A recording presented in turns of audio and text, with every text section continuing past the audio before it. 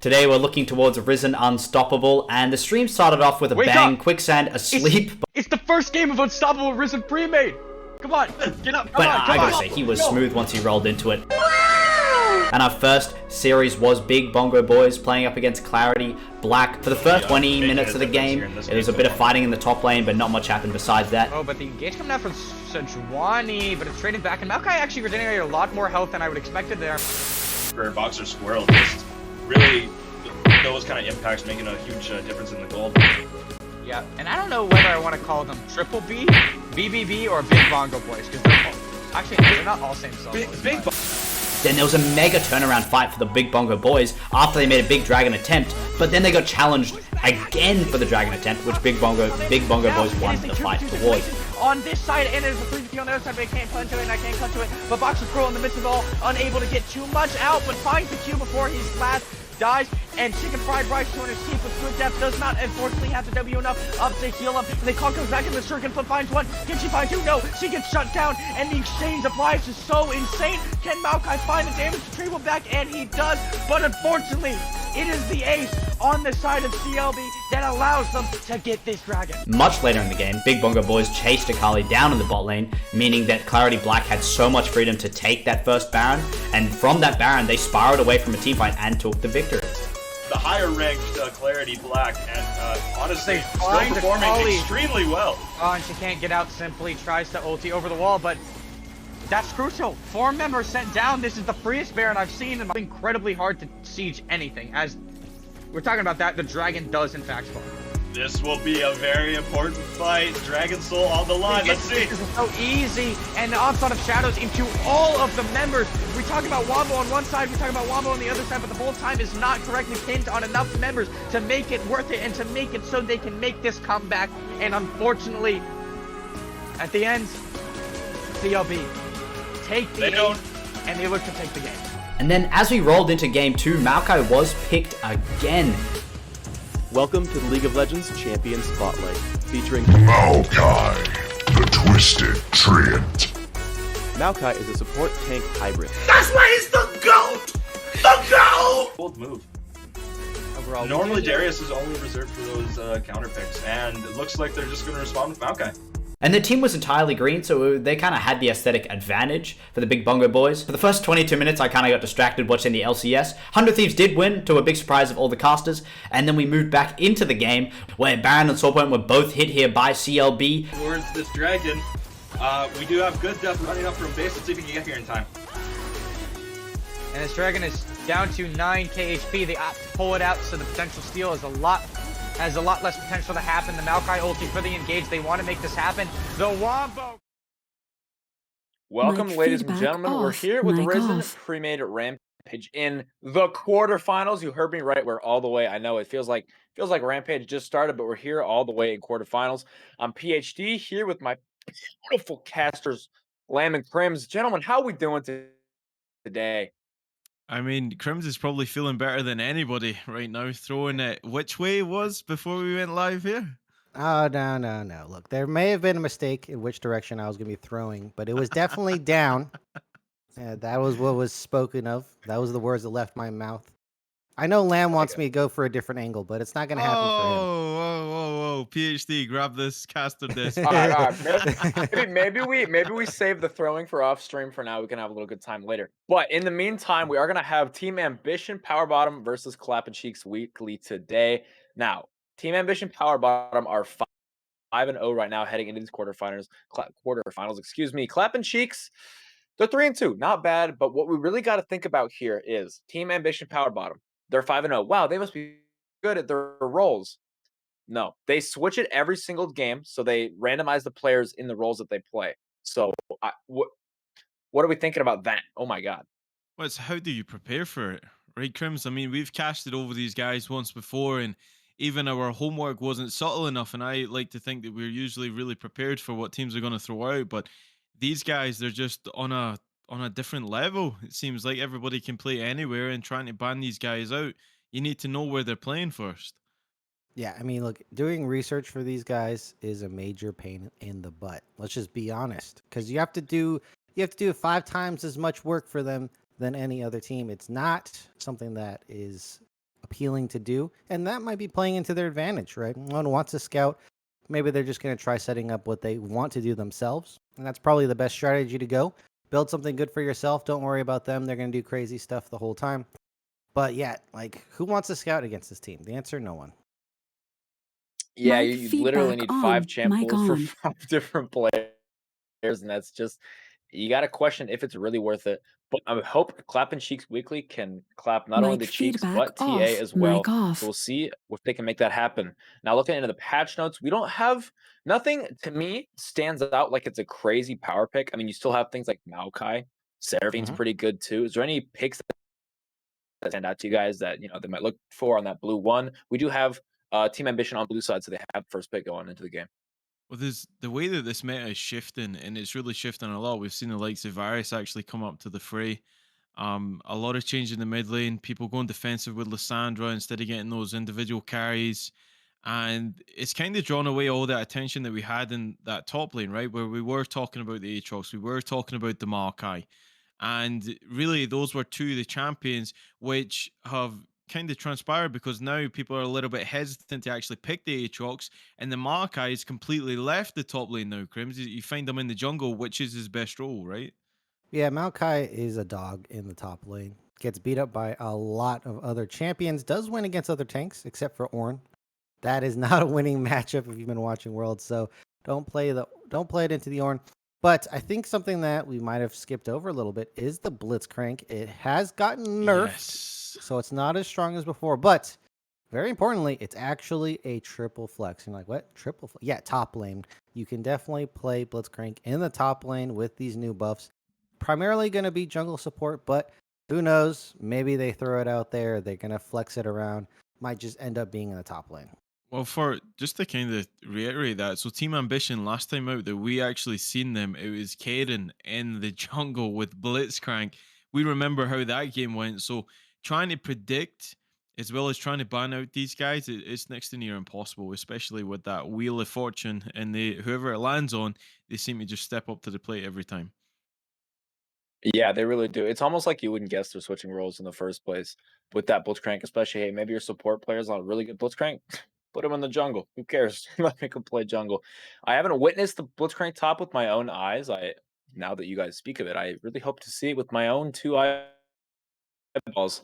But yeah, that pretty much does it for the meta, I think. I don't know. It's like we're kind of at a nice spot watching Worlds and everything. It's not too, like last year it was what you pick Sivir Jinx, just call it a day every single game. It's a little more diverse this year around. I like, from a viewer perspective, it's a lot nicer. I'm not gonna lie to you boys. And as we touched on earlier, ladies and gentlemen, this is not a best of three. This is not a best of four. This is a best of five. So the teams are gonna have a long time to work each other out, figure out their strengths and their weaknesses. Maybe this goes in favor of TA even more because you can't really get used to the enemy team if they're playing different roles every single game. Do you guys think that could be a factor at all in this 5 game potential series?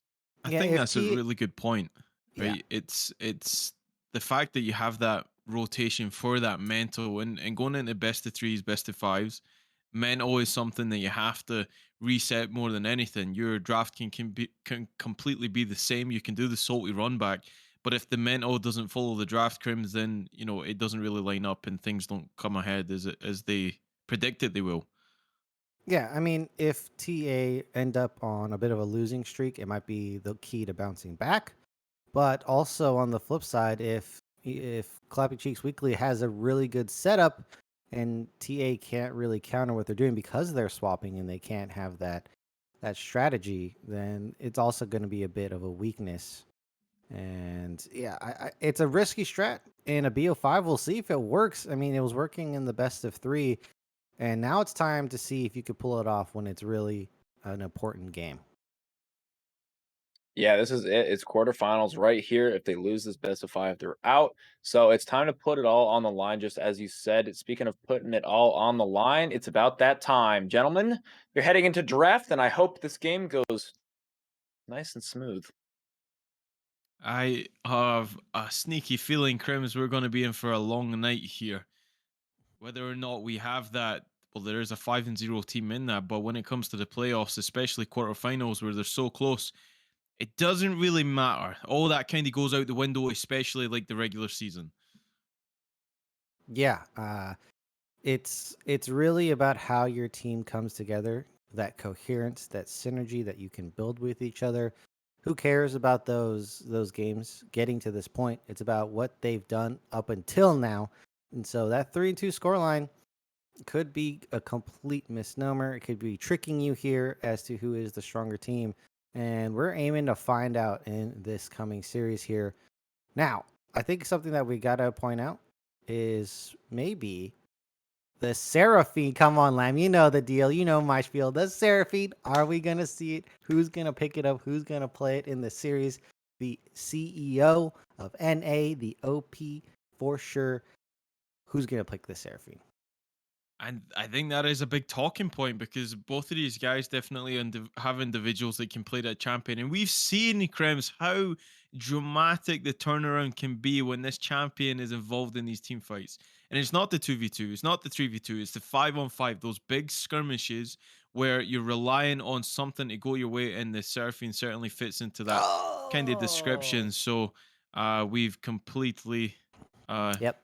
yeah, Been we've dodged done the here. thing again. Yeah, we've done the Yeah, thing again. Seraphine's got knocked out, got clocked, so we're not going to see Seraphine. And look, Viego, this champion's been rising in priority all around the world, and it makes a lot of sense. Does well into tanks like the Maokai, and is pretty good at catching out squishy members like Misfortune. So Viego gonna be picked up here. I'm hoping for an aggressive mid laner. I don't like it when they pair it with something a little more passive. So Mumu though, that's gonna give Viego a run for the money. So interestingly, lock in the Mumu first, and I mean it can still be flexed to the jungle, but the misfortune already banned away by Team Ambition here. So trying to pair the Amumu up, it doesn't take a whole lot, right? Amumu has a kit that is very designated to keeping any AD carry safe or trying to get you ahead. You can kind of pick your poison with this champion. And it's going to go along with the Caitlyn. If they lock it in, I would assume so because Caitlyn is one of those champions that offers you a lot of priority in that bot side. Yeah, definitely a safe blind pick. Has a lot of winning matchups. And with this Amumu here, though, I think this is going to be a bit of a flex because giving away your bot lane right now could be a huge mistake. You need to make sure Caitlyn's in a winning lane. Senna going to be picked up here. Going to match Caitlyn's range. Not exactly the laning prowess, though. Ooh. As, oh, is this a Senna set here? This could be another flex. So flex on flex on flex. I like this strategy. Team Ambition, always down to give a very creative and sneaky draft at the same time. So they are really flexing that strength at this moment, and it's smart to be giving themselves option like this. The Senna set could be very strong into that Amumu, or they could just put it somewhere else if it's going to be a bad time. And I think CCW is see Wukong going to be locked in. Okay, like I said, this meta has been all over the place. Really, you can't predict what people are going to take. Wukong again. If anybody's been paying attention to World, it's been ran. Damn one, unlucky. Go next. Okay, But that is some very small clearance time. That just happened, Lamb. That literally spoilers, just baby. happened. Yeah, you're Spoilers. spoiling. All right, Lamb. No more of the spoilers. Keep going though. All right. So what I was going to say is trying to figure out where this is going to go. So set is something we've seen going to the top, and it's been pretty successful in absorbing a lot of the pressure that the jungler can certainly put out. But something that's kind of fallen away is not having him in that support role. And now I really like the point that you mentioned is if Amumu goes in, yeah, you'll get locked up. But as soon as Set comes out of that, if he's still alive, you're going to get pushed back into the rest of the team, and it's almost a guaranteed free kill. And especially against an immobile AD carry like Caitlyn, Set can definitely function pretty well into that. And also, Set has a very similar power spike to Amumu. They both are very strong in the levels 1, 2, and 3, as well as the level 6 power spike for both of these support champions. Now, Set has been routinely nerfed in support role, while Amumu stayed even the whole time here, but still, Set is going to be matching that Amumu perfectly well in that bot side and has that kill potential. So they're going to have the Ari in the mid lane here for Clappy Cheeks Weekly. That is going to be somewhat of an aggressive pick. They have set themselves up for a winning bot side overall. Amumu, Caitlyn, and Ari, all very good laning champions here. And now Team Ambition can fight fire with fire or try to scale in the later game. And potentially a Lissandra pick. Okay, Vex is going to do similar things. Not the exact pick I would go for, but close enough. Interesting the way that they're drafting here. Team Ambition really pulling out all the guess where I'm going strats. And I mean, we'll be able to find it out as soon as this last pick, which we can't even assume what that's going to be. But again, the Wukong can be flexed to the top, not really taken there at hole too often. And again, Team Ambition have left it wide open. The Mordekaiser can be flexed, the set can be flexed. Even the Viego can be flexed, although the Viego is probably best in the jungle. That's where you can get that free reign to try and implement as much of the map as you can, and especially getting into those 2v2s, those 2v3s. You can try and get those hard resets after level 6. But they've left that top lane, it looks like, for the counter pick on CCW. So we'll see what comes out from them here. Because what counter pick are you going to pick here? Who are you going to lane against? Actually, going to be the jungle. Potentially. Again, Sedge can't be flexed.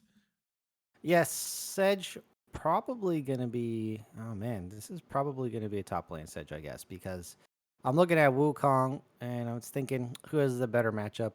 It's the Sejuani. Wukong can win, of course, but Sejuani wins in the lane with that ignite pickup. Is very strong into a lot of top laners. Has a lot of burst damage, and Wukong can come along with the gank assist, and easily they can stun up and kill this Mordekaiser here. So that's the draft. Interesting, we get a Senna set. I think Senna is actually a bit underpowered in the current meta, so interesting they're going for it. I think this is going to be a fasting Senna. They're going to be putting the resources into this set, that frontliner, and that's going to be supplying a lot of burst true damage. And, well, there's a Sejuani, Wukong, and a Mumu. That's 3 frontliners that you could potentially chunk down to steamroll a team fight.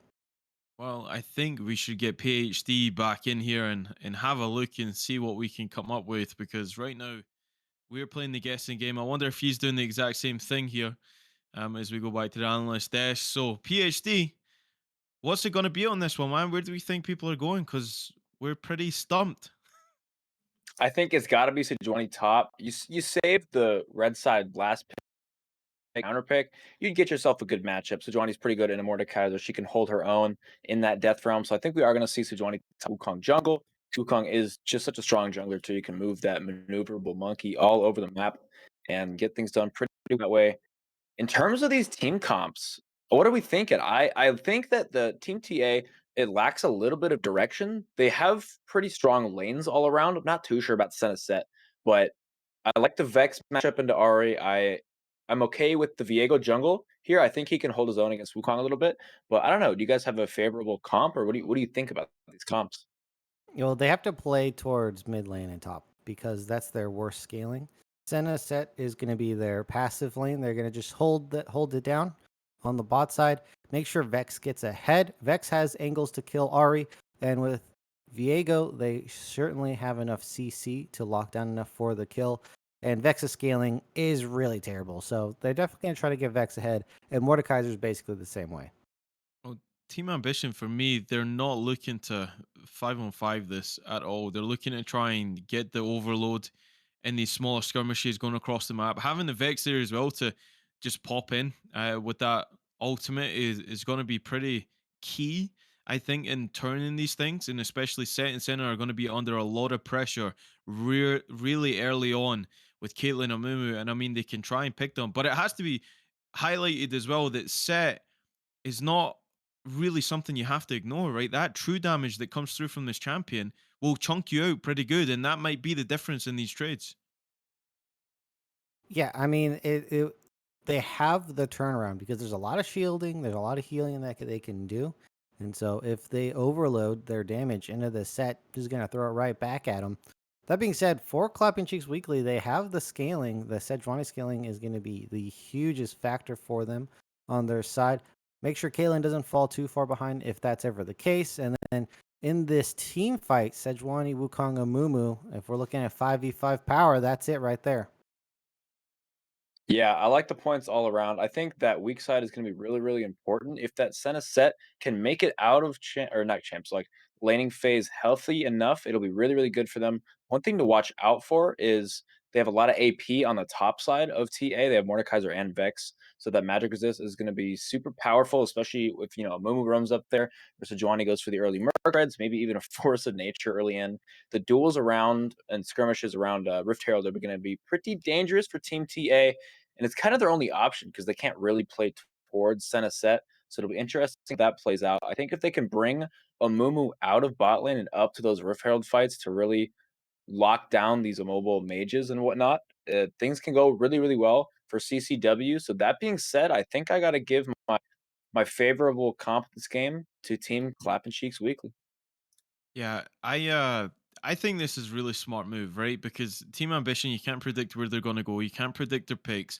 So what do? You focus on what you can actually affect in this game, and it's picking the team composition that you think is going to win you the game.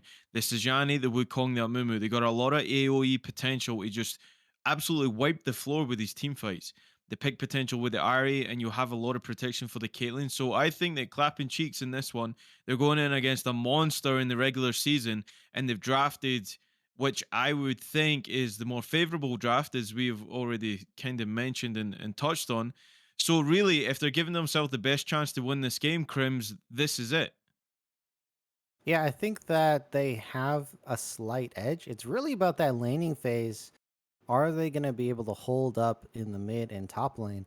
And that might be a huge ask because I don't particularly think Wukong is set up very well for getting them ahead in these games. Certainly going to do well in the team fights, better than Viego. But getting a lead on this Viego or getting these lanes ahead if Viego's ever there, Joker, I think is going to have a pretty easy time in this jungle. Yeah, you're absolutely right. And on the contrary, right, if it's going to be an uphill battle if he's not able to get those early kills. If you reach team fight stage and you're not already at a lead against these characters, as Lon brought up, I mean, Amumu, Wukong, Sejuani, you're going to get kind of your head blown off by these characters in that late game team fight stage. So I think this game could go the distance. I think it also could be, as you said, pretty completely decided by the link phase. I think a lot of games are, to be fair. But this one has just got a little more riding on it. And with that, ladies and gentlemen, we are going to head to a quick break, get everything synced up here, grab a drink, but don't go anywhere because we will be back with game one in this quarterfinals series. Stay tuned. To the Risen recap. Today we're looking towards Risen Unstoppable, and the stream started off with a bang. Up. Quicksand asleep. It's the first game of Unstoppable Risen Premade. Come on, get up. But I gotta say, he was smooth once he rolled into it. And our first series was Big Bongo Boys playing up against Clarity Black. For the first 20 minutes of the game, it was a bit of fighting in the top lane, but not much happened besides that. Oh, but the engage coming out from Sejuani, but it's trading back, and Maokai actually regenerated a lot more health than I would expected there. For Boxer Squirrel, just really those kind of impacts making a huge difference in the gold.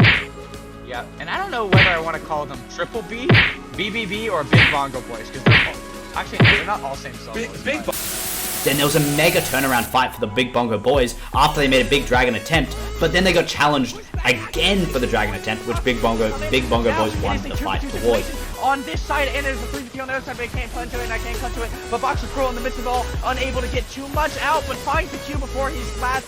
Dies, and Chicken Fried Rice 200 sheep with good depth does not unfortunately have the W enough up to heal him. And they call comes back in the circuit, flip finds one. Can she find two? No, she gets shut down, and the exchange of lives is so insane. Can Maokai find the damage to Treble back? And he does, but unfortunately, it is the ace on the side of CLB that allows them to get this dragon. Much later in the game, Big Bongo Boys chased Akali down in the bot lane, meaning that Clarity Black had so much freedom to take that first Baron, and from that Baron, they spiraled away from a teamfight and took the victory. The higher ranked Clarity Black, and honestly, still find performing Akali extremely well. Oh, and she can't get out, simply tries to ulti over the wall, but that's crucial. 4 members sent down. This is the freest Baron I've seen, and it's incredibly hard to siege anything. As we're talking about that, the dragon does in fact spawn.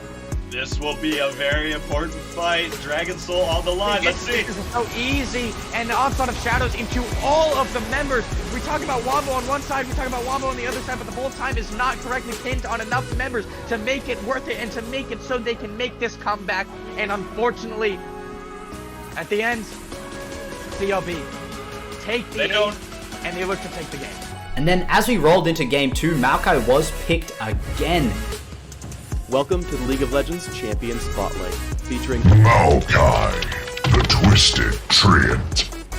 Maokai is a support tank hybrid. That's why he's the GOAT! The GOAT! Bold move. Overall, Normally Darius is only reserved for those counter picks, and it looks like they're just going to respond with Maokai. And the team was entirely green, so they kind of had the aesthetic advantage for the Big Bongo boys. For the first 22 minutes, I kind of got distracted watching the LCS. 100 Thieves did win, to a big surprise of all the casters, and then we moved back into the game, where Baron and Soulpoint were both hit here by CLB. Towards this dragon, we do have good death running up from base. Let's see if we can get here in time. And this dragon is down to 9k HP. They opt to pull it out, so the potential steal is has a lot less potential to happen. The Maokai ulti for the engage. They want to make this happen. The Wombo combo, but the bullet time is just barely out of range, but it's not going to matter in the end. The Deathball comes too strong, but this Twitch is free firing in the backline. Good Death trying to stall time for his 80 carry, but in a 1v4, when you're already routed and they're already on top of you, they make it look easy. With CLB taking a massive victory in the second game and this series, it seemed like the casters had gone to Hogwarts, because every single time they were casting and made predictions, they just put a caster curse down on poor Big Bongo boys. The series is taken by Clarity Black. And that was Risen Unstoppable for the night. Hey everybody, and welcome back to the Risen recap. Today we're looking towards Risen Unstoppable, and the stream started off with a bang. Quicksand asleep. It's the first game of Unstoppable Risen Premade. Come on, get up. But I gotta say, he was smooth once he rolled into it. Mic feedback off. Ladies Mic and gentlemen, off. welcome to your first game of the night. Team Ambition against Clappin Cheeks Weekly. It's a best of 5. It's the quarterfinal in Premade Rampage, and we can't express how excited we are as we see cheesy invades from both of these guys, pulling out all the stops in the level 1 here, Crims. They'll not find each other though. Yep, they are currently dodging each other, and one team has a certain knowledge advantage, but they might just run right back into a trap. The Amumu team, I think, has the better level 1 because Amumu. That Amumu Caitlyn is just too strong. Oh, these teams might just run into each other. Lamb. Oh, they're heading at a crash course. Yeah.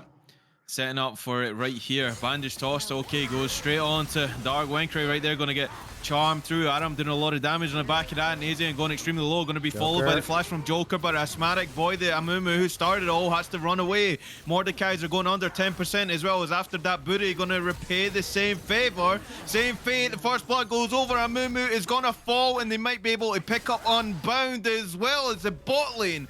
A Clappin Cheeks are going to fall here at the 1:30 mark. Yeah, Team Ambition, huge win in the first few minutes of the game. Unfortunately, even though they had the burst, the team fight basically, I mean, I guess that's a team fight. I mean, even though everyone's level 1, that's a team fight.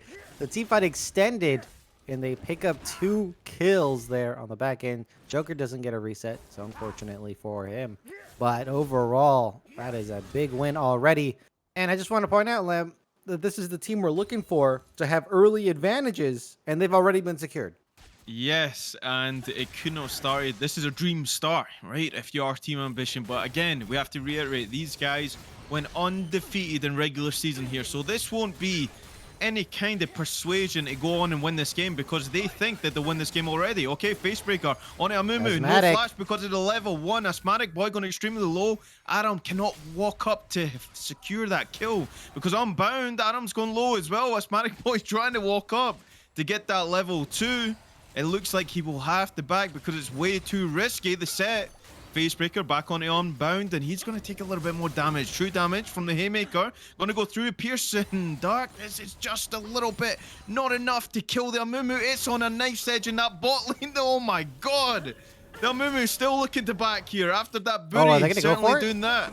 Level 1 onto the turret. Okay, pulls him back after that booty going low. Will secure the kill onto the Caitlyn, but Nazian is here. Haymaker goes through, but will repay that with his life. The set falls. 4 kills at 3 minutes. I love how this is shaping up here, Crims. Wow, that is a good dive. They only lose 1 member, so quite worth it. Joker, oh, that is a huge miss.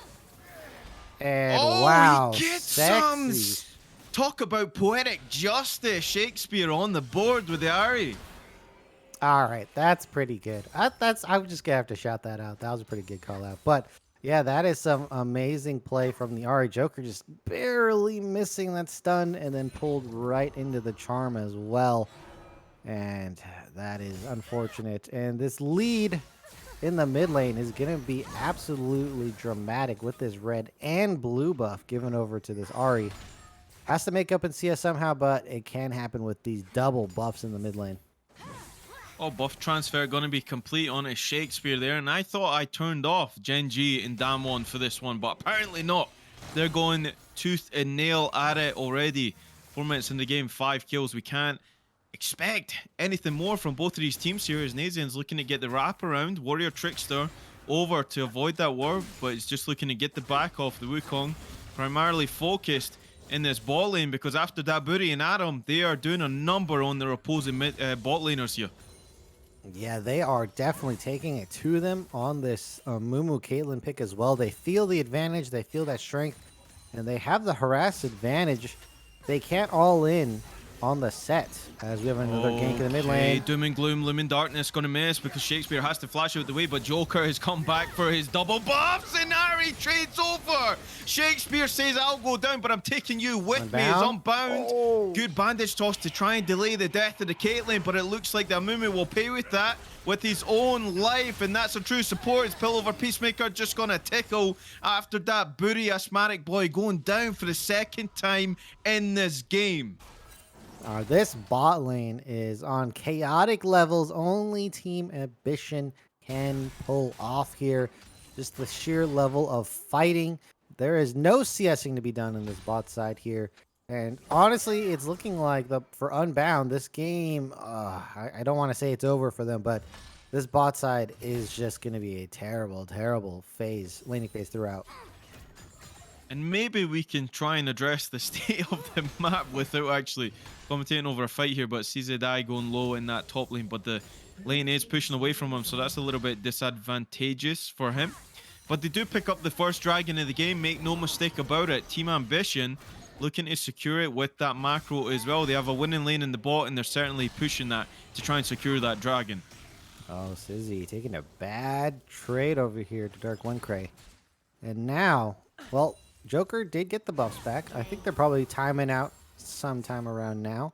But definitely securing that 2-in-1. Looks like it's going for a Blade of the Rune King rush as well here. So that's a lot of damage for this Viego.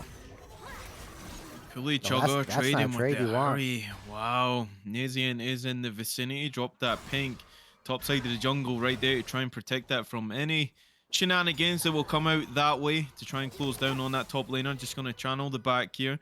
Cooley Chugger level 6. No flash though. He's going to flash forward and kill the mid laner right in front of the eyes of the jungler. Asthmatic Boy in trouble again. After that Booty secures the kill onto the Amumu for the third time. Second for him, but third death of the game for Asthmatic Boy. Yeah, this set is just punching his skull in. This Set Mummy can't do anything, and now that Set is 2-1-3. The damage is going to get worse, and it's true damage as well, so there's no mitigating that. Asthmatic Boy is going to be crippled for the whole rest of this game, and that is quite unfortunate for the bot side of Clapping Cheeks Weekly here. All right, so only a 3,300 gold this early in the game, Crims. That's not that insurmountable yet. Yeah.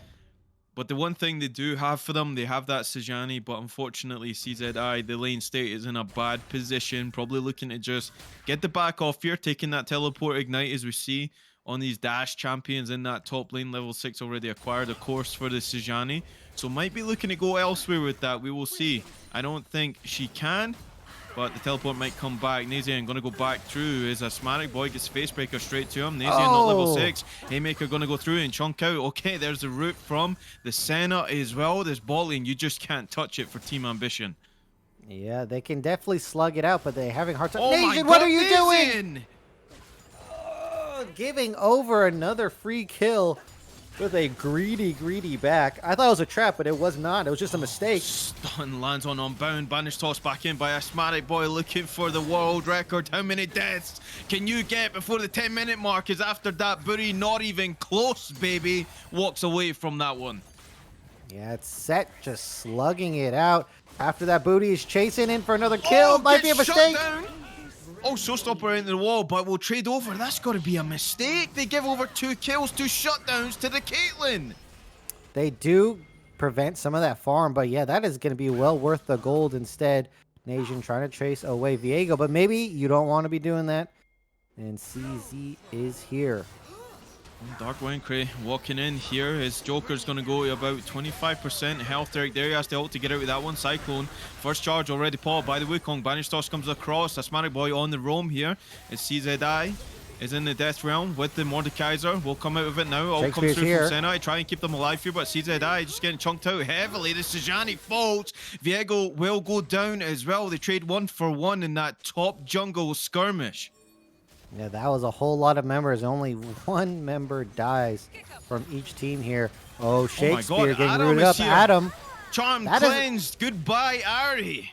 That's not something you see too often. Level 6 assassination from the Senna usually goes the other way around. And that's just telling you about this game state that you were asking about, Lamb. And guess what? Team Ambition have their name all over their game. They have control in the bot side. It's starting to leak over into the mid lane and now top lane as well. There is that advantage. And well, Team Ambition, this is step 1 to Rift domination. Get a early lead, and now it's about controlling this game and not letting them get that 5v5. But honestly, Lamb, the stats, you can just completely stat check them on the side of CCW. And what can they do? Absolutely nothing. This far into the game anyway. It has to be reiterated as well that Team Ambition, their members are probably close to completing those mythics. There's one coming through from Vex already. 10:30 on the clock, and Luden's already completed for the Vex. She is running away with this mid lane. Most certainly, Team Ambition have that advantage on the CS numbers across the board here. You see top lane, mid lane, even in the bot lane, the non-traditional AD carry set ahead of the Caitlyn, because Caitlyn has been playing that grey screen simulator more often than not. I see that duking her out in the top lane, and Sejani just doesn't win that. Yeah, Sejuani needs a little bit more time, and plus, just how the game has been going, certainly not a boon for CZ here. And that Riftmaker, once it's complete, it's going to be even rougher on that top side. So, this it's could be a looking like debate in that bot side right there. Warriors Trickster pop, so Facebreaker going to go into the clone. That's not the one that you want. Nazian being chased out of his own jungle in this game. The ulti. Okay, big ult coming through from Kool-Aid Chugger. Nazian going extremely low. Ignite taken. Ultimate pop by Shakespeare, but Nazian goes down again. The Wukong just getting stomped out of his own home. Yeah, Wukong. Oh, another ulti lands, goes for it, picks up the kill clean. Didn't respect the reset on that Vex ultimate. And well, I mean, look, they don't have any control over this dragon. Mid lane has only 2 plates left. They can pick up the Rift Herald whenever. And now they can just snowball these turrets easy peasy with what their setup's going to be here. Team Ambition, they're looking like they're just going to take this game easy 3-0. I don't see any other recourse for now. It will be an Ocean Soul if that's any consolation. You have to get them though. And currently 2 dragons are sitting on the side of Team Ambition, so it's even harder for Clappin Cheeks, who are on the receiving end of their own name in this game so far. Unfortunately for them, but the set in the center doing so much work here. And of course, we will keep track of how many stacks are on the center right now. It's about 50 on that Absolution passive, which means the longer this game goes on, regardless of how the game state is, the center is going to hurt even more here, Crims. Yeah, and well, just to be clear, CCW did not clarify whose cheeks get clapped weekly. Could very well be their own. That's true. I mean, you got to go for it. Curse is sad mommy going to come out. Asthmatic Boy just losing the mental. Runs it down straight away. Ultimate comes out from Senna to heal up the rest of the team as we see Nazian shadowing that bot lane, because on the other side, Joker is waiting for them to make a play. They can dive them. They have a set. Of course they can.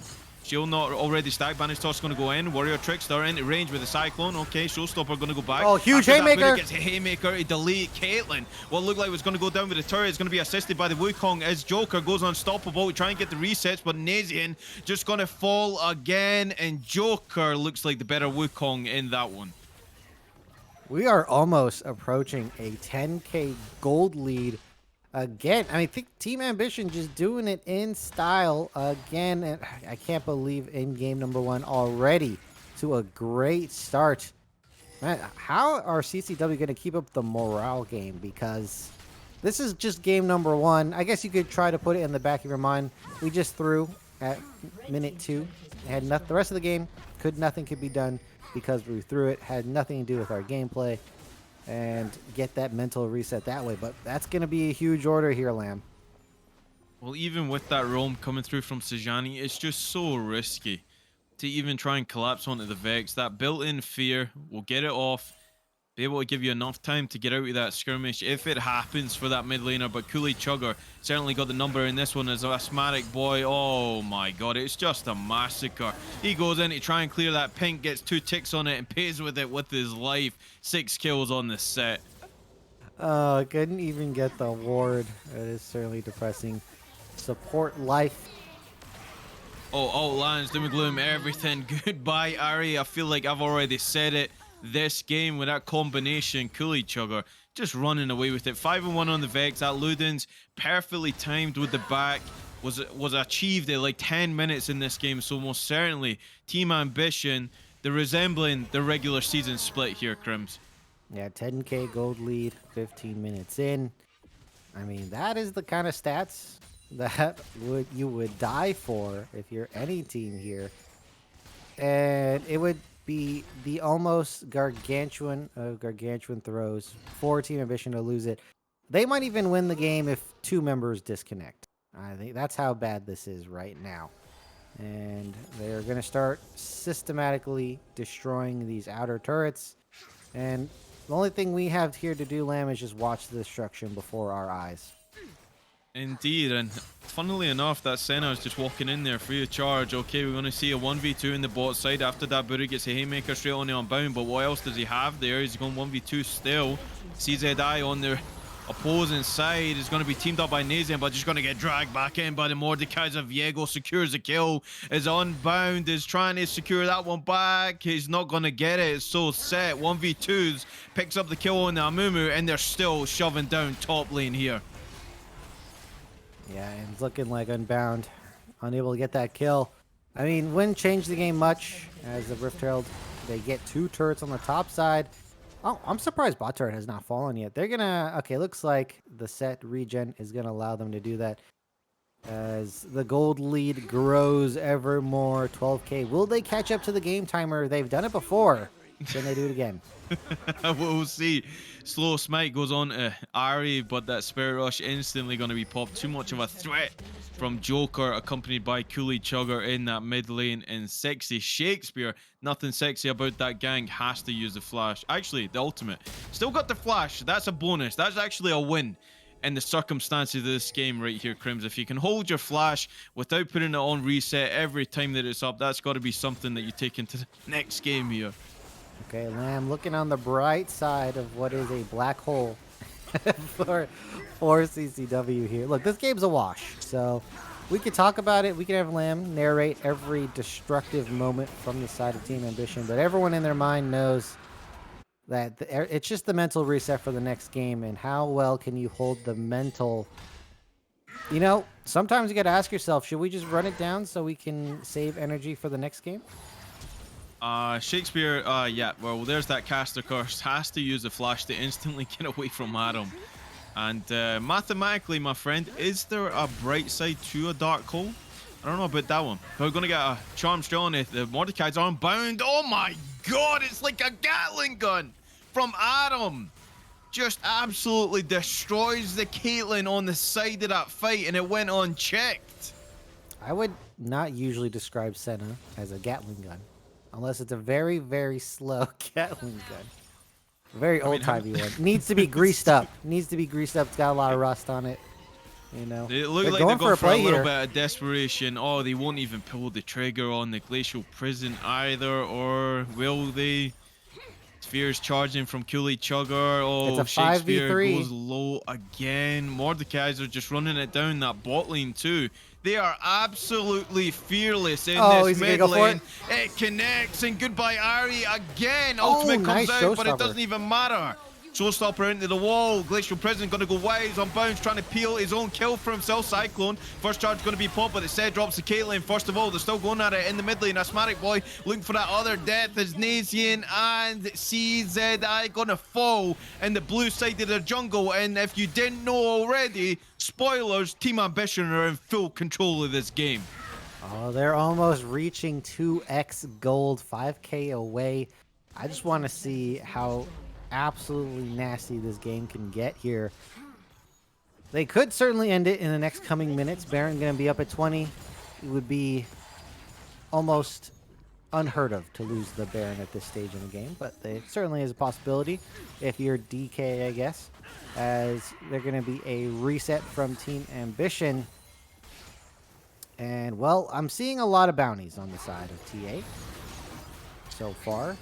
700 gold on the mid lane. Kool-Aid Chugger certainly doing a lot in this game. Has the most gold, almost at 10k as well. 2 items completed. So that's an item every 10 minutes. Imagine, Lamb.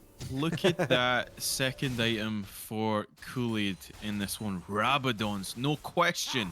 Just wants to delete the Ahri every time that ultimate lands, and it has been happening like that, constantly seeing Shakespeare on a cooldown. But this game goes on 20 minutes into the game.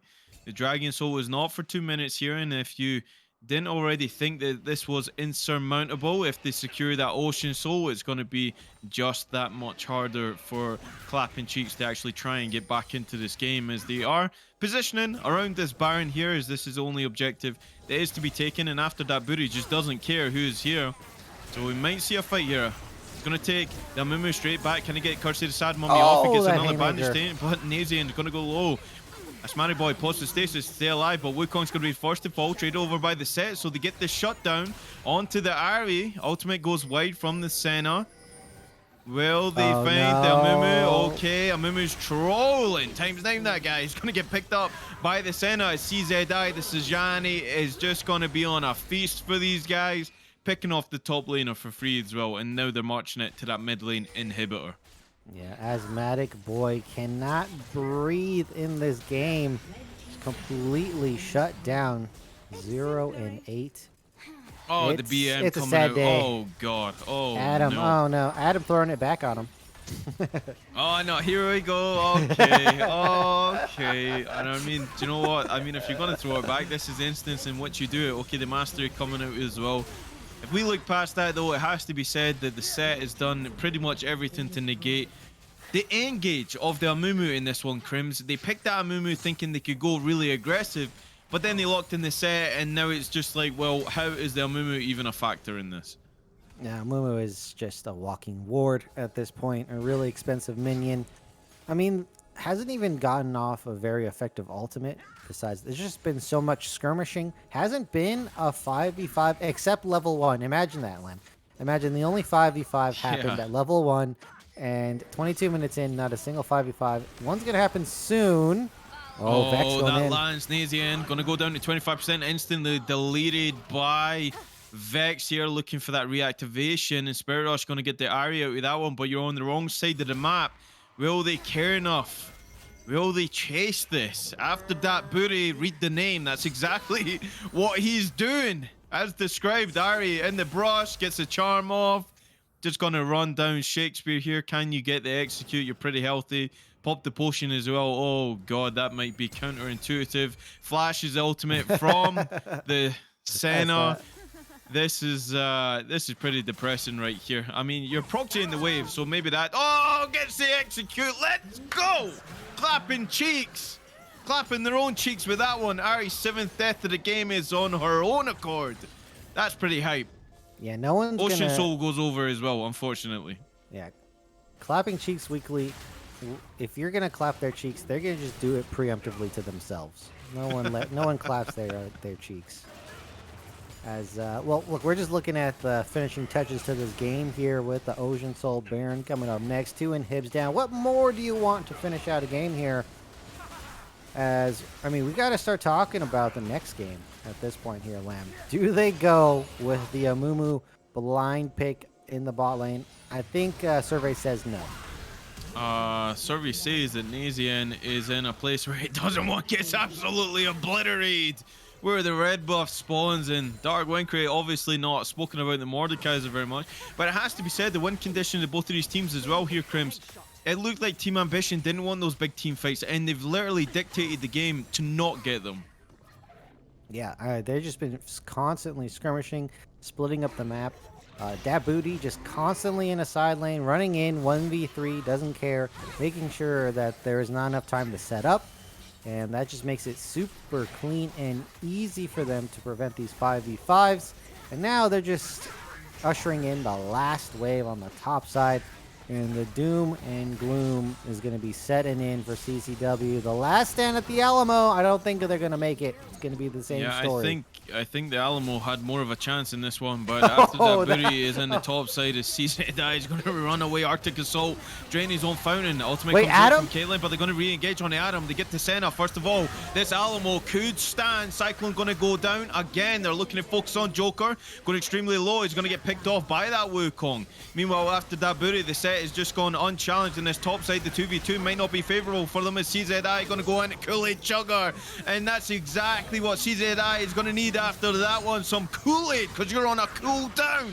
And they are looking to push the narrative to end this game in style as they go back in again and again. And the set picks up the double kill. They're on to the Nexus, and this will be the next thing that explodes. An absolute blowout from Team Ambition. Power of bottom, showing how strong a bottom can be. Completely breaking the back of CCW in this last game, in this first game here. And man, if that's game number 1, I'm hoping to see game number 2 and a little bit of a clapback from CCW, because let's be honest, I don't like a one-sided clapping. I prefer it to go both ways. I love that, not a one-sided clapping. That's exactly how it was described. And I mean, do you know what? All purposes aside to that game, it was entertaining, right? We got to see the full extent of what Team Ambition can do to you. They draft pretty funky lanes. The flex factor was certainly on for that one, and they made it count. They got that level 1. They showed that they were stronger. They showed that they were more organized. And ultimately, going into the second game for CCW, you can just say, okay, first game was a write-off. Let's forget about it. Let's just go straight into the second game and not even worry about it. But we are going to cut straight to the analyst desk, because I know PhD's got something to say about this. And I mean, we talked about clapping something, but it certainly didn't seem like it was going to be that one-sided in game 1 here. We talked so much about how they were going to play weak side, set Senna, like they're going to play the top side. Diego's going to have to put in work. No, they threw that all out the window, and set Senna went crazy. The set was an absolute power. Everybody on their team played like an absolute powerhouse. We had that Vex was going crazy left and right, solo bolo after bolo solo. It was ridiculous. Honestly, just an insane display of dominance. Their individual play, team play, and macro play were all through the roof. I think TA just played a pretty brilliant game, and this is going to be a tough series for CCW. Just looking off that first game.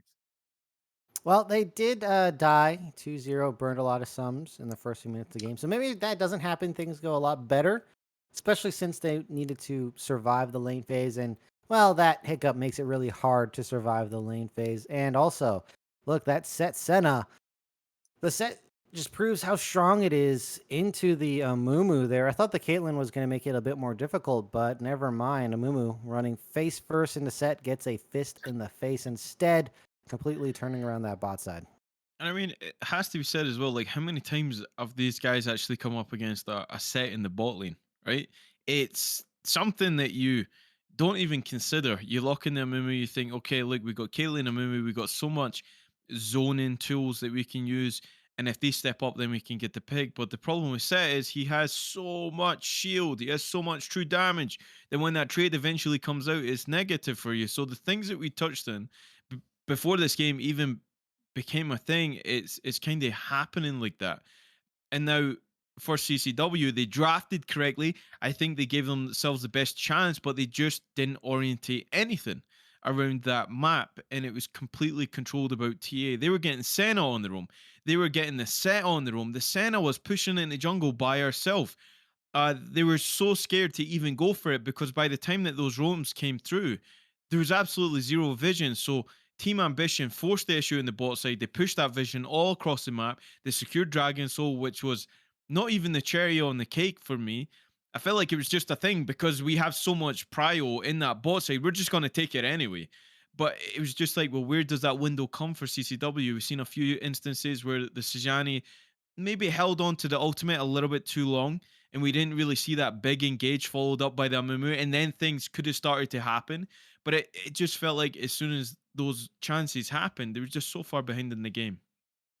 Yeah, and as Krim said, maybe it was due a little bit to that level 1 invade. It was fun to see the 5v5 team fight, but it kind of takes away the integrity of the rest of the game from there on because it's just so one-sided from the start. And unless you guys have any last comments, we are going to go to a quick break, but don't go anywhere, ladies and gentlemen. Get your drink, get your snacks, because we have a game 2 coming at you very soon. See if CW can do it. To the Risen recap. Today we're looking towards Risen Unstoppable, and the stream started off with a Wake bang, up! Quicksand asleep. It's the first game of Unstoppable Risen Premade. Come on, get up. But I gotta say, he was smooth once he rolled into it.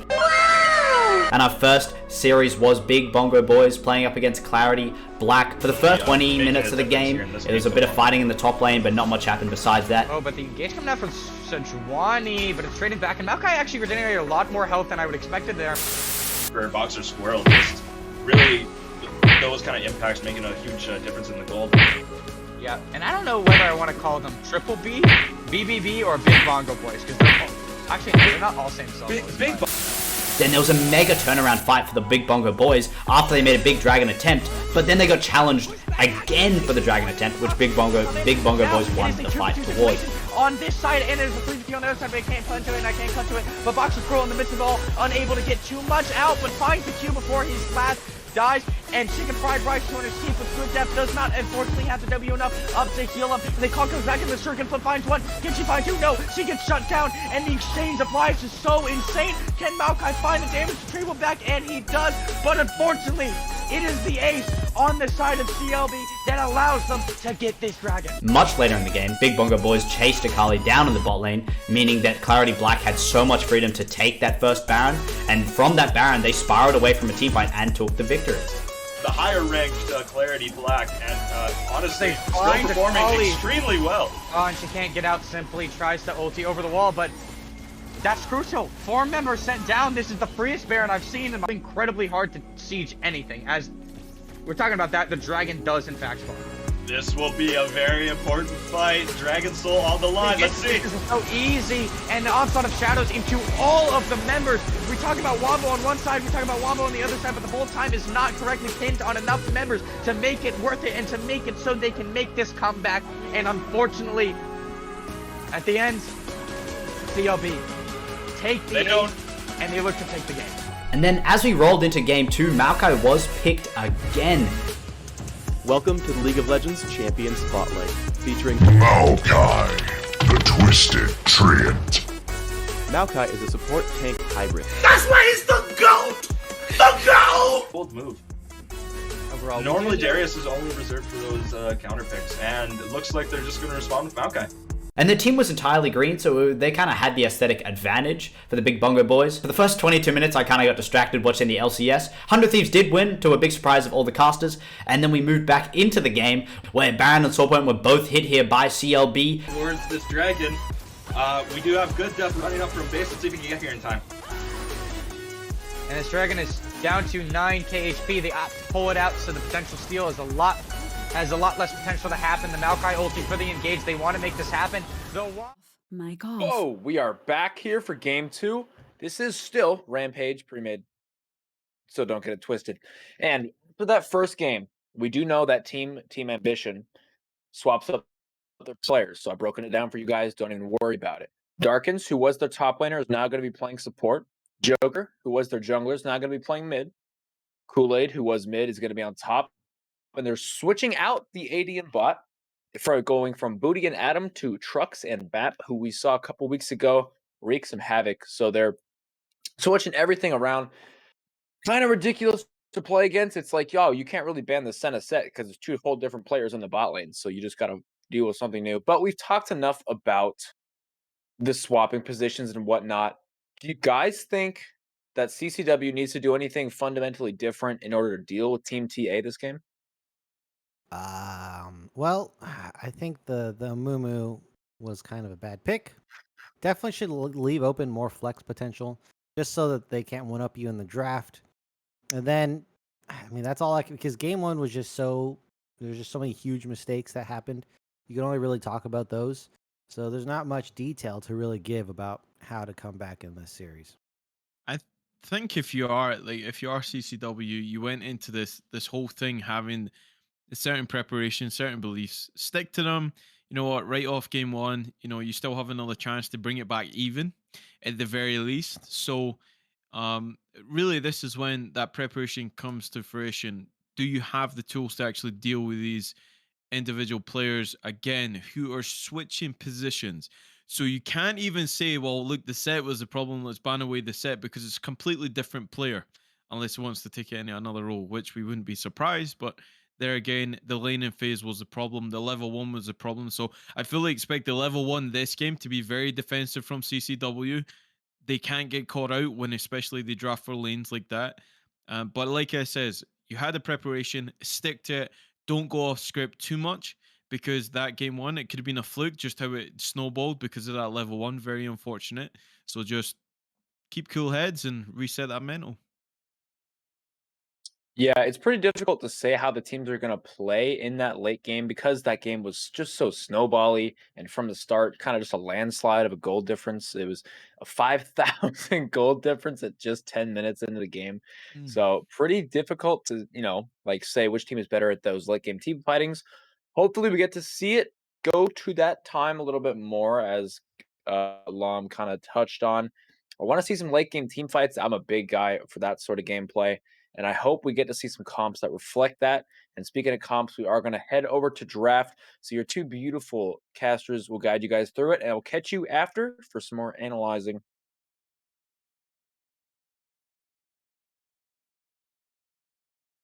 Well, I don't think they're quite ready with the draft just yet. Some lobby shenanigans, you guys know, Riot. Very old, reliable Riot here. Did cause a bit of a hiccup. So they're gonna be fixing up the lobby, but we can talk about the draft a little bit in the meantime here, Lam. So Yeah. they banned away the Seraphine in the last game. Is it going to be let through in this game by CCW, or do they fear other things more than this Seraphine pick? I think that's a big question. Well, I think, uh, like the even the bands didn't really touch on it a lot, because half the champions that we've seen aren't champions that you see very frequently, besides the Viego. Even the Senna coming out, and you already touched on that, Crims, that Senna takes a while to actually do stuff, and then I reiterated that the fact she was like a Gatling gun in that mid lane and just absolutely destroyed the Caitlyn 1v1 like 20 minutes into the game, and that is ridiculous for a Senna to do something like that. So prioritizing the bans, I think you probably stay with the same. Seraphine is still that pick that I think you have to pick or ban. It can't be let through. Uh, it's such a game changing ultimate, especially when it's played well. Plus the healing factor that comes out with this champion is something that has to be taken into consideration in this game. And now, if you are Team Ambition, you can happily ban away all those really strong meta picks, because ultimately, on reflection of that first game, your laners are just that much more confident in these off kind of meta picks that you don't have to worry about picking anything that's overpowered. Yeah, I think for that kind of like lays down a good point for CCW. Maybe you should just ban things that are going to counter your comp idea.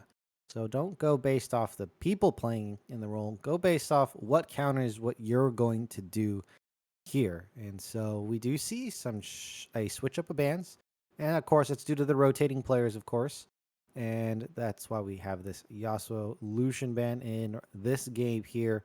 And now the Viego being taken away. And with J4 being left up, it's going to be snatched and into the Swain as well. Instantly locked in Swain Seraphine There from it Team is. Ambition. Wow. I don't know how you feel about that. And now J4 is really good engage. You can get everybody into a really enclosed area that you can drop a lot of AoE on. So you kind of want to see that come to fruition for CCW with the rest of their picks here, because if you lock up a Swain, if you lock up a Seraphine, it becomes that much more difficult to actually pull that off now, Crims. Now, Sivir is a pick that I like here. Don't mind blind picking the Sivir because it is a bot laner that offers you a lot of pressure. And now you need to pick something that's going to team up well with that. Now, the Seraphine would have been great. However, there is still a lot on the board for hard engage, like the Alistar. Okay, I kind of like the composition that CCW are going for here. They're going for that gung ho, and certainly when it comes to the next set of picks, we might see that DPS damage coming through besides the Sivir. Yeah, I Oh, the do Yoni. think. Oh, Oh, Yone instant response here. I do think into this Swain, you want to make sure you don't pick too many melees because that's really going to start activating the Swain. Ultimate's going to find a lot of effectiveness there, but J4 going to be very useful against Swain Seraphine, locking them, potentially keeping them away from your backline and making them vulnerable to lots of damage yourself. Something an Oriana or a Victor in this is going to yes. be a very, very strong pick against these two champions, especially if J4 is on top of them. Alistar, good enough engage. Stop the melees. No more melees. Pick more range. Maybe pick some kiting potential, so something that's going to let you get away. And that could potentially mess with the Yone as well here. So we're looking for range, potentially poke, something that will keep them away from you. So Swain has a very, very terrible game here. So very interesting that that Camille pick comes through, which the ban actually that comes through from CCW. So they obviously think that this Swain could be AP carry or in the support. The Yoni, again, it's a flex. The Seraphine, again, it's a flex. They bring out so much options, and it's so hard to actually prepare for what you're actually laning against here, Crims. Seraphine, Yoni, Swain, huge potential with these picks. Master Oh, Yi gonna be locked in. Now, if I'm CCW, I'm actually smiling at that because Master Yi is not that great of a champion in my opinion, especially in the jungle. There's so much more that you can bring to the table to go against the Yi. yeah. Master Yi, I mean, they know it's in a J4 there. But the thing is, guys, Master Yi kind of is bad and competitive. And that's for a couple reasons. Number one, people aren't going to make as dumb mistakes in solo queue. Number two, people will just focus the hell out of you in a team fight. Do you think Master Yi is going to survive in that? Not really. As soon as you're out of your Alpha Strike, you're just going to get locked up, CC'd, and instantly killed. Seraphine and Yone might change that a little bit here, but Team Ambition have really set themselves up here as a very short range engage kind of comp, and that is very counterable. I'm not liking the Vex necessarily or the Oh. Olaf. It looks like they're going to go with the fight fire with fire. And well, Team Ambition, I think they might burn a little bit hotter in this game. I mean, I'm a little bit stunned to round off that composition. I mean, the Vex can kind of make sense. You can go and you can fear the Yi, you can fear the Yoni, but there's a Seraphine on the back of that. As soon as you go in, and if she lands any kind of stun on you, you're just dead. There's no way to get out with that. Now, the Trundle as well, of course, you're going to aim for that Alistar in these team fights. If it gets to that point, then the Trundle will be locked in here. So, big change ups coming through on this one, Crims. We see J4 Sivir paired with the Vex and the Olaf. That AoE potential is there with the Vex, but the Olaf, are they just going for that 1-4, that 1-3-1? I think Olaf works in the team fight. The problem is there's no enchanters for them, this Olaf. The Sivir will provide the speed up that Olaf really needs. And plays very well into Seraphine, Yone, and the Trundle as well. So Olaf has power, has strength here, but is eventually going to get cut down. I mean, this is going to be a huge blob of a team fight. There's going to be a lot of members just all grouped around each other, and that does provide benefit to Sivir. It also provides benefit to Swain and Seraphine. So this Vex is not going to have a great time, in my opinion. I mean, I said already, the Oriana or Victor picks would have been really top notch here. We're not going to see that as Vex going to be here in game one and game two.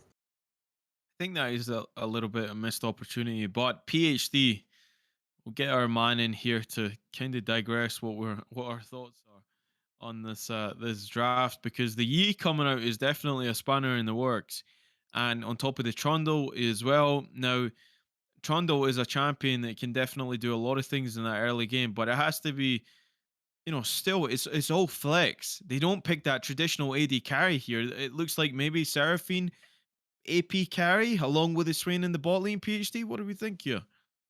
I think you're right. I think that is what we're looking at. Yon is he can go top or mid, but it's probably looking like a Trundle top Yon mid situation. And I like what you said. The TA they draft so well. They pick these flex picks where they use the red side really, really well to get themselves those guaranteed counters like that Trundle into the Alistar. And I was rooting for them. I was loving their draft. And then they locked Master Yi. I I was like, I don't know, a little bit taken back because like you're picking it into Alistar too. Alistar's so good at peeling off Master Yi, especially not saving the Master Yi pick for at least last pick, so you can't get countered even harder by the Vex pick. I think it does pretty well with the self peel on that W2. It's going to be pretty difficult for Master Yi to actually play the game. I like the draft otherwise. I think Seraphine Swain is super, super solid, but I just can't get behind the Master Yi too much. Yeah, the Could we Master Yi say that pick is. could we say that that's disrespect? Like picking the Yi here? I Oh, guess certainly. so. I guess so. They're saying you can't close out a game, and Master Yi is going to benefit in that for sure. The question is, the question is though about the other lanes because they also have weird lanes that might not be able to make it through laning phase, and you could also say that's BM saying that we don't need an 80 carry to win this game here. I could definitely see that too. I mean, looking at last game, do they really? I mean, you have the Master Yi too as that 80 carry, kind of damage late game on top of the Yone as well. But we talked about TA's draft. CCW, I do like their draft too. You talked a little bit, Crims. The Vex pick you didn't really like. I think it's okay. I think the Vex can pair with Jarvan pretty well with that hard engage. Um, Olaf, on the other hand, kind of gets stuck in the dust. He's sitting outside the Jarvan, like, hey, can I? Do I get a turn to hit the guys? I don't like it that much with Jarvan Vex. I think there are better picks than Olaf, but I like the Vex. I'm okay with that. Dude, please build Gore Drinker this game. This is like the most Gore Drinker game I've ever seen in my entire life. There's four melees. Swain's practically a melee on the side of Team Ambition here. That is so much Gore Drinker value. Please just build Gore Drinker. I think Better be a Gore Drinker Olaf. do you know what? I think that if I think there's a lot of pressure on this game because this ultimately says that Team Ambition is throwing down the gauntlet. They're saying we're just going to pick whatever the hell we want and you have to answer it. If CCW don't answer this game, and I mean, even after the first game, this is probably why Team Ambition are drafting this way, is because they feel like they're just the better team. Now, if CCW want to get into this, they have to answer it in this game. They have to put a stop to such flexible picks and make these guys think about what they're locking in. Because at the minute, yeah, seeing the Master E get locked in is just, it screams to me is we don't care what you're going to do in this game. We'll play it like a solo queue game. We'll just fight you wherever we find you. We'll try and win. If we don't, we'll keep on going until eventually we win and then you get tilted and you don't want to fight us anymore. Having the Seraphine as well that me and Crims have put so much emphasis on, that going over so easily, not being prioritized. Instead, they prioritize the Jarvan, which will give them the peel. But I feel like Seraphine is just leagues ahead in priority of getting a J4 pick. So I'm really rooting for them. I hope they can put a stop to this because this shenanigans reflects on the caster desk as well. Yeah, it definitely can make a fool out of us here. And like, I guess, look, Team Ambition, this draft, too much BM. You're looking like you're a villain in this game. So we're just going to have to root against you here on the caster desk. I think they've sprinkled in just the perfect amount of BM. I think they've just, lightly drizzled it on top. Master Yi, No, kind of this is kind not of the a light extent of it. drizzling. I Seraphine think it's a Swain drizzle. bot lane. That's not a. What's a downpour if that's a drizzle? I want to know Oh, what's we're your talking ranking here. kill lanes. You're locking in like Pantheon Talia bot. That's some disrespect Oh right god, there. don't give them any ideas, man. Oh, I Holy mean, hell. cut it out. No, no, no. I don't. I think it's okay. It's just kind of a because you have that Yone mid, it unlocks the kind of dual mage sort of thing bot lane. You'd see something like that at higher level play, perhaps, maybe. But I don't know. I like the comps overall. I think this game could go either way. I don't think it's super one sided, which is pretty rare to see. I feel like it's been a pretty good draft from both of these teams. And we'll get into it though. Do you guys have predictions? I know you guys mentioned you're voting against TA a little bit, which I respect. Oh man, do I think TA's draft is that bad? Yeah, I'm gonna go with CCW on this one actually. I mean, I have to agree with my co-caster just because I don't like the Yi pick. I think that's saying, you know what, guys, on a like organized team fighting basis, it screams to me just BM. They don't care. They just got to run them over. And I mean, Team Ambition, they've been running over people all season long. So maybe this is how they just play the game. I bet these guys are having fun with it. Of course they are.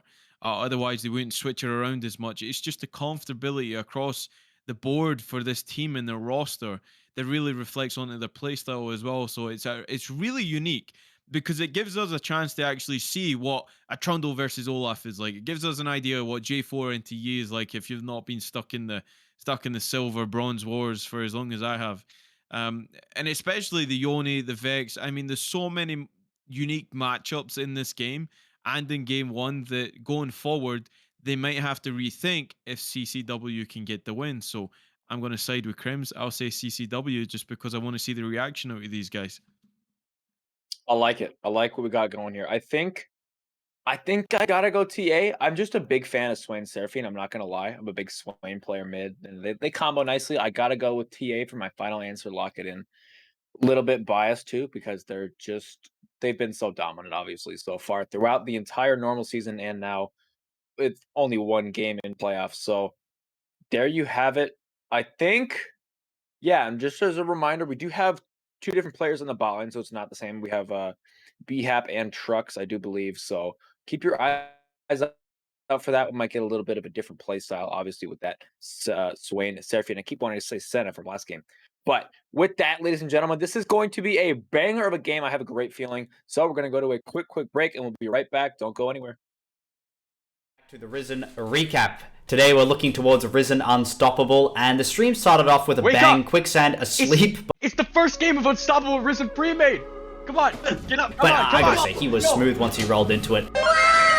And our first series was Big Bongo Boys playing up against Clarity Black. For the first 20 minutes of the game, it was a bit of fighting in the top lane, but not much happened besides that. Oh, but the engage coming out from Sejuani, but it's trading back, and Maokai actually regenerated a lot more health than I would expected there. For Boxer Squirrel, just really those kind of impacts making a huge difference in the gold.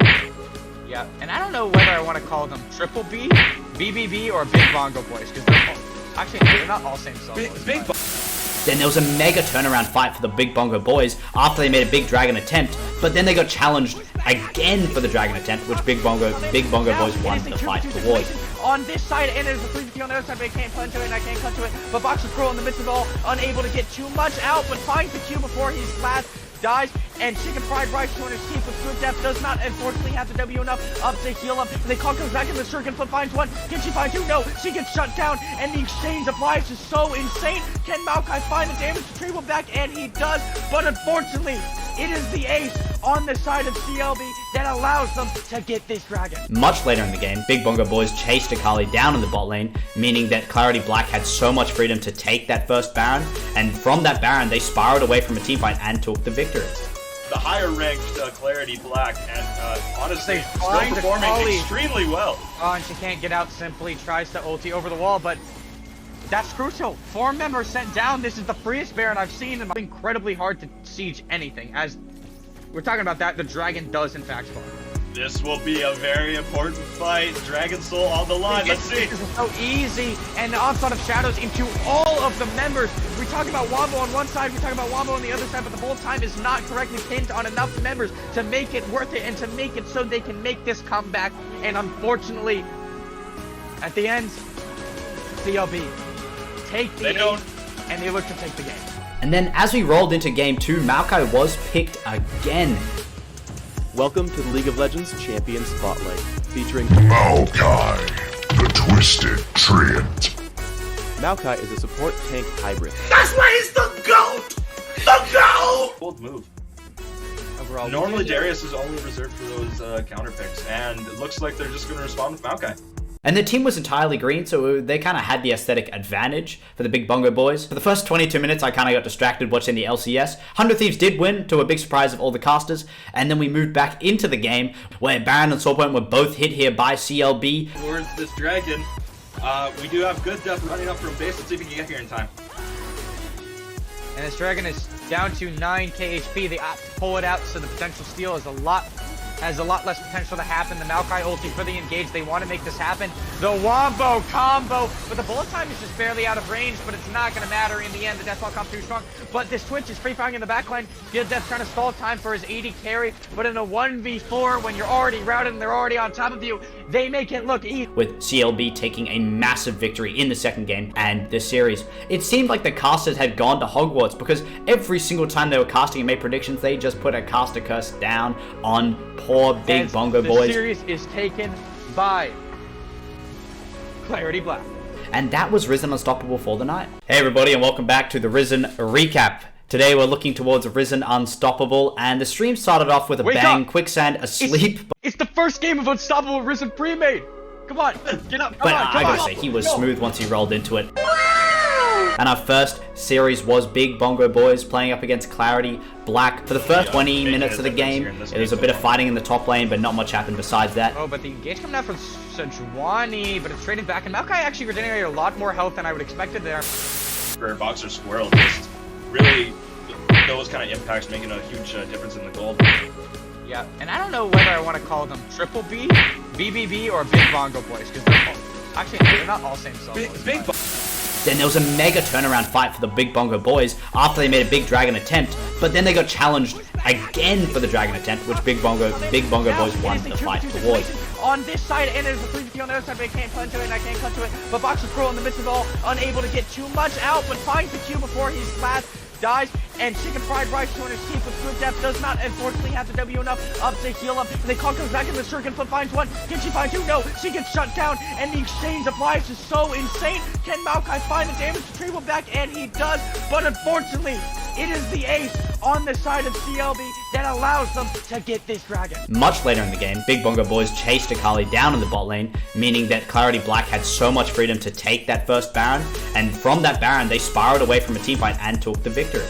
The higher ranked Clarity Black, and honestly, still performing extremely well. Oh, and she can't get out simply, tries to ulti over the wall, but that's crucial. 4 members sent down. This is the freest Baron I've seen, and it's incredibly hard to siege anything. As we're talking about that, the dragon does in fact fall. This will be a very... Mic off. Welcome back, everyone. Game 2 of these quarterfinals, best of 5. And of course, CCW have it all to do in this one, as predicted here, Crims, they go for a defensive setup. They get that early ward. They're going to see them rolling in here. So this gank attempt will be foiled, as Unbound is going to confirm that. There, have some of that. Damage on the board for the Sivir. That's got to feel good this early in the game. Huge damage from the Sivir already coming out. Do they go for that invade every time? Because that's 2 times in a row at least. So we'll see. It's a pattern recognition at first, and a bad habit if it keeps going beyond that here. I feel like you have to go for it until it fails, right? If it's not broken, don't fix it. No, that's not. That's when you get punished. That's how you get punished when it then That's they why I recognize lose the those pattern. solo queue games. Damn it! I thought it was my No, teammates. wait, no. There's no pattern recognition in solo queue. Well, actually, Joker could take a beneficial trade. Ooh, not enough movement speed to catch up there to continue that. Trundle, I thought was starting top side, but did a little switcheroo back in the bot side. Clear, gonna go up onto this top side. Trundle, Olaf here. That's a big matchup for both teams here. And that has to be favorable, actually. That jungling right there for efficiency is so good from J4. Nazian obviously knows that champion. Never move. Lands on the Asthmatic Boy, and Darkwinker is going to get that Ravenous Flock passive, so health bar going to go up every time he tries to land one of these. But I was going to say, this matchup at the top has to be favorable for Olaf, right? After 6 especially. Yeah, Olaf is going to be the benefactor. Just pure straight damage. Trundle won't be able to tank it up. However, no ignite from the Olaf, so That is going to throw a bit of a question mark. Who exactly wins at what point in time? We will see. I'm pretty sure CZI will eventually go for the all-in. Meanwhile, bot side, Asthmatic Boy is just a little boy for now. Not level 3 on this. Olaf has to play safe. And this is why people like Vex in the melees in the mid lane. Just beats up on them. However, is going to be needing to get a significant lead against the Yone. Oh, J4's here. Cooley Chugger gonna get out with that one. Has to use the flash. So Trundle already without a flash this early in the game as CZI goes back in with the trade. The Undertow gonna hit right there. Never move. Gonna move wayward of Asthmatic Boy, who's doing so much better this early into this game. Not die just yet. Has to be said, but Frozen Domain going to go down from Cooley Chugger. Wants to try and duel the Olaf. This might be a mistake. No flash. Flash forward. Undertow going to connect. Picks up the axe and drops the Trundle. In the top lane, first blood goes over to CZI. Yeah, that's that Olaf strength. Didn't need Ignite. Ghost and Flash all is there to secure the kill. Another Flash being burned by Joker here. Vex dominates this early matchup using that strength well so far. Mid lane roam coming from Trucks and Dark Wencray, so Shakespeare gonna have to play a bit safer here as this scuttle is being taken. So with that top side, Lamb, this means Olaf is getting ready to just run over this top lane. There's not much in the way of a Mastery in Trundle to stop the rampage of the Barbarian in the top side. Well, even with those, I mean, there's so many lists of nerfs that go along with Olaf. He's still a force to be reckoned with in that solo lane. Now, that was pre-6. As soon as that Ragnarok comes through, it doesn't matter about that pillar. It doesn't matter about any slows that come out from the Trundle. It's going to be running straight at you, trying to kill you over and over again. And he's off to the best possible start, getting the first blood in this game. CZI trying to redeem what wasn't a very good game on the Sejani. And most certainly trying to do that against Cooley Chugger, who had a phenomenal game on that mid lane. Vex, you see a gank in the bot lane here. They will see Nazian flag and drag with it accompanied with the flash, but Dark Wencray is going to get out with that one. Nevermove going to go back in. Vision of the Empire secures the Ravenous Flog. That was 2 on that one, so Swain gets a little bit of something out of that gank. Yeah, Swain and Seraphine very susceptible J4. Should make a return level 6. CZI? CZI gets ignited and burned in the 1v1. Oh, that is so bad for CZI. That is a huge wave being lost, eaten up by the turret. That's so much gold just going to be thrown away. Should have played it a bit safer. And that's going to be a huge punish. What was extremely winning for the Olaf now is potentially a losing lane, even after first blood, Lamb. Oh, even getting that back off for that Hearthbound axe, it didn't matter because Ignite is just better, I guess. As Joker goes in on his sexy Shakespeare here, drops the Ignite as well. The Vex having to go back but not use any of the summoners, so both summoners actually down on the opposing mid lane. That is for Team Ambition here. See Yi already on that first Infernal Drake. They're making use of what pressure they have in the mid lane, but they certainly don't have it in the bot so far. Oh, this might be the solo kill. Who's it going to go to? It goes to Vex. Shakespeare again. Okay, he gets one over on the opposing mid lane. We're going to see a fight here. Flag and drag on the wave. Onto Bat. Vision Empire goes down to try and slow down the engage onto the jungler. See the rotation coming through for the Swain right here, but has to be said that CCW are in full control with this river. Alistar zoning out Barp as well. Hits the blasting cone, so not going to get anything on that. How good is the smite here? Because Swain is in the vicinity. It's going to be claimed. Good smite coming through from the J4 as Bap is coming back in. He has the Alpha Strike available. Unbound certainly has Ricochets available. He's going to get dragged back in the Alistar, but Bap is first to go down in that skirmish. They're going to turn on the Asthmatic Boy. Solo Unbound coming up from Joker, but ultimately it goes through onto the Swain. They trade over, but CCW, they come out on top with the Dragon. Yeah, Bop. Questionable jungling. Going for a dragon like that, as well as going back in to chase the kill and then giving it right back over. I know you said nice smite secured by Nation, but I just want to point out that there was no smite on the J4. He had to secure it with the Q. That was a close dragon. Wow. Okay. He knows something that we don't know. That's exactly why you're my color caster, Crims. But it sounded good at the time, so I mean, we'll let it slide for this time around. Tell you what, who's sliding right now? It's going to be CZI coming in. Okay, ultimate goes through from Joker, trying to get the Oh, Fear's nice. Mortal Steel second activate here, but Ghost's going to go down by CZI. The Olaf trying to chunk down the Yone, and certainly does that. The Vic's going to stay alive. They get the roam, they get the pick on the Yone, and now they get full control again in that mid lane as CZI just walking back to that top. Yeah, it looked like they were having a bit of a vote as to who gets the kill there. And eventually, CZ does pick it up. And now we'll be able to make it up to topside. Look at the plate difference, though. Trundle already taking down 2 plates. Champion is a monster at these turret takes. And, oh, that is a half health Olaf. Olaf pops the Ragnarok. Flash going to go forward. Chomp goes down from Kool-Aid Chugger. Flag and Drag going to go in, but I wonder if Nazian has enough damage here. Certainly does not. Is Trundle looking to run down the J4 underneath the turret. Realizes he's out of mana.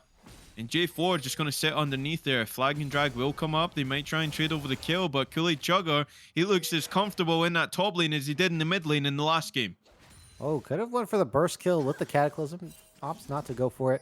I mean, you could potentially get more by burning it on the bottom side, killing Swain and Seraphine. Trucks and Dark Windcray have to be scared of the J4. But that was such a huge win in the top side that they're going to pick up the Rift Herald, get an invade as well. Kool-Aid Chugger absolutely dominating on this top side. Absolutely. Okay, Nevermove going to go into Alistar. Still not level 6 yet, so no Unbreakable Will available, but there is a level 6 for the Seraphine. Encore goes through. Nothing to stop the Alistar from falling here. Is Dark Windcray and Trox. Nevermove lands again. Doesn't pull him back. Is unbound. Unbounds himself. Walks out of that one, but they pick off the support in that bot lane. And there is Nasian. Meanwhile, Bob trying to get a kill. Has the Rift Herald. Definitely could use it to boost this Yone. Gonna pop it in an interesting spot. I believe the Rift Herald can be stopped. Has to walk a little bit. Yeah, but looks like Shakespeare not going to be able to get it off. So Bab still gets the gold off of that early Herald take, which is flown by in this game already. 9:30 into the game, and it's very even. Regardless of the goal lead here, which is for Team Ambition in this one. CCW definitely looking a lot better in this one here, Crims, as the flash comes out from Joker in that mid lane. Yeah, the level 1 shenanigans were avoided. However, I mean, this Olaf matchup, I said it was important, and it definitely is going to be affecting the rest of this game here. Olaf needs to have enough power. Flash, Flag and Drag just whiffs, but Trox flash is not enough to withstand the damage coming out from Jarvan. Is Dark Windcray going to pop the Demonic Ascension? Asthmatic Boy not in range for the headbutt pulverize. He might be now, but it's not taken. And Swain is going to be fine right here. He takes it now. Not on the same page as the rest of the team here, though. He drops the ignite as well. But this might just be for the pressure in that bot lane. See a minute just on that next dragon. Oh, they're not going to go for the dive. Certainly could have 3v1. Meanwhile, CZI survives on the top side as well. And overall, a beneficial play. They do get trucks on the Seraphine.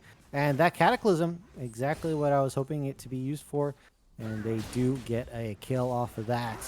Meanwhile, though, mid lane, Shakespeare needs to start making plays on the map. Has the ultimate, and that is a great gank tool that needs to be utilized. So even with that early game advantage, Trundle is just going crazy in this top lane.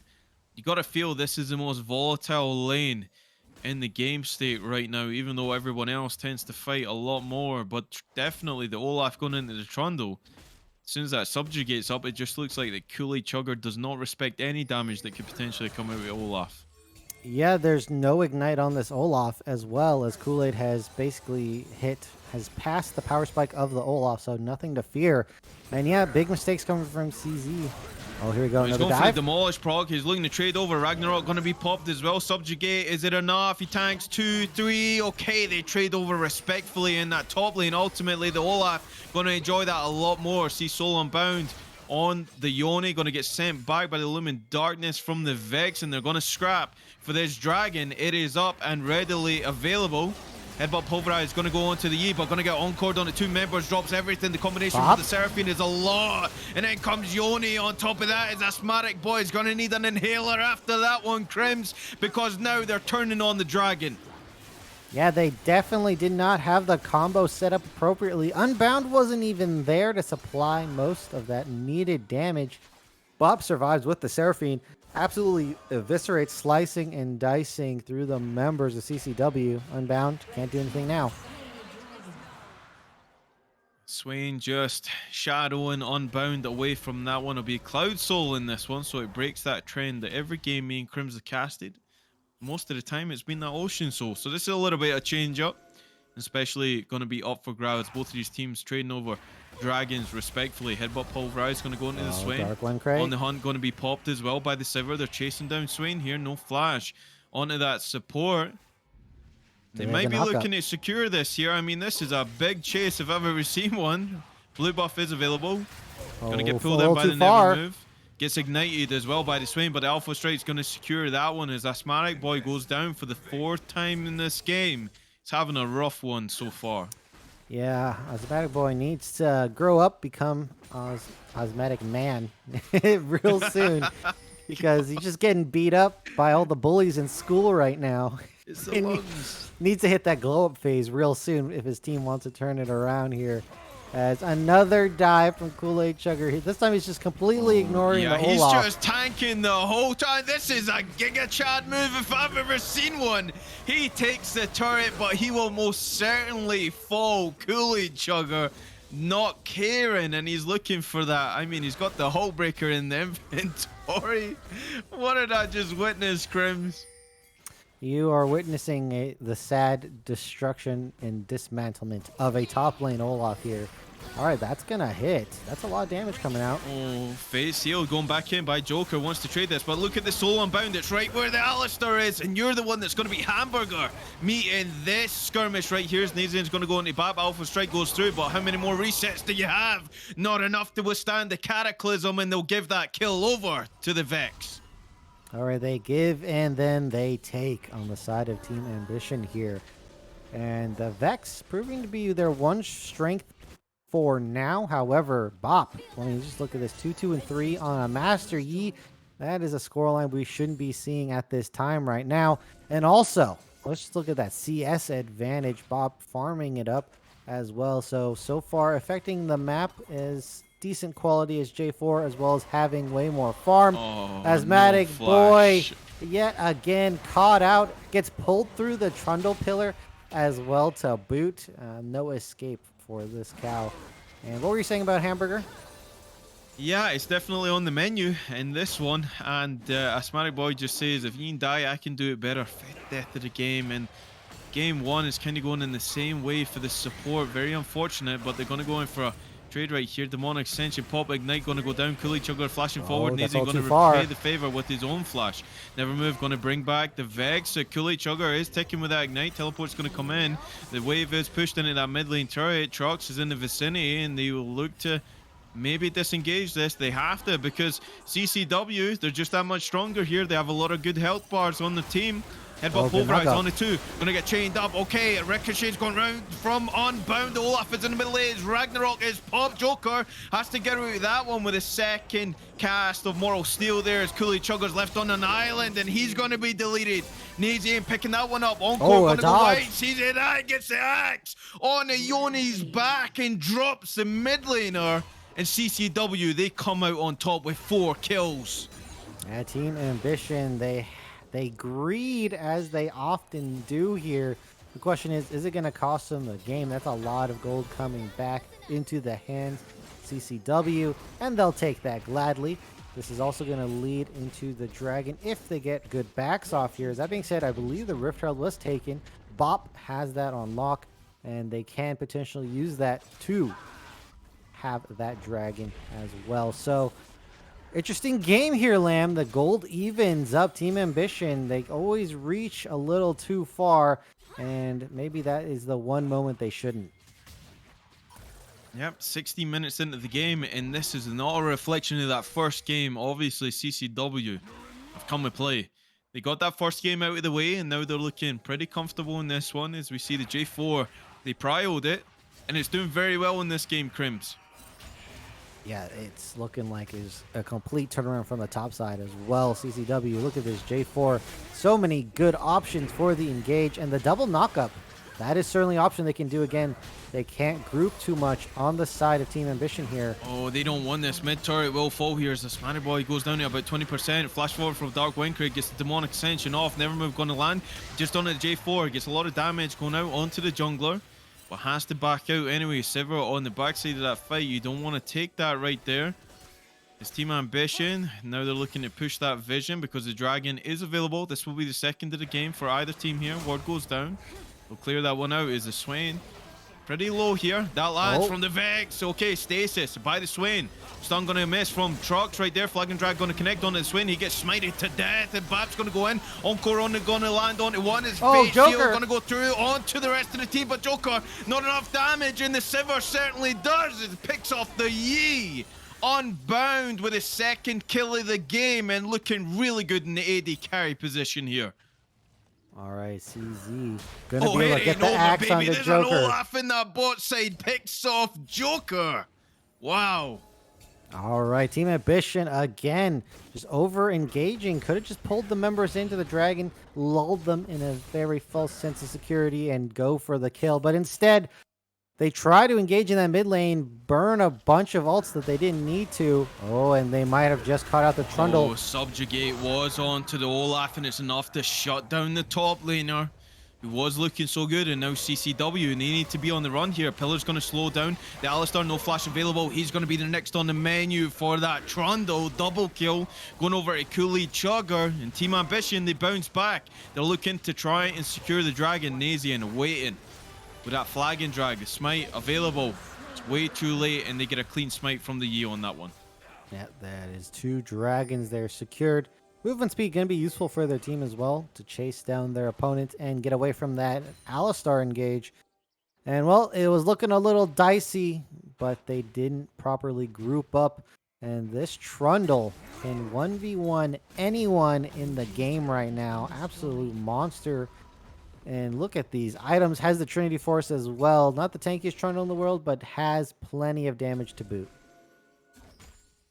Yep, and like I said before as well, he's got that split push and build on the go. He's looking to take this game to the Olaf all the way as much as he can, and it definitely reflects on the laning phase from that Trundle. So that pick paying off pretty big here. As you see, the Yi isn't too far away. We didn't have a lot of things good to say about the Yi pick in this one, but it's fair to say it's not doing so bad with the resets and finding these fights that definitely favor the jungler in this one, Crims, as well as Joker getting in on the action. You really see that synergy between Joker and that Seraphine getting the ultimates off. Well, they're kind of using Master Yi as a way to complete objectives while everyone else just fights it out. So Bop, just a objective killing machine. And that build is pretty good at doing it. That's how they secured the Rift Herald as well as some of these dragons here. They're just using the Master Yi to kill the dragon and potentially Baron in the future. I'm thinking that if they're not careful on the side of CCW, maybe a 3 or even 2-man Baron on the table with this Master Yi build. Okay, so it looks like they are setting up the vision around Baron. This might be the next objective that they can test here. As Team Ambition are pushing in the blue side jungle of CCW. They might have been caught out here, so Unbound is going to find them. That Cloud definitely helping J4 get into the vicinity to try and get onto the swing. Gets instantly deleted with a Shadow Surge coming through from the Vex here. No, Joker goes back in with the Fate Seal. Going to pull 3 back in. 1v3 right now, comboed with the Encore right here, but it's just too little, too late. Sivir picking up the 3rd kill of the game as Babs going 1v1 against Asthmatic Boy, getting the resets. Alpha Strike going to go through. He's going to pick off the Alistar first. Gets enough reset for that Alpha Strike. You see Kool-Aid Chugger going against the Olaf in the bot lane, but Yi is actually favourable in that 1v2, picks up the kill, and Seraphine will aid in a bet. That one is the clean house, apart from the Sivir. Now they're starting Baron. Oh, this is 2 squishy members. I don't know if they have enough tankiness. They're going to try to go for it, though. Kool-Aid gets the kill on the bot side. That's going to be a lot of pressure that's going to aid the rest of the team here. And they're going to try to use the shields to stall out for at least one more member to come by. This is going to be close. I don't know if they're going to quite make it. There's no honey fruit either. The HP bars are dropping. They could just smite early. Oh, my God. No, the Seraphine's going to fall. Is going to go for the meditate. And that was the 2/3-man Baron take on the opposite side. Bop getting the resets in that fight.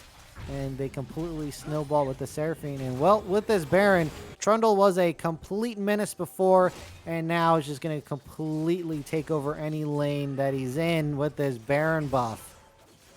Well, that was a worthy sacrifice coming through from Seraphine.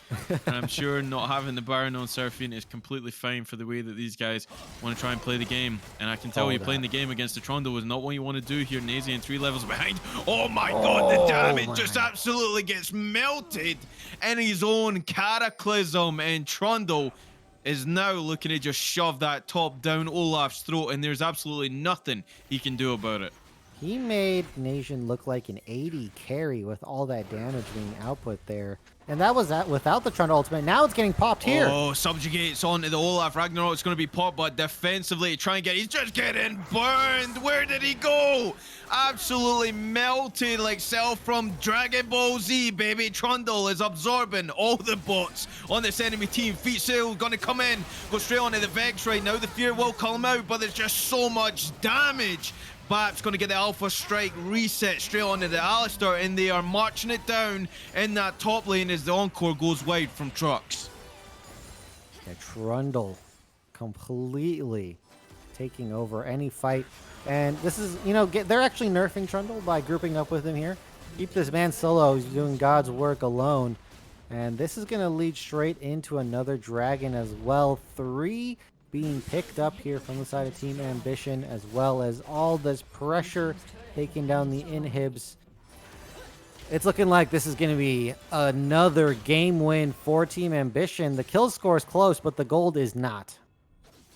They will settle for just that top inhibitor, and rightly so, because that dragon is available. So Bap is going to turn around, ping the rest of the teammates to understand that I am going to take the objective while you guys just shadow in that red side jungle, and it's so dangerous for CCW to even try and face check this. It's a battle of the Titans in that top lane, and we see battle of the Titans, but really it's Trundle who's coming out on top. He's going to go for another Joe because he's got the rest of the team here as well, but Trundle is just so tanky. Sivir, you're just another statistic for the Yoni. You're going to go down as Kool-Aid Chugger trades over 1 at least. One? Asthmatic Boy going low, and they have enough to shut down this menace. But Team Ambition are now onto that bot lane turret. Yeah, Trundle's a menace in Rift City here. They're going to be able to trade for bot turret as well. So they're opening the gates from the side of Team Ambition. This is definitely a greedy stay, so they can be punished for this. Asthmatic Boy going for it. Oh, Shadow Surge doesn't land from the Vex there. Headbutt Pulverize going to go straight into the Encore. Dark Wormcra gets the Demonic Ascension now, but Solo Bound going to do a lot of damage CZ on the backside. Is CZI just going to run straight through it, but now the CC is online, and the Olaf is going to hit the deck because he's in a lot of pain, and he's on that grey screen simulator again. They're going to re-engage. Okay, Joker going low. He's going to be traded over for the Alistar. His Bap goes forward. The Alpha Strike going to reset. J4 burning, running away because Nazian knows he's on borrowed time. Has to get out, even trade between him and the Yi, and it looks like they will secure this inhibitor. And it looks like they're looking to get the hell out of Dodge. They've got the objectives, they've got the macro, and now they've got full control with this game. Yeah, they have assumed control of 2 inhibs. The mid inhib, the last one standing, and they can easily just split push and get that one, especially with this Trundle being so strong as it is. No objectives up, so they either go for the win or stall out for another Baron and Dragon combo. Nation is being left alone as well. Looking like a bit of trolling from the troll coming out right about now. Nice. I don't know what to say. Dance party or what? It was mercy, but was it the kind of mercy you want to see? I don't know. Not for our third game decider, that's for sure. You certainly want to be in with a shout one way or another, but we'll see what CCW, what kind of defense they can put up here. Flag and Drag going to go through, going to whiff completely. Unbound? Frozen Domain going to go down. Cleanse comes out from the Sivir. Subjugate going to go onto the Sivir, so not as beefy as you would if you've got the Alistar. You'll secure the kill on the AD carry, but Kool-Aid Chugger's going to donate money into the pocket of Vex here. Overestimations potentially, but the troll, he's trolling in this one and he's enjoying it. Definitely extending the game, so gonna have to, you know, be a little bit upset with Kool-Aid here. Completely unnecessary. Just wants to show off the power of this Trundle right now. And look, they can't end the game because of it. So it's gonna take at least 2 more minutes so we can all thank Kool-Aid for that. Thank you, Mr. Kool-Aid, for extending the game. Appreciate it. As, yeah, definitely was a necessary play here. As Baron's coming up 40 seconds away. And it's just a time clock ticking down here. Well, you know, so, Lamb, you keep mentioning this place, getting out of Dodge. Where is Dodge? Dodge is everywhere that the death on your KDA is not. It's It's a yeah, transient place, it seems. Doesn't really stick it's a around. place that CCW have just not learned to get as of right now, unfortunately. But we will see how that kind of transitions here. Is they're probably looking to try and close out the game here, starting with Asthmatic Boy. He's just going to get rooted in. Unbreakable Will is still available. He's not going to pop it, headbutt him back, but the Alpha Strike is just too much. Gets pulled back by the Swain. The Joker going to go over, face sealed. Going to go straight over to Nazy. The Encore goes through, only going to charm up the Vex, which is important because that's mid laner. That's the damage. If any are going to come out here, Ragnarok going to be popped in defensive, but the Alpha Strike, the Yi just resetting over and over along with Dark Windcrake. He might go down here. He's just overextended past his team, but trades over, gets AD carry on the back of that one. And they might be looking to just crack open the base in the mid here as Trundle is in full control with that bot wave. So they might be looking for those Nexus turrets, more importantly. Yeah, they have a lot of these inhibitors exposed. Kool-Aid's just going to dodge that last inhib. He doesn't care. He's going for the win. No, he's going straight for Olaf again. Headbutt Pulverize is going to delay him a little bit more, but level 17 on the Trundle. I mean, he's healing more than the Nexus turrets can actually dish out. The rest of the team, what team? Because Kool-Aid Chugger is on an island all by himself. He might be on a grey screen very shortly. He is. J4 going to secure that one. His Vex going to fall from the Seraphine. They're looking to try and re-engage this, but they're just too slippery. His Team Ambition, they get out with both Nexus turrets.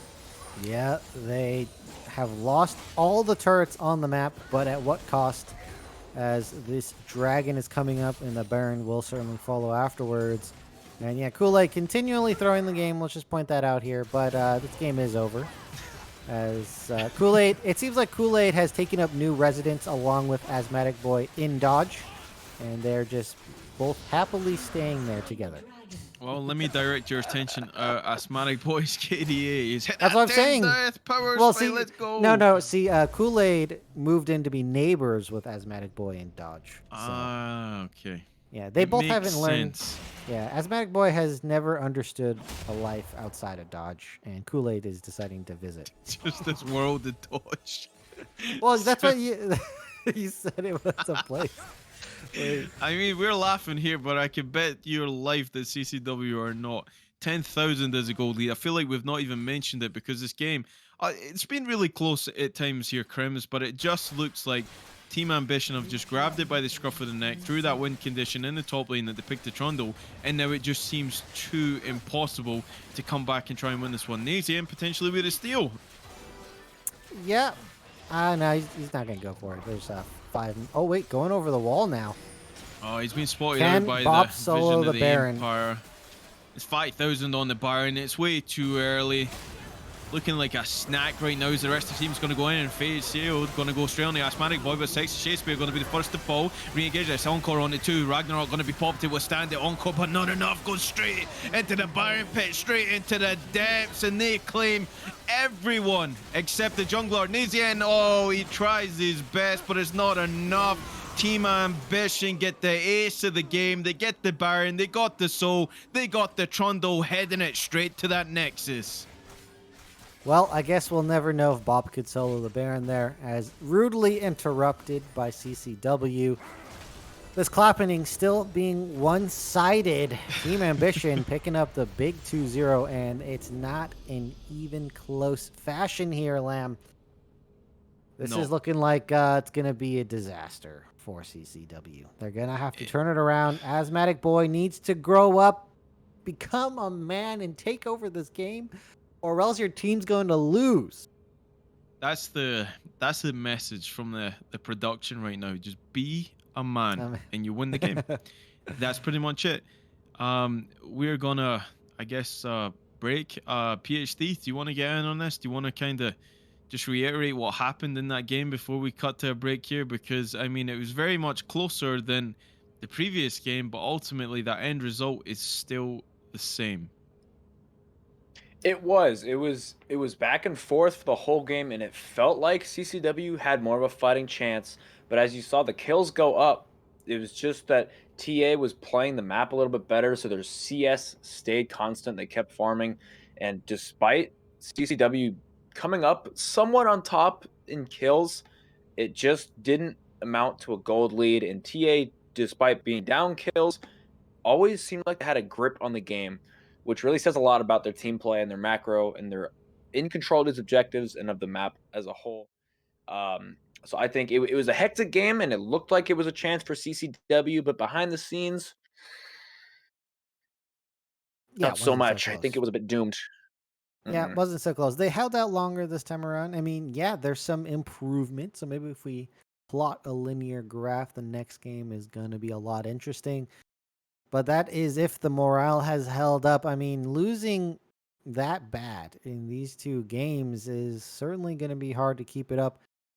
It just seems like it's kind of hopeless for the side of CCW. Even when the game goes a little bit even, starts going your way a little bit, you actually get a solo kill on the top side, and then the game just starts devolving into chaos yet again. People start dropping, objectives don't go your way, and somehow Bop is playing Master Yi in a competitive game. It's not looking good. Well, do you know what? Before it kind of went wayward, I was actually going to compliment Olaf, but then I thought, you know what? Caster Cursed is so with me that I'm not going to say anything, but it didn't even matter. Olaf was like 7-3 at one point, and then all of a sudden that 7 stayed stationary, and the Trundle just took over the game. And it just seems like whatever win condition Team Ambition want to play to, they just win. They just win. They're yet to drop a game this season, and we can see why.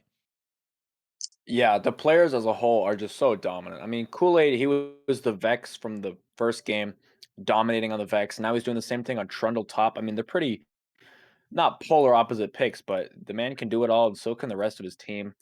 We talked a little bit about disrespect before that game too. We thought the Seraphine Swain was a little disrespectful. I think, did you see at the end there when Trundle was knocking on the Nexus towers? His whole team was standing behind him. His whole team being, I think it was Messi and Seraphine, were just sitting there by the end of him, just watching, letting him 1v4. I think they definitely took a little bit of the mental off and just had a lot of fun with the end of that game. So it goes to show how just like confident and dominant this team really is, and see if they can do it in game 3. I think they probably can. I'm not going to lie to you guys. I very much think that TA has what it takes to make a clean 3-0, and that's yeah, you heard it here. I think there's probably no debate on that one. So, ladies and gentlemen, before this game 3, we are going to take a quick break, get some things situated, get a little bit of a break going, and we will catch you guys in just a couple minutes. Back to the Risen recap. Today we're looking towards Risen Unstoppable, and the stream started off with a Wake bang. up! Quicksand asleep. It's the first game of Unstoppable Risen Premade. Come on, get up. Come But on, I come gotta on. say, he was smooth once he rolled into it. And our first series was Big Bongo Boys playing up against Clarity Black. For the first 20 minutes of the game, it was a bit of fighting in the top lane, but not much happened besides that. Oh, but the engage coming out from Sejuani, but it's trading back, and Maokai actually regenerated a lot more health than I would expected there. For Boxer Squirrel, just really those kind of impacts making a huge difference in the gold.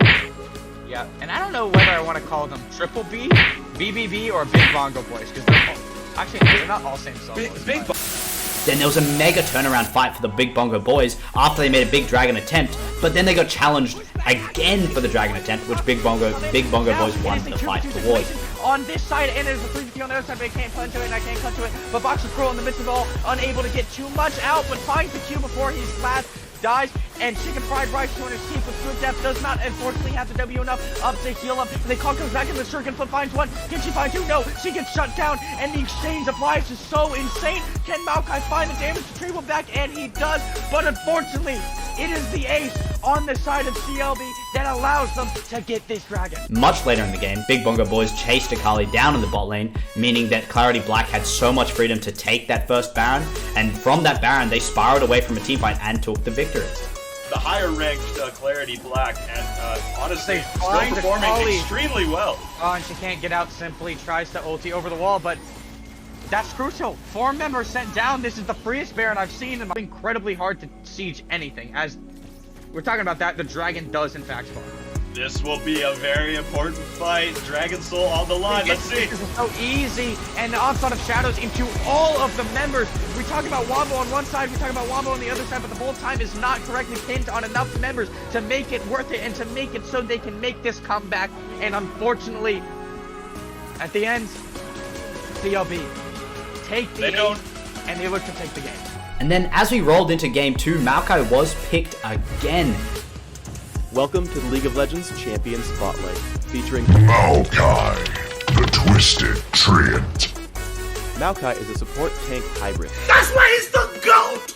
The GOAT! Bold move. Overall, Normally Darius is only reserved for those counter picks, and it looks like they're just going to respond with Maokai. And the team was entirely green, so they kind of had the aesthetic advantage for the Big Bongo boys. For the first 22 minutes, I kind of got distracted watching the LCS. 100 Thieves did win, to a big surprise of all the casters, and then we moved back into the game, where Baron and Soulpoint were both hit here by CLB. Towards this dragon, we do have good death running up from base. Let's see if we can get here in time. And this dragon is down to 9 KHP. They opt to pull it out, so the potential steal is has a lot less potential to happen. The Maokai ulti for the engage. They want to make this happen. The Wombo combo, but the bullet time is just barely out of range, but it's not going to matter in the end. The Deathball comes through strong, but this Twitch is free firing in the backline. Good Death trying to stall time for his 80 carry, but in a 1v4, when you're already routed and they're already on top of you, they make it look easy. With CLB taking a massive victory in the second game and this series. It seemed like the casters had gone to Hogwarts, because every single time they were casting and made predictions, they just put a caster curse down on. Whoa, and just like that, ladies and gentlemen, we're back with Game 3 of Risen Premade Rampage. We've seen Team Total Ambition. We'll get a Total Ambition this time. Just so dominant throughout this series. They've pretty much smashed the last 2 games. If you missed them, go back and watch the VODs. Oh, if not, you're here with us for Game 3. We're here to see if they can make the sweep or if CCW can do something about it. There's not a whole lot to talk about in terms of draft because we know they switch up their roles, as we've talked about many, many times so far. But what do you guys, CCW's got to hold on this game. We've talked about keeping that mental stability. So I've asked this question before and I'll ask it again. If you're team captain right now on CCW, what are you telling your team to get back in that mindset? You're erasing their memory one by one, making sure that they have amnesia about the last 2 games. You don't want any record of them to exist. They might come for us soon on the stream. We'll see, as that is their only hope to making sure that the mental stays in check here. I mean, it's pretty difficult unless we see something dramatically different. Yeah, it's hard to take it away from Team Ambition, and that's no real. I guess it's no real consolation to CCW. It's just that Team Ambition are so unpredictable. It's like, how do you play around that? And I mean, it tilts me even just thinking about the preparation that they have to have going into this game, because these guys they chop and change it. They move people all around. So do you really know every champion that individual can play? I mean, the Trundle going top against the Olaf. The Olaf looked so good to begin with, and then all of a sudden it just fell apart, like the base, like the game, and the Yi was a thing. So it's like, is there anything that Team Ambition can't play? That's more of the question than CCW. Can they come back in this game? Unfortunately, right now. I know what Team Ambition can't play. A normal comp. Yes. Yeah. All right, we're done. Wrap it up, PhD. Yeah. Thanks for joining us, guys. That's it for today. Yeah, I mean, they're so versatile. They're so just like confident on whatever they pick. I really would like to see what's going on in the minds of these players. It's just been so entertaining to watch so far. We're here to see if they can do it again. I think they can, but like we really don't know what they're going to pull out. We've seen them play Tarek, Lee Sin bot lane a couple weeks ago. So these guys really will do anything. We again have these role swaps going on, as I brought up. So it's a crapshoot trying to predict what they're going to go for. But all you can do is sit back and enjoy the ride a little bit, because my goodness, is it going to be entertaining. I was just trying to ponder a thought. Do you know what? It's ultimately a question whether it's CCW or just be comfortable in what you're playing in.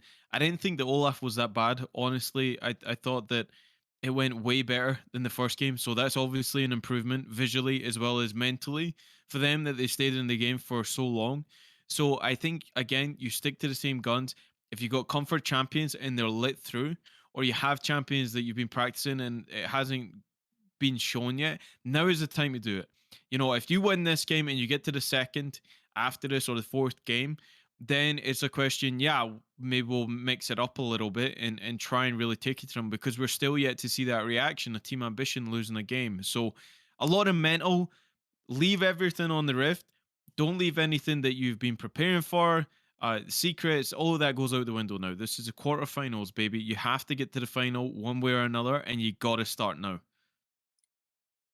Definitely need Speaking of to start now. quarterfinals, yeah, we're starting right now. We're getting right into draft. Boys, good luck. I hope TA can come away with a win here. A clean 3-0 sweep in quarterfinals is pretty darn cool. So good luck and have a good game. All right, Crims, back at it again.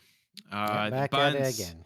Ban's coming out. Okay, I get the Swain ban here. I thought Swain did a lot passively as well as exponentially in that game previously. They ban away the Viego on the side of TA for CCW as well. And the Seraphine ban coming away, they've obviously opted to not let that go through. And what do we see? A traditional AD carry first picked for TA here. Yeah, but definitely not a strong meta pick, although kind of a monster in solo queue. Oh, Karthus in immediate response. Definitely a strong pick, but you got to build around it. Oh, is this a Karthus in a bot lane? That is interesting to reveal that right away, but if this is a flex pick, not too bad. interestingly enough, that they're taking the Senna as well because we already discussed the Senna. We seen that in game one, which was monstrous in the hands of Team Ambition, and it definitely paid big price. Now Zoe coming through here would throw a little bit of a spanner in the works. Now I don't know the lineups for this one. They spin the wheel every game that they play, so we will see who ends up piloting that Zoe as it is locked in. And Tristana being hovered here as well. I mean, I don't know, Kramer. So if this is a Tristana pick, where does this go? It is a Tristana pick. So that could be Tristana mid. Okay, it's Tristana or- mid Zoe support with the Jin and the bot side. So that's going to be a lot of pick potential. This is the new Zoe. So if your ally kills a minion with the balloon, Zoe can pick up the summoner now or item, and that makes Zoe a lot better as support. And that's going to be a lot of CC and pick potential for Team Ambition here. And that means that they are going to be able to extend a lead if they acquire it. No problem. So of course this Karthus can go in the jungle as well. Karthus jungle is very strong. It clears no problem whatsoever. You get out pretty healthy. And then really you're just looking for that level 6 to try and implement the map and scale up as best you can, along with the Senna, which will be looking to do that. Now Xerath mid is a pretty strong pick. We've seen a Xerath, can't remember who it was exactly, but Xerath is the potential to actually 1v1 assassins if you're good enough on that champion. So again, a lot of pressure that will go onto that mid lane depending on who they're playing against. But if the Zoe is going to the support role, because otherwise we don't see a place where this Tristana can go, of course it can be Tristana mid as well. That will be a Tristana against the Xerath, and that seems really one-sided to me. Yeah, the Tristana can definitely hop onto the Seraph and insta kill this very squishy backline champion. But we have to remember Xerath does have the advantage of range into the Tristana. Tristana needs levels to build that up. So certainly in the mid lane, that matchup's a little bit mitigated. But yeah, Xerath has to be careful, especially if there's a jungler that can activate these picks from the side of Team Ambition. A really good aggressive jungle pick would be nice. Interesting. You know, they do have to ban the Jarvan because they're also weak to Jarvan, but that would have been a nice pick for themselves as well. Oh. Belveth coming out here for the side of CCW. They also need something aggressive in the jungle, and they're going to pick that champion. Akshan being hovered, Heimerdinger being hovered. I mean, if you're Team Ambition, you can certainly bring out whatever you want because you've been making it work. And Heimerdinger, this could be the Heimer support actually coming out here. Crims, as we see Nasus being hovered, Timo being hovered. They're playing for lanes, they're playing for whatever win condition that these guys want to play for. We'll see what final pick they want to take. But the Heimerdinger can be flexed. Again, they've got such a flexible lineup. One of them has to go in the jungle. And right now, is Timo that jungle pick? Is Tam Kench that jungle? Who's going in the jungle here? Oh my god. I don't know. Tom Kench? Yumi! T- Tom Kench jungle? Okay, this might be the craziest draft of the season here. And look, it's all on the line for CCW, so might as well break out something crazy. And Blitzcrank would be a very interesting pick. Not great into Heimerdinger, so I don't know if you want to do that. As Darius is going to be the okay, Gwen. Oh! They switch it up last second. I mean, even last millisecond as they pop the Gwen. Gwen's good into Tom Kench, so they're thinking Tom Kench is in the top side. And now the question is, maybe Team Ambition, do they switch Heimerdinger to top side? Is this Heimerdinger support? What's going on? This is a lot of craziness.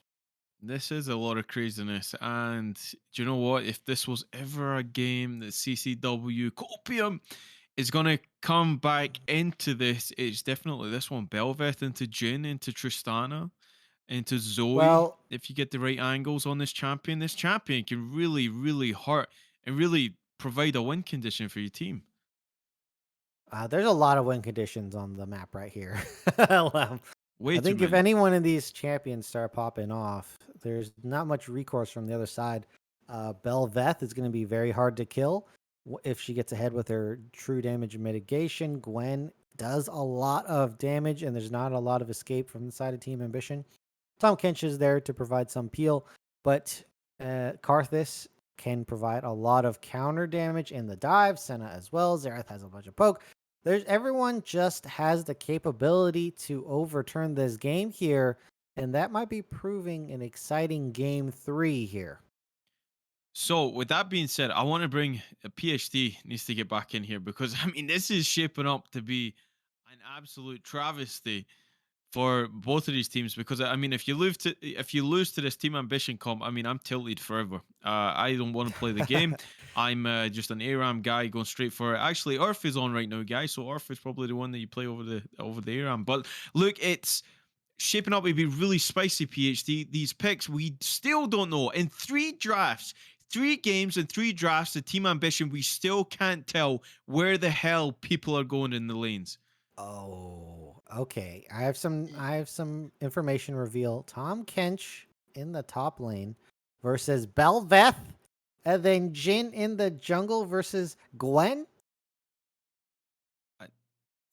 Okay, Belveth top, Gwen jungle, right? Yes. Yeah. Dude, okay, we've taken all the knowledge from the years about drafting, about compositions, and we've thrown it out the window and picked whatever we're feeling like. I don't know what's going on. I think we're Jin jungle. Like Yeah, what? this Okay, is a for fun this is a game. movie. This is a for fun game. This is absolutely Look, This is I'm gonna NA, baby. This is look. North America. like This what? looks like North America as yeah, this is a for fun. Oh wait, this is ARAM mode, guys. This is that's all mid the whole this is Oh, ARAM mode. Oh, no wonder. it's the wrong game mode. That explains so much. I was kind of on board. You said cart the son of bot. I was like, okay, nice. All right, they picked Zoe. Oh, it's gonna be a nice little Zoe. Oh, okay, just Zoe's porch, and then it just kept going. I don't even like. I don't. Good luck casting this, boys. I'm not gonna lie. This seems like an absolute nightmare. It's gonna be wonderful and so much fun, though. I don't even know where to start. We have a lot of magic damage on the side of CCW and a lot of damage period on the side of Team TA. It's just this one's going to be all over the place. And I think it's a movie of some sort. We call it Risen. Premade Rampage quarterfinals. Game 3. The Clapping Part 3 is what we're going with here. Happening I part don't 3. this, Oh my this is god. ridiculous, guys. I think we are ready to hop to a break unless you guys have any last words. No, I no do not. words. No Nope. words Nothing can. to say here. No, nothing. Nothing. I'm kind of with you. There really is nothing to say. So, ladies and gentlemen, this draft is looking almost as spicy of Game 5 Worlds that we're looking at over on some different channel. Not sure. But get your popcorn, get your soda, get whatever you need to do. Buckle in. Get in your car or something because this game is going to be a wild ride and we'll catch you in just a couple minutes. To the Risen recap. Today we're looking towards Risen Unstoppable, and the stream started off with a bang. Quicksand asleep. It's the first game of Unstoppable Risen Premade. Come on, get up. But I gotta say, he was smooth once he rolled into it. And our first series was Big Bongo Boys playing up against Clarity Black. For the first 20 minutes of the game, it was a bit of fighting in the top lane, but not much happened besides that. Oh, but the engage coming out from Sejuani, but it's trading back, and Maokai actually regenerated a lot more health than I would expected there. For Boxer Squirrel, just really those kind of impacts making a huge difference in the gold. Yeah, and I don't know whether I want to call them Triple B, BBB, or Big Bongo Boys, because they're not all same solos. Then there was a mega turnaround fight for the Big Bongo Boys after they made a big dragon attempt, but then they got challenged again for the dragon attempt, which Big Bongo Boys won the fight towards. On this side, and there's a 3v2 on the other side, but I can't punch to it, and I can't cut to it. But Boxer Squirrel in the midst of it all, unable to get too much out, but finds the Q before he's last.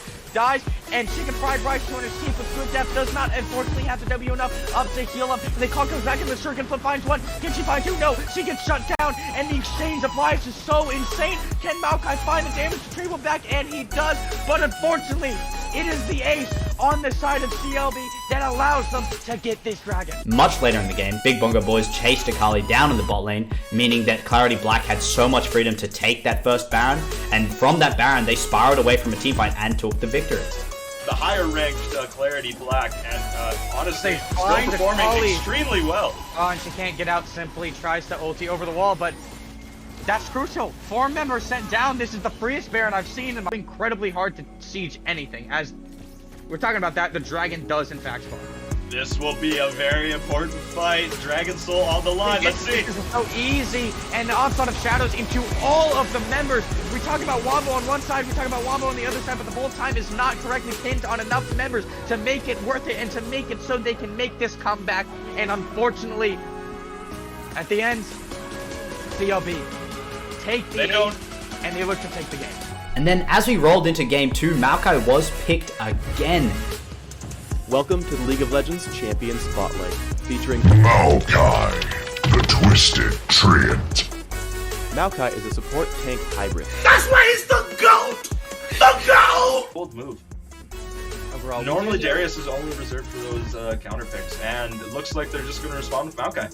And the team was entirely green, so they kind of had the aesthetic advantage for the Big Bongo Boys. For the first 22 minutes, I kind of got distracted watching the LCS. 100 Thieves did win, to a big surprise of all the casters, and then we moved back into the game, where Baron and Soulpoint were both hit here by CLB. Towards this dragon, we do have good depth running up from base. Let's see if we can get here in time. And this dragon is down to 9k HP. They opt to pull it out, so the potential steal is has a lot less potential to happen. The Maokai ulti for the engage. They want to make this happen. The Wombo combo, but the bullet time is just barely out of range, but it's not going to matter in the end. The Deathball comes too strong, but this Twitch is free firing in the backline. Good Death trying to stall time for his 80 carry, but in a 1v4, when you're already routed and they're already on top of you, they make it look easy. With CLB taking a massive victory in the second game and this series, it seemed like the casters had gone to Hogwarts, because every single time they were casting and made predictions, they just put a caster curse down on poor Big Bongo Boys. The series is taken by Clarity Black. And that was Risen Unstoppable for the night. Hey everybody, and welcome back to the Risen recap. Today we're looking towards Risen Unstoppable, and the stream started off with a bang. Quicksand asleep. It's the first game of Unstoppable Risen Premade. Come on, get up. But I gotta say, he was smooth once he rolled into it. And our first series was Big Bongo Boys playing up against Clarity Black. For the first 20 minutes of the game, it was a bit of fighting in the top lane, but not much happened besides that. Oh, but the engage coming out from Sejuani, but it's trading back, and Maokai actually regenerated a lot more health than I would expected there. For Boxer Squirrel, just really those kind of impacts making a huge difference in the gold. Yeah, and I don't know whether I want to call them Triple B, BBB, or Big Bongo Boys, because they're not all same solos. Then there was a mega turnaround fight for the Big Bongo Boys after they made a big dragon attempt, but then they got challenged again for the dragon attempt, which Big Bongo Boys won the fight towards. On this side, and there's a 3v2 on the other side, but I can't punch to it, and I can't cut to it. But Boxer Squirrel in the midst of it all, unable to get too much out, but finds the Q before he's last. dies, and Chicken Fried Rice 200 Sheep with good depth does not unfortunately have the W enough up to heal him. And they call comes back in the circuit, flip finds one. Can she find two? No, she gets shut down, and the exchange of lives is so insane. Can Maokai find the damage retrieval back? And he does, but unfortunately, it is the ace on the side of CLB that allows them to get this dragon. Much later in the game, Big Bongo Boys chased Akali down in the bot lane, meaning that Clarity Black had so much freedom to take that first Baron, and from that Baron, they spiraled away from a teamfight and took the victory. The higher ranked Clarity Black, and honestly, still find performing Akali. extremely well. Oh, and she can't get out simply, tries to ulti over the wall, but that's crucial. 4 members sent down. This is the freest Baron I've seen, and it's incredibly hard to siege anything. As we're talking about that, the dragon does in fact spawn. This will be a very important fight. Dragon Soul on the line. Let's see. This is so easy, and the onslaught of shadows into all of the members. We talk about Wombo on one side, we talk about Wombo on the other side, but the whole time is not correctly pinned on enough members to make it worth it and to make it so they can make this comeback. And unfortunately, at the end, CLB take the ace, and they look to take the game. And then as we rolled into game 2, Maokai was picked again. Welcome to the League of Legends Champion Spotlight, featuring Maokai, the Twisted Treant. Maokai is a support tank hybrid. That's why he's the GOAT! The GOAT! Bold move. Overall, Normally Darius is only reserved for those counter picks, and it looks like they're just going to respond with Maokai. And the team was entirely green, so they kind of had the aesthetic advantage for the Big Bongo Boys. For the first 22 minutes, I kind of got distracted watching the LCS. 100 Thieves did win, to a big surprise of all the casters, and then we moved back into the game, where Baron and Soulpoint were both hit here by CLB. Towards this dragon, we do have good depth running up from base. Let's see if we can get here in time. And this dragon is down to 9k HP. They opt to pull it out, so the potential steal is has a lot less potential to happen. The Maokai ulti for the engage. They want to make this happen. The Wombo. Mic feedback off. Mic off. Game 3 of a possible 5. We're never saying never in this one. TA have the advantage 2-0 from the previous 2 games. And CCW looking to right the wrongs of the past 2 games here as well. Crims, how do we fancy their chances? Because the drafting has just been so bizarre. Anybody could literally win it. Yeah, everyone who's sipping the Kool-Aid right now, that's not the drink to be sipping Gotta be on. chugging it. I'm chugging a lot of haterade for this draft from Team Ambition. I hope they lose this one. This is too many sins have been committed, in my opinion. And I hope they take a huge loss. It will be admittedly draft diff, and they will never do this again. And they will be punished for their crimes committed against League of Legends drafting. Yes, and do you know what? It might be a bit of a mistake, because if you beat them here, maybe you unlock the beast. And then we've already seen glimpses of that. It can't be worse. It can't be worse than being number true. 1. That's true. It can't be any worse than what it is, but we are going to see Zoe support. I mean, I feel like I'm going to be in a YouTube video after this one with the Zoe support, but we'll see how that Sleepy Trouble bubble along with the Parallel Star is going to fare into the Karthus, Senna, bot lane. Heavy scaling, heavy damage, eventually for Unbound and Asthmatic Boy. Asthmatic Boy looking to rebound in this one, Crims. Yeah, that's what he's aiming for. We'll see. Needs to hit his Mulan montage very soon, as we have the Tahm Kench into the Gwen, and this is a heavy losing matchup for Gwen until she gets a few levels under her belt. Yeah, Tahm is chase just down? very, very annoying to play against, especially when he gets that thick skin coming through, the healing potential of that great health.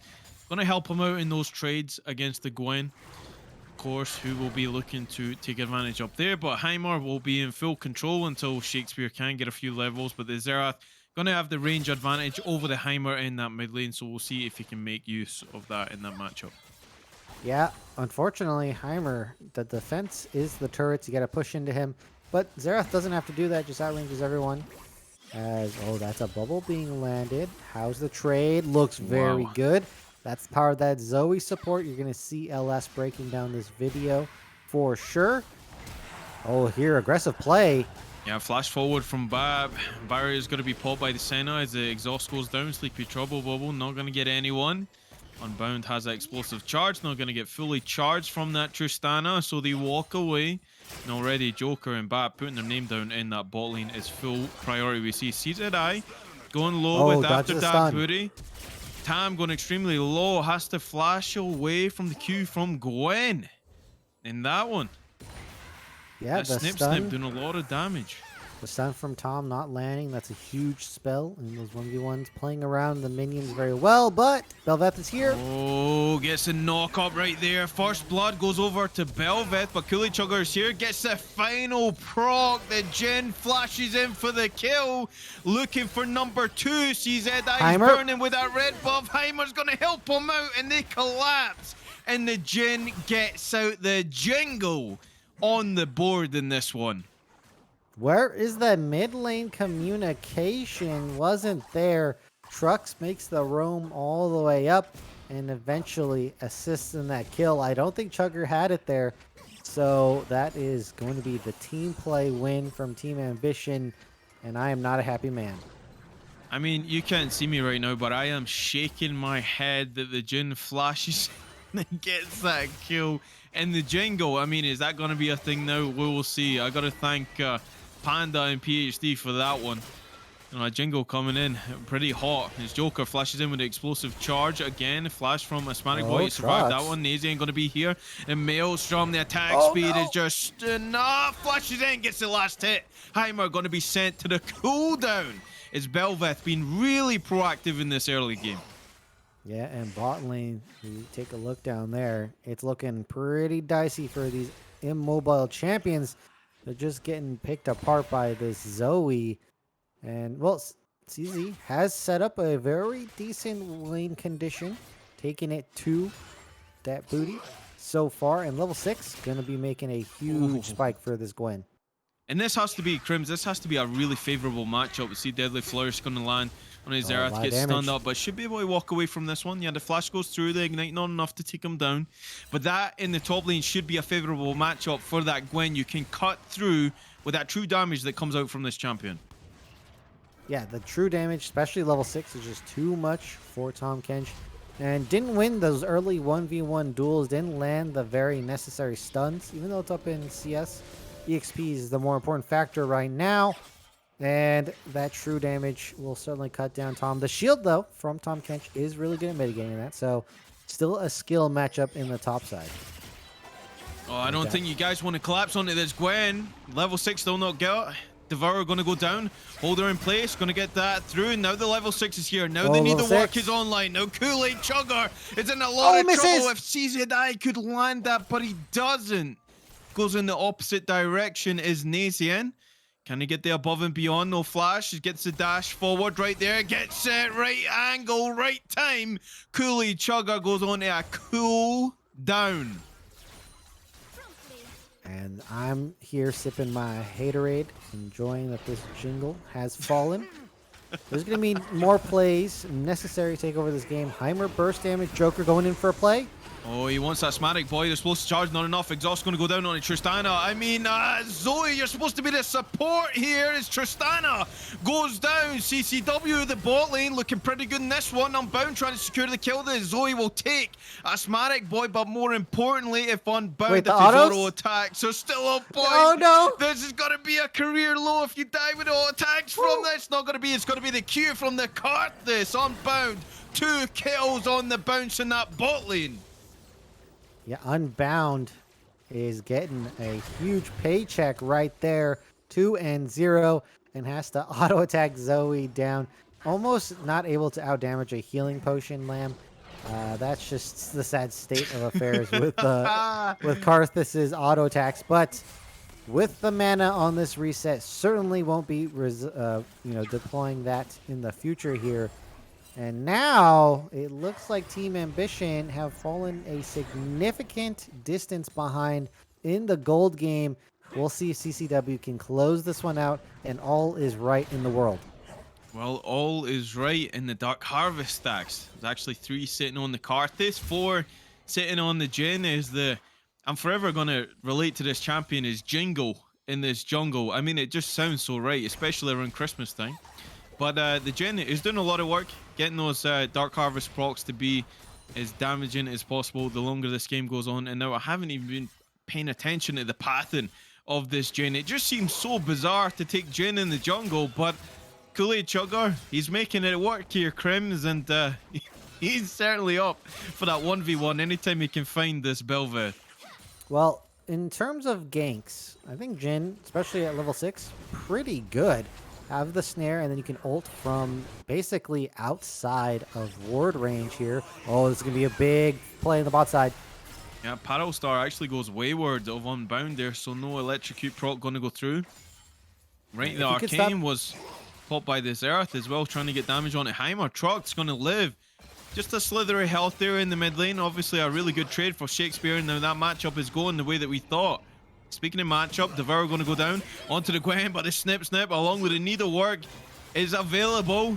Here comes the Jhin. The Deadly Flourish going to go down, but the secure the kill onto the time. I feel like we've seen this before, but Nazian going to get it above and beyond that one. Oh, Jhin gets the kill back onto the Gwen. Kool-Aid Chugger trading over, but ultimately it's a 2-for-1 in favor of CCW. Yeah, that 2v2 on the top side has happened multiple times, and it does not look winnable. Bel'Veth and the Gwen are just too strong, especially now. And that's going to be another objective. Bel'Veth does very good with the Rift Herald as well. So it looks like CCW making all the right decisions. And I took a little pit stop on the Senna stacks. It was 19 last time I checked, so it should be a little bit higher now. Definitely going to be making their way. Not the best time on the Senna, but certainly is not the worst. And you can see from the way this bot lane is going as that Sleepy Trouble bubble goes through, but there goes that Piercing Darkness from Senna to heal up the Karthus. You can see it's going a lot more favorable for CCW in this one, and Bap and Joker certainly don't have the pressure as the other two did, and I couldn't even tell you who they were in the first and the second game, but it looks like Jhin is here. Look for a collapse. Sleepy Trouble bubble onto the Karthus. He's for sure going to die here. Exhaust goes on to Joker. They pick off the first kill. Requiem going to go through. Level 6 on the Karthus. Will pick up the Tristana. Now Nazian is here. Kool-Aid Chugger going forward, but the barrier is going to come out from the Senna, and that's enough to debate the Jhin. They pick up another freebie in that bot side. Yeah, it's looking like every time Kool-Aid's going for a gank, Nazian's there and just catches him in a bad spot. Oh no, look at all these Rift minions as well as the Rift Herald. That is going to be turret destruction. That is a wrecking crew. And look at these plates falling off. And Nazian's going to reap all the rewards of that one. This first turret for sure going to go down here as Heimer takes an unfavorable trade against that Xerath. Of course, the range going to help the CCW mid laner out in that matchup. And Shelly will probably not get that second charge down. Should be killed here, but now they have full priority over this dragon. Yeah, they're going to take some time dealing with all the Bel'Veth minions as they are picking up this dragon. Looking clean from Nazian in this game. Doing excellently on the Bel'Veth. Oh, Truck's getting low. Oh, here comes the curtain call. There goes Shakespeare. And I mean, curtain call with Shakespeare. It doesn't get more ironic than that. Goodbye to the mid laner is Jhin. Again, third kill of the game. Gale Force already completed. Looking pretty comfortable in that jungle. Yes, easy getting low on the top side. Let's play a little safe. Nazian warding out.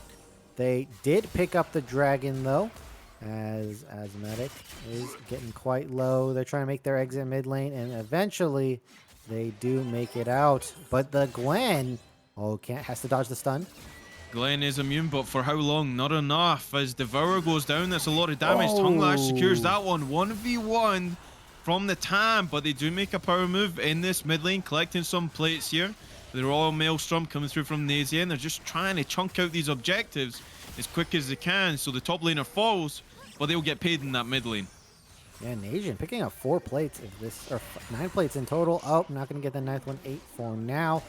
And that is a win for the Tahm Kench in the top side. Yeah, Rift Herald, not the Rift Herald, the Rift Maker will be the difference maker in the top side. So definitely waiting for that on the side of CZI. But overall, map state looking pretty good. Can't get caught by this Zoe, though. Oh, Sleepy Trouble Bubble lands on the Senna, and the Rockets will secure the death of Asthmatic Boy. A freebie again. being picked up in that mid lane. As we see after that booty, above and beyond, going to be sidestepped here. And now Tam does have a lot of damage of himself. Mastery going to be shown there, but how good is your Jukes here? Because after that booty has aid in the form of Jen as he Gale Force. That fourth shot straight into the face of Nazian. They pick up a freebie. Flash that Mastery again. I bet you won't. Oh no, CCW, don't do this to me, please. You gotta win this game. For all the sane analysts out there, everything is resting on your shoulders. Make sure the world is in the right place. You can't lose it. As top lane, it's looking like it's turning in the favor of Team Ambition yet again. Oh, Unbound has no mana here. Joker says, okay, I'll accept that invitation and send you back straight to his own fountain. Tristana making the plays, and Joker, second kill of the game. Man, Team Ambition always have these plays on lock. They're just looking for them 24/7, and if you show that one sign of weakness, they'll definitely pounce on it. Again, Bob getting Barrier a popped bubble. again. So much threat. And you can see that mental really drawing aspect on the asthmatic boy in this one. Every time that sleepy trouble bubble pops onto him, he's looking to get out of there as quick as he can. Requiem gonna go down as well. Right to the arcane. Okay, Trucks on a cooldown. They combo the ultimates. Flash gonna go through from Nazian. But will be able to get out of that one. CCW, they're not going quietly here, Crims. Yeah, they're trying to get control wrested back into their hands. They're gonna have to play the map though, and well, Team Ambition, they actually have been better on the map pretty much in every game, so CCW have to step up. All right, Ludin's going to be completed for the Zerath. We're starting to see these mythics come through. 15 minutes into the game. Gwen going to find herself devoured again by the time Kench Needlework comes out. Buried successfully. Great health going to regen onto the Tam Kench. She takes another form of that Needlework, and that's definitely on a knife's edge up there. And the Tam has the advantage in that CS. Yeah, Tom, so far out CSing the Gwen. Definitely mitigating that scale factor, has the Sunfire as well. That is a lot of tanky stats. And, well, with this Bel'Veth, though, they certainly can shred a frontlaner like this Tom Kench. So, in the team fight, I'm interested to see how well that Booty's going to do. Well, above and beyond goes missing from after that booty. Doesn't get rooted up by the Jin either. So, Nazian trying that sneaky wraparound on the alcove is foiled. And it looks like they're all making the rotations here. We can see fireworks in that top river right now. Vessel Voyage is going to be interrupted. They're going to drop straight onto the Tam Kench. Current call going to go down. That's a lot of damage still. Ultimate comes out from Asmari Boy. Not enough to keep the mid laner alive. Is Earth going to be first to fall? Is CZI going to go in with a snip, but not going to be enough. He's going to go down, and Nazi ain't getting the resets on the Royal Maelstrom. He gets a kill. Looks like he's going to go down to the jungle. As Asmari Boy is the only one left. If he gets rooted up, it will for sure be a kill. He sidesteps it, so he might be A-okay here as they look to potentially dive. The Senna. Heimer is found. Rockets just going wayward. Grenade still available. Doesn't get the stun. Gets the slow instead. The burn with the turret still burning. Asmanic Boy. He dies with the last tick of that Leandries. Heimer grabs that one. Yeah, it looks like they definitely are utilizing the Leandries on that Heimerdinger, as well as in that team fight, just doing tons of damage, surviving, stunning. Trucks doing pretty good. And man, that was a fight on two fronts, Lamb. They had the Jin on the top side, rain and hell upon them, showering them with bullets, and then the Heimer closing them in on the bot side. They just were too spread out, and Nasian and CZI can't kill them all. Nope, but it has to be said that CCW, they're still in a good spot in this game. They got that early dragon. Other dragon is up now. Is that mountain? Once they secure that, it will tell us which soul we're going to get in this game. It's after that booty. Positioning very aggressively in that lane, but again, it's another stack onto that Absolution passive of the Senna. Still looking to scale up here as Zerath going to eat that Sleepy Trouble bubble. And that's a support Zoe. Down to half health on the Zerath. Getting the picks with that one. All right, they're focusing on the front line. Royal Maelstrom, okay, above and beyond gonna whiff. Bubble's gonna whiff as well. They're looking to re-engage this potentially. Playing it slow. Deadly Flourish gonna whiff as well. A lot of mistakes here, but they're gonna slow up the Shakespeare. He's gonna be the first to fall. Zerth gonna go down. First kill over to the Django. Requiem gonna go down as well, but they delete the Senna with the curtain call. Whoa! That one lands as well. That's a triple onto Kool-Aid Chugger. As Nazen goes in for the reset, you might went too far. Quadra kill onto Jin. Deadly Flourish just gonna whiff right there as Unbound denies the potential Penta. We will see if he can secure that. Unbound is still in range here. Vessel Boy is going to go down. If he can get the slow, they can get the damage. Sleepy Trouble. Oh, they got it. Jin is there with a foot jaw. And he is out. It's Kool-Aid Chugger. Secures the unofficial Penta, but Unbound gets the shutdown of 1,000 gold onto the Jin. All right, well, if she doesn't say Penta, it's not a Penta, though, so you're going to have to... That's it. That's how the world. That's how it works. Oh my God, bye, Zoe. Yeah, Bop getting bopped right there by the Zath. Couldn't dodge. And I have to say, the vision control from the side of Team Ambition is making it impossible to dodge these Zoe bubbles, plus the Jin, plus the Heimer, plus the Tristana pick. This is just too much to handle, and there is no mobility for the side of CCW. None of these champions, minus Gwen or Belveth, can even think about escaping from these scenarios here. Fortunate for them, they chase for the Penta, and Dragon is still available. So it looks like CCW will get that as a little severance package from that fight. But they cannot even try and coin flip this. Believe this, Crims. 11 kills on the Jin jungle. What the hell is going on? And not only that, is on 3 items. They do pick up this Dragon. Good news for them on that part. And yeah, it's just that they don't have a tank from the side of CCW. If they had a Maokai or something, this game would be over. But it's so hard for either team to engage, and that means that the champions who are getting picked or the longer range wins the day. And well, at this moment, Team Ambition have the longer range. Oh, the rocket jump over from Tristana. She will secure the kill with the explosive charge. That's Matic Boy gonna go straight onto a cooldown again. The Jin, 12th kill of the game for Kool-Aid Chugger, who has looked like your series MVP with these performances across the board. Oh yeah, giving MVP for Team Ambition is an absolute nightmare, but Kool-Aid Chugger has done consistently well throughout each game on every different role. So definitely looking for him, despite this Jin jungle, to be picking that up. My God, where the hell did Unbound go? Well, he Unbound from this physical realm is now a Spectre, as his name aptly fits there. Damn, how much HP was that? A lot. Tons of damage. As Freak would say, Nazen going to go in 1v2 here.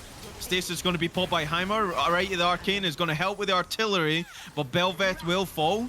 They will collect the kill regardless as they look to re-engage on the top side. Current call, there it is. CZI going to try and juke it out. Ultimate comes through from Senna to keep them alive, but Zoe will be the first to go on the side of Team Ambition. And they look to just disengage that as these skirmishes that are happening more and more frequently, and it's only benefiting the Team Ambition here.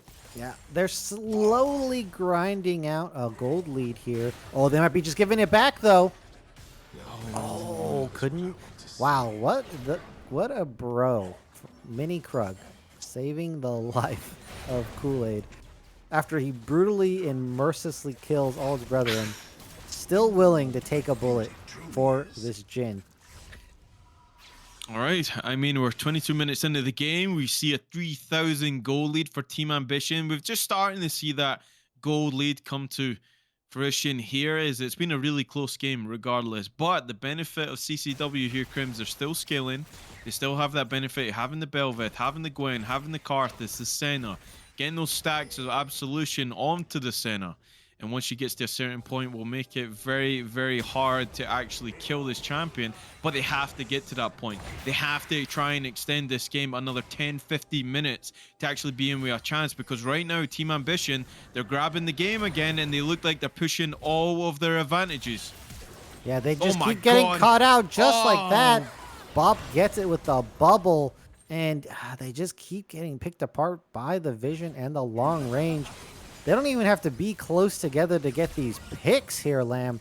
You see it? They're spread out, and they still are able to manage the kills. They can't get caught themselves. Right to the arcane. How good is it? He's still burning. Oh! One more will do it. Devoured to safety. Is Xerath just posing with that T-pose, baby? Not going to get anything from that one. So Yeah, Bart will Zoe. get out of there. But these sleepy trouble bubbles, Crims, they're proving really difficult for them to actually outplay. Yeah, they don't have the movement speed nor the vision, and that is a boon for Team Ambition. Bop doing extremely well on the Zoe support. All right, Okay, they're not letting us breathe here, as after that booty just doesn't care about the damage that potentially will come out from CCW. On the verge here, great health, always going to keep the Thomas Kensington safety, gets hit with absolutely everything. He's playing the banjo with his tongue, he doesn't care. Crims, he's having a good one. Yeah, definitely has hit the tank. This power spike right there. Look at all that HP on this catfish here. And, well, they can't stack the dragons in this game. Team Ambition, they did give away 2, so that can't be their quick route to victory. They could, of course, do that slowly over time. Meanwhile, they're just picking members apart at these turrets defenses. They're just getting sniped.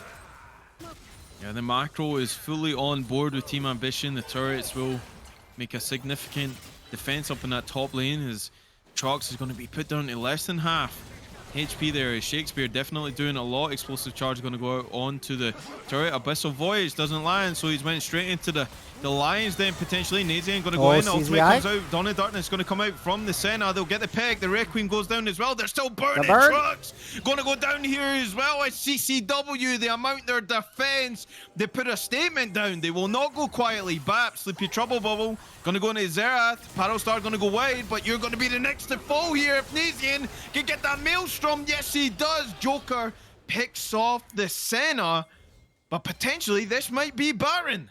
Yeah, they're going for it, and this is an opportunity you can't miss. This team really, really needs this Baron. Stall out the game, make it harder to take turrets on your own side. Plus, with this pick comp, it's going to make it easier for them to get the pressure and use that to their advantage instead. And, man, this could lead right into a dragon if it wasn't for Joker trying to take that away. And it's looking like the turnaround from CCW. That gold lead has been completely removed, Lamb. Wait, Joker's getting low. Oh, okay. Yeah, he just claims it and no more. So, first dragon of the game going to be secured for Team Ambition on the back of that heavy loss. Has to be said, that was a lot of gold that went over there. We were looking at a 3,000 gold lead. But like Krim said, we're evening up now. The CCW looking to wrong the rights. The last game of the game before, they're looking to send a statement that this is a series and they're here to play for a best of 5 because they have to win it consecutively now. There can be no more mistakes. All right, Unbound just completed Death Cap. And with this, Ender's Flame has enough damage to kill multiple swishing members. Jin, Heimer, the Tristana, the Zoe. These are all very vulnerable to Unbound right now. The amount of damage you can pump out is going to be insane. If Trouble Bubble lands again onto Asthmatic Boy. They get the knock up 3 man. Abyssal Voyage. Current call comes out. Asthmatic Boy going low, but they are deleting the Tam Kench. The Belfast just reach through that catfish. And what's next on the menu? Joker going to go in with the explosive charge. That might be enough to take it out, but the Tristana's going to fall for that commitment. Nazian above and beyond. The voice charge straight on Royal Maelstrom. The infinite attack speed is online, ladies and gentlemen, as Nazian is looking to put a stop to the onslaught of Team Ambition. They come out on top after that team fight, 3 for 1. All right, Shakespeare on the Xerath was able to stop the Jin ultimate with the artillery. So both these champions with the long range, Xerath wins out right there and is able to stop Jin's tracks. Bop, what are you doing? Bop, hello. Exhaust going to go down. Nazian looking at pad the stats again. Flash comes out. No, they will let the Zoe go. Yeah, they don't have enough chase down, especially after Nazian has the 2 dashes. Needs time to recover. But this game still on a knife's edge, and this Baron's going to run out soon, so it's going to be a slugfest for whoever gets this next dragon. And it's becoming a very, very interesting skill matchup here, Lamb. Both teams need to hit their CCs to win the game. It's all about hitting the skill shots. Hey, Krems, I want to point out there's about 1,000 gold lead for our friends over at CCW, working hard for the casters in this one, because they say, you know what, guys, you're completely right about the drafting phase. We have to give you at least some obvious picks so you know where people are going. So they are definitely representing everybody, I'm sure, because everybody wants this to go to a Game 5. And I mean, we are certainly getting up there. The fight back, the potential, everything is there. The Belveth paying off huge. 3 items now on this jungler, and Nazian is really pulling out all the stops to try and delay this game. They're looking for another pick. Void Surge over the wall. Cooley Chugga goes forward with the Gale Force. Not enough to kill Unbound though. But Nazian will donate the kill over to Unbound. Sleepy Trouble Bubble onto the Belveth. There's enough to disengage right to the Arcane. He hits one. The other two go astray. The other third goes astray. And Bap again will walk out with his life. Yeah, Unbound decides not to commit the ultimate there. So they're not going to go for the kill. Save it for another rainy day. Nation, the turret-taking king. Look at this damage. Absolutely crushing that HP bar. Look at that turret-taking king in the form of Heimerdinger. Drops the upgraded turret to try and get that one down. Oh my god. The damage now from the Xerath is definitely online. He's looking to complete his Rabadons, and we'll see how far away he is. He's about 500 gold from completing that, and once he does, Krems, he's going to start hurting. Oh, the stasis has to be pulled by the Heimer to stay alive in that top lane. All right, that might not be available for this upcoming dragon here. I'm just waiting for Unbound. This ultimate that can be unleashed upon the members of Team Ambition is very lethal. Just imagine dying without even seeing your opponents. The Xerath artillery plus the Karthus ult coming down upon you. That's certainly enough damage to kill these members. And that's just 2 champion ultimates. So, strap in, Krems. I mean, this is a third game that is going to potentially take us all the way. We will see what Clappin Cheeks Weekly has to say about the way that the series has gone by. He's survived twice. He might not survive for a third time. Lucky he gets absolutely destroyed in that jungle pushing vision where he has no right to. And now Bop getting punished for the over-aggression in the Vision War. As Manic runs into a Heimer, takes a lot of damage. Once this team fight starts, there's going to be a whole lot of burst fire coming down. Who's going to hit their skill shots? Who's going to pick up the win? This is so point for CCW. This is big. This is where you say we're making the stand. We're not going to let you guys 3-0 us. This is our game to lose because they've looked so good in this third game of the series. We will see who wants to start it up here. Aggro already taken from the Karthus.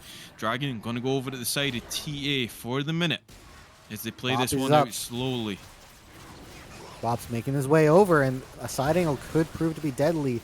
Shakespeare hitting a lot of important damage. This dragon's melting. Jungler's not here though. Okay, it's going to be stolen by the time Ken's ultimate goes down from the Senna. That's going to be paired with the Requiem, and that's going to be right at Arcane. Nazian's going to fall, but the Gen will fall as well. They trade over jungler for jungler. They're looking to push this one on.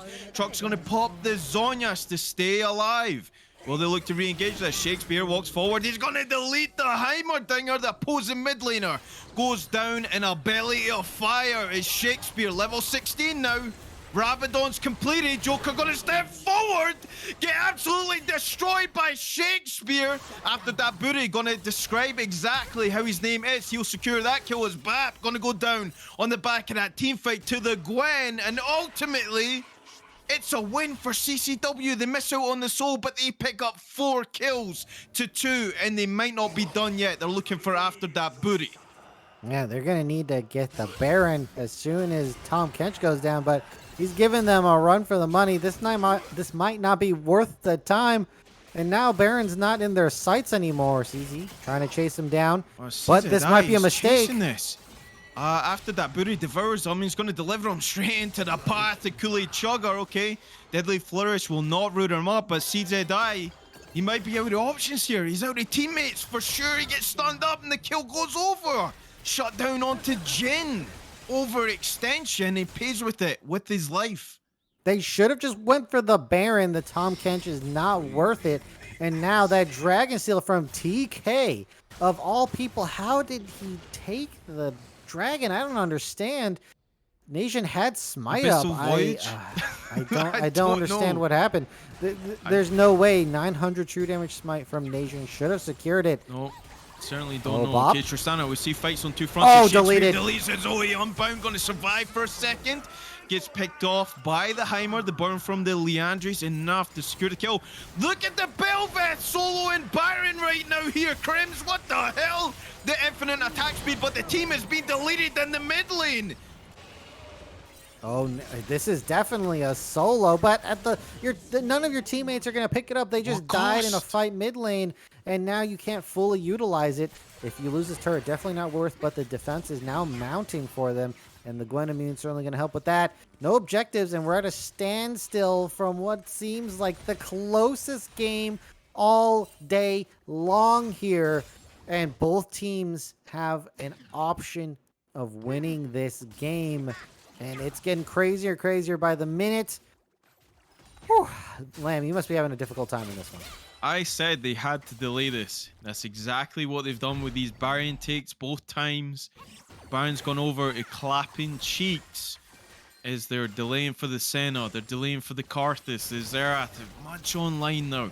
The Belveth doing a lot of work. I mean, the Belveth soloed the Baron the second time. Yeah, completely. That's how much solo. work that Nazian is doing in this one. But did leave the rest of the team to their own demise, and 85 stacks onto the Senna now. So getting up there with the stacks here, Crims, and pretty shortly she's going to be a force to be reckoned with. Very short of 16 as it stands.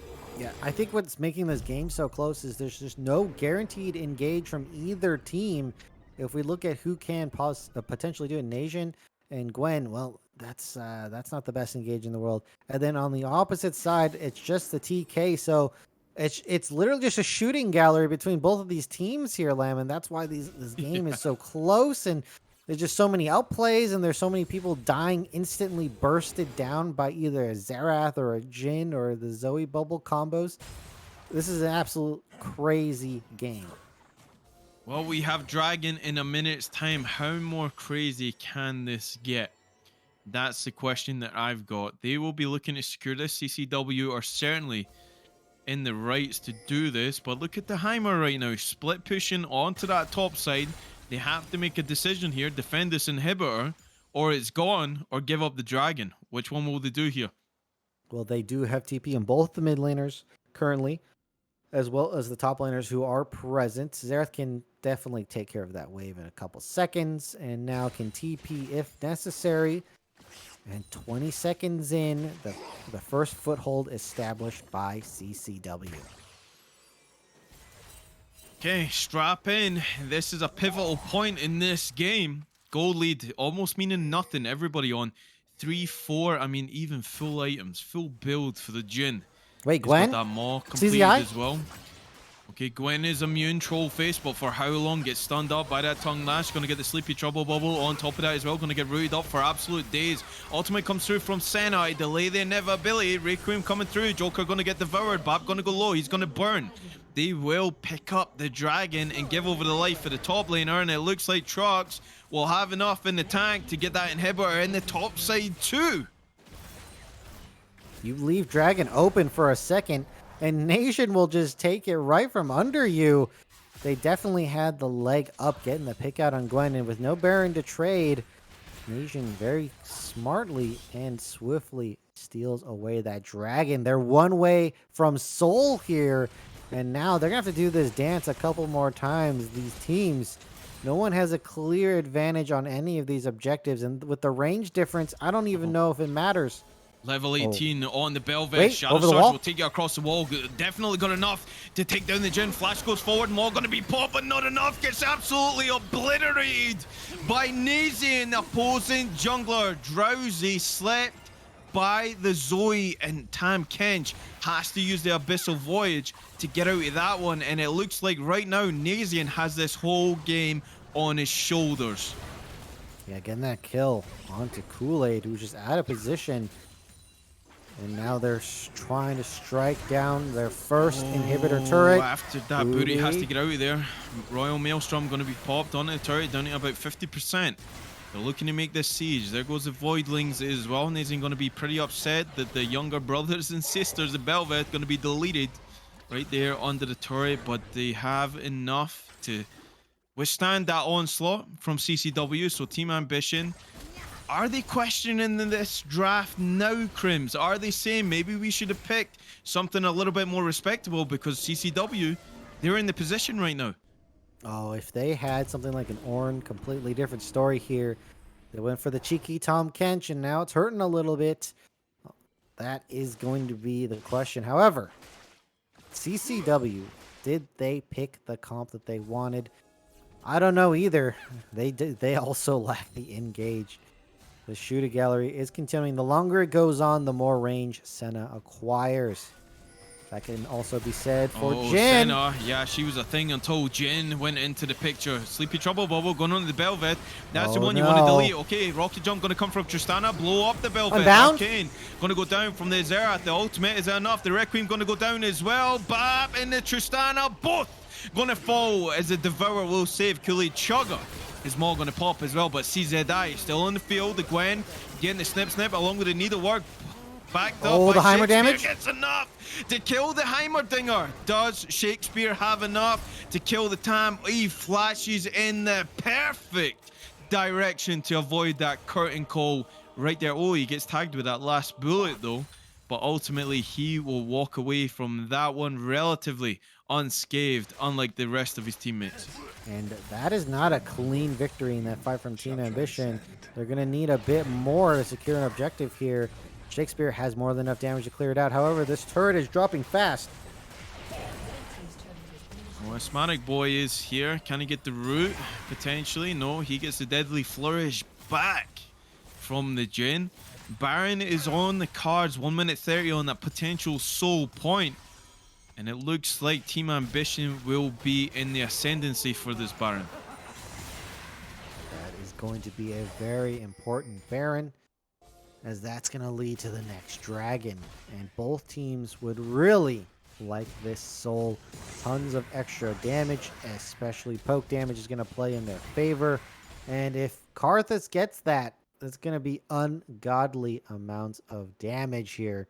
A bait being set up. Nation might just be falling for this trap. The scuttle is looking too good to be true. Oh god, Sushi, Crabman. I mean, he's going to be taking good patience actually from Nazian to realize that you have zero priority over this Baron. It does not spell the end of the game for them. It's going though. so fast. Yeah, they absolutely shred that Baron. Is right, the Arcane going to come in and tag up the rest of the team. There's not enough damage to actually kill there from the Zerath, but that is on a pretty short cooldown. Oh, the ult? Requiem, Trux has to burn the Zonyas. Oh, look at that damage. The threat of dying is just too much from the Karthus as that goes on a cooldown. Yeah, that is the big Karthus ult. Oh, that was almost a death for Kool-Aid right there. And with just, I mean, as I was talking about, the artillery and the Karthus ult, look, they didn't even fight. They didn't see them, and look, they're all retreating back to base. Is this enough time for the dragon? It looks like it might be very, very close. 1 second, it's up. Dragon's going down. And it's not being stolen away. I don't know where Lamb is went, but this is a huge play. Nation gets the shutdown on the Joker. They're going to pick up the kill right away, and we have the damage falling right on Tom Kench. Can Nation survive using the ultimate? For that, Crims, I was muted. What the hell is happening in my microphone? Okay, CZI going to mount the defense against the Heimer as he drops the turret. Trux looking to take down the Nexus turret number 1. He does. Needlework doing a lot of damage. He's still burning. Asthmatic Boy made the call to go back, and the call has been accepted as Bel'Veth will pick up 2. And on the back of that, they foil the attempt to knock down that second Nexus turret. And that is an ace, and the soul. This should be the victory lap for CCW, but they have to make that lap here, Lamb. I don't know if they have enough time to close out the game. There's too many turrets and inhibs in the way. They're going to have to make another fight somewhere else, but with that soul, that is a huge advantage that they've secured. And Lamb, wow, you left us right at the most important time. Not cool. It wasn't. I don't know what I don't know what happened. I was saying the things, but the things weren't being transpired. So I mean that's what counts. But I know my boy got me with the play-by-play. He's a god in himself. But look, they get the soul. That's the huge thing in this one. Now they have to try and close this out. They get the teleport from the Heimer. There's no threat of that back door. They know the teleport is down on the Tam Kench as well. They're doing the smart thing and pushing down this top lane. All right, Lamb, can you take a guess as to what is Nation's attack speed at the moment? No guess here, Lamb? Well, it is 130%. All right, well, Just off it's the a top of my cool, yeah, that's just the top of your head. Didn't look up anything at all. It's just a cool 5.7 attacks per second here on this Belveth. Absolutely work. can slay. And, the Senna stacks are obviously stacking up as well, 128. Should be more, but that is certainly enough to be a factor in this game. And the damage from Unbound coming through is going to be absolutely insane. Team Ambition, everything is stacking against them. And they have to pull out a mega play to win this one. Artillery coming down. Certainly do. Sleepy Trouble Bubble gonna land onto the Belvet. Oh, Deadly Flourish actually lands onto the center. Trades back. Truck's gonna go stasis to avoid the damage coming through. Nades ain't going through. Ultimate will land as well. Requiem gonna go through. Trucks might be dead here because he used his Zonius already. Bap gonna fall in the back of that as the curtain call comes out to try and blow up Xmatic. Oh, yes, Kool-Aid. it does. CZI, they are 4 strong, but that top is also pushing in right now. They have to make the decision. End the game or defend the base. What are they going to do? There is no TP angle from the side of Team Ambition. They have to reset and form a defense. There's no other angle, but there's so much damage and poke coming out. They can't do it. 25 on the Zoe, 30 on the Heimerdinger. Is this it? RCCW going to take their same. Nexus turret number 1 going to go down after that. Going to eat up the Gwen. Devour going to deliver them in the form of the turret. They have no wave here, but their Nexus turret is being shredded on the back of that fight. They have to get out of there, otherwise they end the game. RTP is going to be used to stop the death of the base. Very well played from Shakespeare. Unfortunately, they couldn't go for the win. This game extended at least to this Baron here. And that might just be the sign. Unbound! Unbound's just going to be deleted by Joker. The Karthus makes a mistake and gets picked off in the process. That's a 1-minute death timer, Crims. Yeah, that is going to be huge. It's going to be up just for the ultimate on Baron. And honestly, Lamb, that's enough. I think Unbound just is an ult bot and will be certainly useful enough at the team fight, even from far range. And look at this. Oprah just handing out full builds to everyone in this game. There's so many members who are at max damage. Yep, Gwen is unfortunately not one of them, but voice staff completed along with everything else and really looking malnourished in this game. But it can't be said the same for Belveth. Fully itemized and ready to commit. The GA is in the inventory as well. This one is right there for the taking. The gold lead means nothing. 46 minutes into this game, Crims. Yeah, this gold lead, who cares? Everyone has the gold that they need. And now it's going to be who can take this Baron or who can take the fight clean. Bop is out there aggressively, setting up vision and defending their own. And that might just be what they need from the side of Team Ambition to secure the win. Unbound, popping the ult. Certainly defense is coming out now. Oh my Joker, God, half HP. The damage is unbelievable. From Unbound, this Karthus with the Requiem alone sending multiple members down to about half health. But we have the Elder spawning about 25 seconds here, and it's worth noting as well that Karthus right now sitting on 24 stacks of that Dark Harvest rune. And you will see that ultimate up in about 130. Yeah, that ultimate is a key. It dissuades the Baron entirely, and they have the setup on the Dragon. It's not the best, but they do have this choke locked down. If someone walks through, they could get bursted. Strap in, Sleepy Trouble Bubble. Gwen is immune. Troll face ain't gonna catch me with that one. CZI says. Gonna get away from now. Okay, 15,000. Onto the Elder Drake. Trucks, No ultimate snared. from Karthus here, but the range is certainly there from Senna. You can't even get close to this champion. It's being melted. 3,000. They'll submit with the smite. Belveth gets it. Nazian gets the transform. Gonna go to Cooley. Chugger trying for the spawn, but he's not gonna get it. They'll collapse on the rest of the team. They have everything in order to end this game, courtesy of Nazian. Blast Cone enough to get after that booty out of trouble. They're marching it down mid lane with the Elder Drake here, Crims. They're looking to end it. Yeah, 3 members versus 5 with an Elder. I can't see any way Team Ambition skill check out of this one. Bop doing his best. It's One just a shot distraction, kill. but she's going to be killed after that booty Nexus turret falls. And CCW, they're sending us further in this series as they claim game 3, 2-1, and we're going to game 4. Reverse sweep on the table, Lamb. I know that it's something crazy to think about, but CCW, after extremely long game, right the injustices of that world, the draft god's wrath falls upon Team Ambition as they lose that game. And let's be honest, they deserved it. Absolutely. They picked the Belveth and they won the game. Okay, I like it.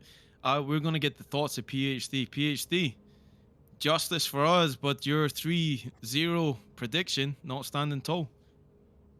That's true. And you know what? I'm not even upset about it. I was wrong, but my goodness, we're going to game 4. That game was insane. 48 minutes of honestly just absolute chaos. The comps were okay. We're not even going to talk about the comps. The comps were what they were. CCW looked so good late game. Those Karthus ults absolutely slamming. I know we talked Yeah. like one thing I want to touch on too. Tristana had no magic resist at the end of that game. She opted for the Guardian Angel instead of the Maw.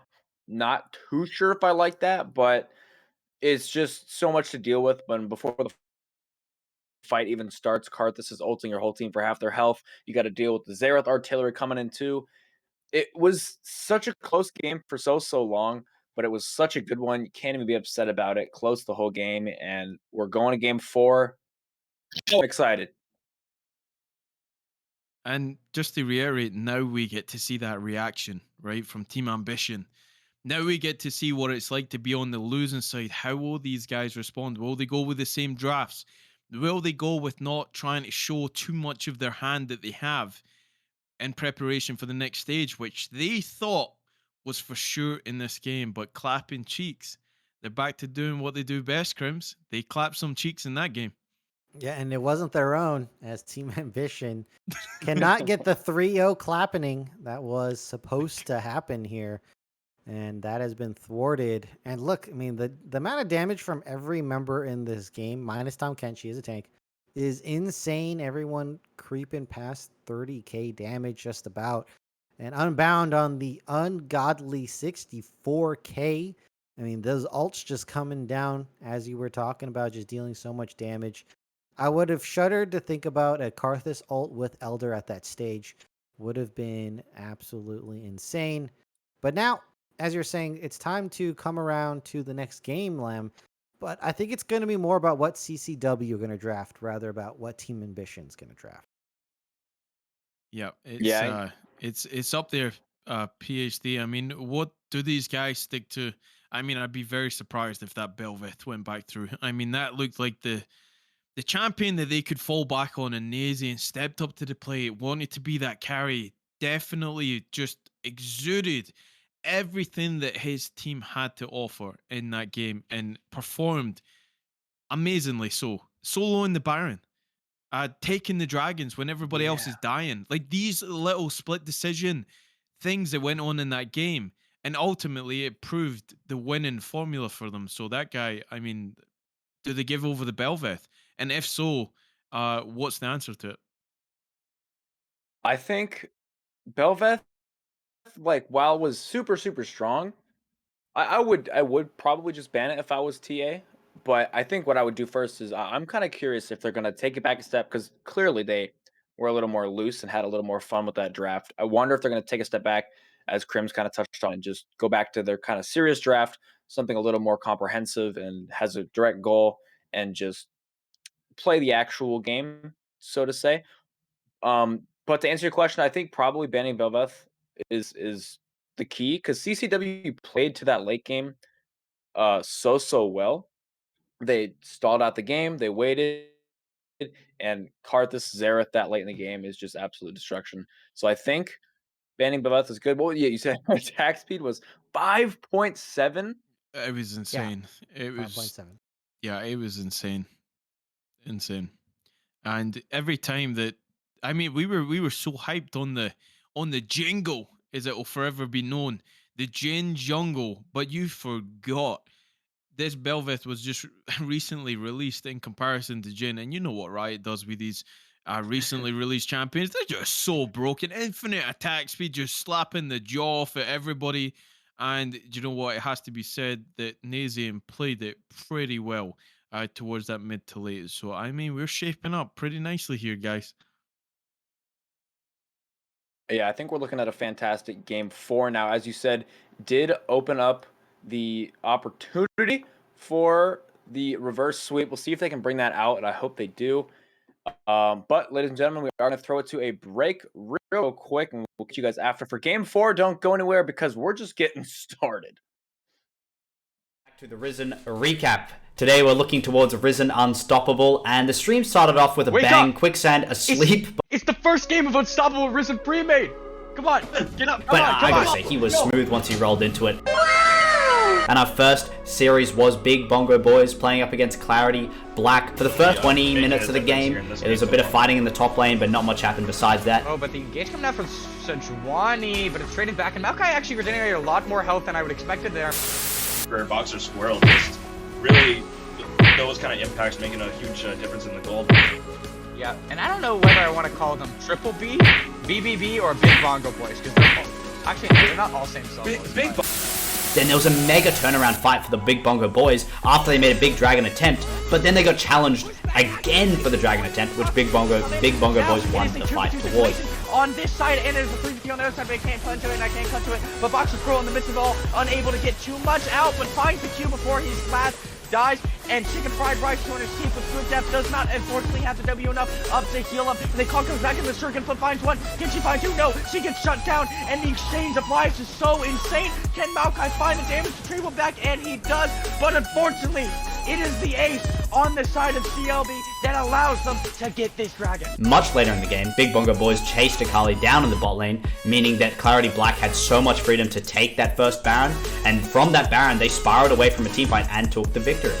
The higher ranked Clarity Black, and honestly, still find performing Akali. extremely well. Oh, and she can't get out, simply tries to ulti over the wall, but that's crucial. 4 members sent down. This is the freest Baron I've seen, and it's incredibly hard to siege anything. As we're talking about that, the dragon does in fact fall. This will be a very important fight. Dragon Soul on the line. Let's see. This is so easy, and the onslaught of shadows into all of the members. We talk about Wombo on one side, we talk about Wombo on the other side, but the whole time is not correctly pinned on enough members to make it worth it and to make it so they can make this comeback. And unfortunately, at the end, Mic off. Ladies and gentlemen, we are back here coming into game 4 with CCW versus TA. We saw CCW take game 3 last time, making it 2-1 in the series in favor of Team Ambition. We'll see if Team Ambition can clean this one up, or CCW is taking it all the way to game 5. Last game was an absolute doozy. We just talked about it a little bit, but now we're heading into this next game. I think we're maybe I would assume we're going to head back to a little bit more of a normal draft. We'll see if TA takes that approach, or if they're confident enough to just draft one of these a little goofier comps again. And I think it's just going to be up to the direction of TA, how they're feeling, or if they want to get this series over with. What do you guys think? Oh, you're pretty confident that TA are just gonna win? Is that what we're getting here, PhD? Perhaps, plain and simple. I think they have it in them. Points are, baby. Is that what we're trying to cash in? Dude, Lamb is a betting man, always talking about channel points. Oh yeah, always betting. I bet he bets on traditional sports as well. Just always asking his friends what team he's betting on. As I'm a train wrecks enthusiast. oh, What there can I we say? go. There It's you go. you know, but I'm the only one that's down bad from that one. Yeah, how much down the hole are you? As I was going to ask next, but I don't want you to reveal how much money you've lost on stream. As we're talking about this next game here, Team Ambition, they're going to be rotating it up again, so not a consistent draft that they're going to have. CCW though, it's hard to pinpoint what they have as an advantage against Team Ambition. And I don't think last game's really going to show anything, is really something to glean from either. Yeah, it's something that they have to take into consideration now, right? The jokes are over. They were stomping, but now they're not. And now you need to bounce back from that. And how do you do that? How do you answer that, Belveth? How do you answer that reset of mentality that is on the side of I'm losing my voice here. Way too hype, man. But it is on the side of CCW, and they definitely look so much better as an organized unit. So now Team Ambition, it's time to show what you've got to bring to the table, right? Yeah, the time is now for Team Ambition. They can close. I shouldn't say close it out. They can show us what they've got here if they do so please. As you mentioned earlier, Lamb, they they're still holding their cards a little bit. We get the feeling, but we are going to see their at least some of their cards in this draft right here. So we'll send you guys underway. Hope it's a good draft, and we'll come back in a little bit and talk about it just a little bit more. All right. What do you want to see different, if anything, here, Crims? I mean, CCW, they've come in. What I can say is they've come into all three games tonight. And the draft that they've opted to go for is the one that they lock in. They don't do anything reactively. Like we said, the Victor would have synergized really well with the Jarvan. They stuck with their guns and went with the Vex. And that might have been a takeaway pick for all we know. But you're going to like this because the Seraphine is going to be first to be locked in, and it is on the side of CCW here. Yep, that is the kinds of picks I want to see. Something that can easily win you the game if you're at these team fights. Seraphim is super good in these situations. Kaisa set. They have the flex again from Team Ambition, but this Kaisa set duo bot lane certainly going to be very strong. And Asthmatic didn't have a good time against the set. So they might not want to be picking an engaged champion again in the bot side. Well, this might give us a clue or insight into who's been rotated where, because this is the first game that Team Ambition have fallen this season. The Aatrox's going to be locked in for Clapping Cheeks. Again, another really powerful pick. And like I was already saying, that this is the first game that these guys have lost. So they don't know what it's like to be on that losing side of things, albeit this is a series. So maybe the mentality is a little bit different if you go into it as per a best of one. But now it's a reaction. So the Kais are the set going to be in, and you're reckoning this is going to be the set going into the support because it had so much influence over that AD carry CCW in that game one. Oh, they're gonna go for the Wukong again. I see the power of the Seraphine Aatrox Wukong. That's a lot of disruption in CC in the front line. But Wukong's really lost a lot of priority. The Viego being banned is a good sign for them, though, so they don't have that option on Team Ambition. And I just don't think Wukong's a very strong pick, but Aatrox is a very good top laner with that Seraphine. That's a lot of combo. And the Karthus finding Prio. Looks like Team Ambition are going to give it a spin and say, hey, we can do it too. So we've seen exactly what the Karthus could do. Now, even though being 3 levels in your ultimate with full build will get you about a 1 minute 30 cooldown, it's enough in that mid to late to actually implement the map, as we've seen previously from Clapping Cheeks. But this is going to go over to the side of Team Ambition in this one. So they might be looking to just ruffle feathers a little bit. Picking the Karthus here, where do you put it though, Crims? Do you put it in the mid? Do you put it in the jungle? I mean, it can even go support, I guess, if you want to flex it around. But we're seeing a much more structured draft coming out from Team Ambition this time around, right? Yeah, this is seeming a little more normal. I think Karthus is going to be played into the Wukong. And that is a very acceptable pick into Aatrox Wukong. Yes, you're going to die in these fights, but you're going to be dishing out a bunch of damage before you die. You're going to be dishing out tons of damage after you die. And then your ult might be able to finish off some members and slow down the team so that you guys can pick up a kill. So that's going to be what Team Ambition, that's what I think Team Ambition will be using Karthus for here. Second round drafts, we have Vex and a Mumu, so that's more engaged tools. Surprised they banned the Amumu since Set did so well into it game number 1. And, well, of course, we don't know who's piloting it, so maybe it is not a support set. I was about to say it's surprising that they take away that Amumu for that purpose, but the Nautilus looks like There it's we going to go. be locked in for Team Ambition here. So it is a more structured draft here. We are going to see a traditional support, a traditional AD carry, AP carry, and Kaiser. And you can better believe that the set will go to the top. The Karthus will reside in the jungle, and they are leaving that last pick for the counter matchup in that mid lane. So, with that being said, Crims, Team Ambition have had to think about it, go back to that drawing board and say, hey, wait a minute, guys. This series, it ain't over yet. Zillion, Morgana, oh, who's it going to be? Makai? They I could they would could have be liked surfing mid. I would have liked a Caitlyn Morgana insta lock. That will ruin Kaisa Nautilus's day. Easy, but they're gonna go with the lovers duo. Not as big as a counter, but definitely scales in the lane better. But I think Morgana just has so much effectiveness. Okay, that's not a Tryndamere. That's not a Tryndamere It pick. is a Cr- Tryndamere. Mm, Crims, it uh, Tryndamere mid or Tryndamere jungle. Like again, we can't foresee what's going to come out with this team here. I mean, Tryndamere top lane, I guess. It's not a winning matchup into Aatrox, but once you get started winning, well, then it's hard to stop the Tryndamere. That is probably where they send it. Well, no, I don't know. Yeah, I we think Tryndamere just jungle is so terrible. I would not want to see it in the jungle, but that just might be the case. Team Ambition. I don't think we're gonna get along, me and Team Ambition, man. definitely not a fan yet. No, Mm, I can tell you who is a fan though, and we're going to get him right back in for his thoughts before we go into this game. Is PhD definitely recognizes that Team Ambition have that. I guess it's like the X factor going into games where they can pretty much do whatever they want. And right now with this draft, PhD, they might be looking to recollect and try and push that 1-4 that they did with the Trundle in the form of the Tryndamere. I think they could most certainly be going with that. It's got to be. I'm trying to work this out in my head. It's got to be Nautilus support.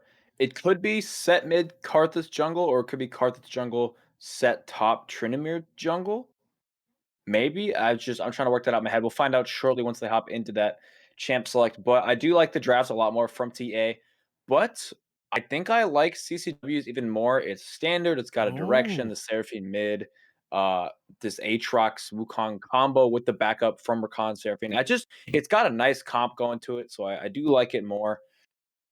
But man, we've seen TA just put down the hammer with that top lane. I do, like in my heart, it's got to be that Tryndamere top, just as you said, in that same style as Trundle, where they just put all their eggs in the top laner basket and just see how much damage this top laner can do. Granted, it's probably not the same player, which I suppose could definitely be a factor in that. But yeah, I'll actually throw my favorite draft over to CCW. How about you, Lamb? I mean, we're just kind of looking at it here now. Do you know what, Crims? I'm not going to spoil it for anybody who's going where here. We're going to keep the people waiting. We're going to give them Ooh. what they want, though, and that's an assessment on what we think about these matchups, as PhD's already touched on. And I can tell you now that I agree with PhD. I like the CCW draft a lot more here.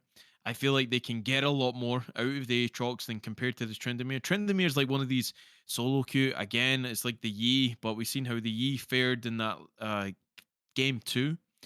And the Tryndamere really likes to go for that 1v1, be on an island, not give up over too much. But if he does give up anything over to the Aatrox, Aatrox can certainly have the number of that opposing top laner if it is the Tryndamere going top.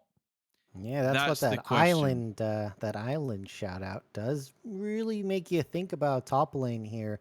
But let's just think about the side lanes. The 1-3-1 from Team Ambition is probably what they're aiming for here. The set on one side, the Tryndamere on the other. And that is going to be their way to victory here. Then they're going to have to try to do their best to split up CCW. And let's be honest, in games 1 and 2, Team Ambition certainly prevented the 5v5s and the angles from CCW appearing. And well, for the side of CCW, they're going to have to try to do the opposite of that, make sure that they get control and set up, pull members towards them, and get those glorious 5v5s activating. And that's going to really put Tryndamere in a bad spot, as well as preventing the win condition of Team Ambition. Yeah, I think you pretty much hit the nail on the head with that one. Tryndamere is a big, big deal this game. If he's weak, if he doesn't come out on top side, it's not doomed per se, but I think it's going to be a lot harder. It puts a lot more pressure on that Kai'Sa to perform.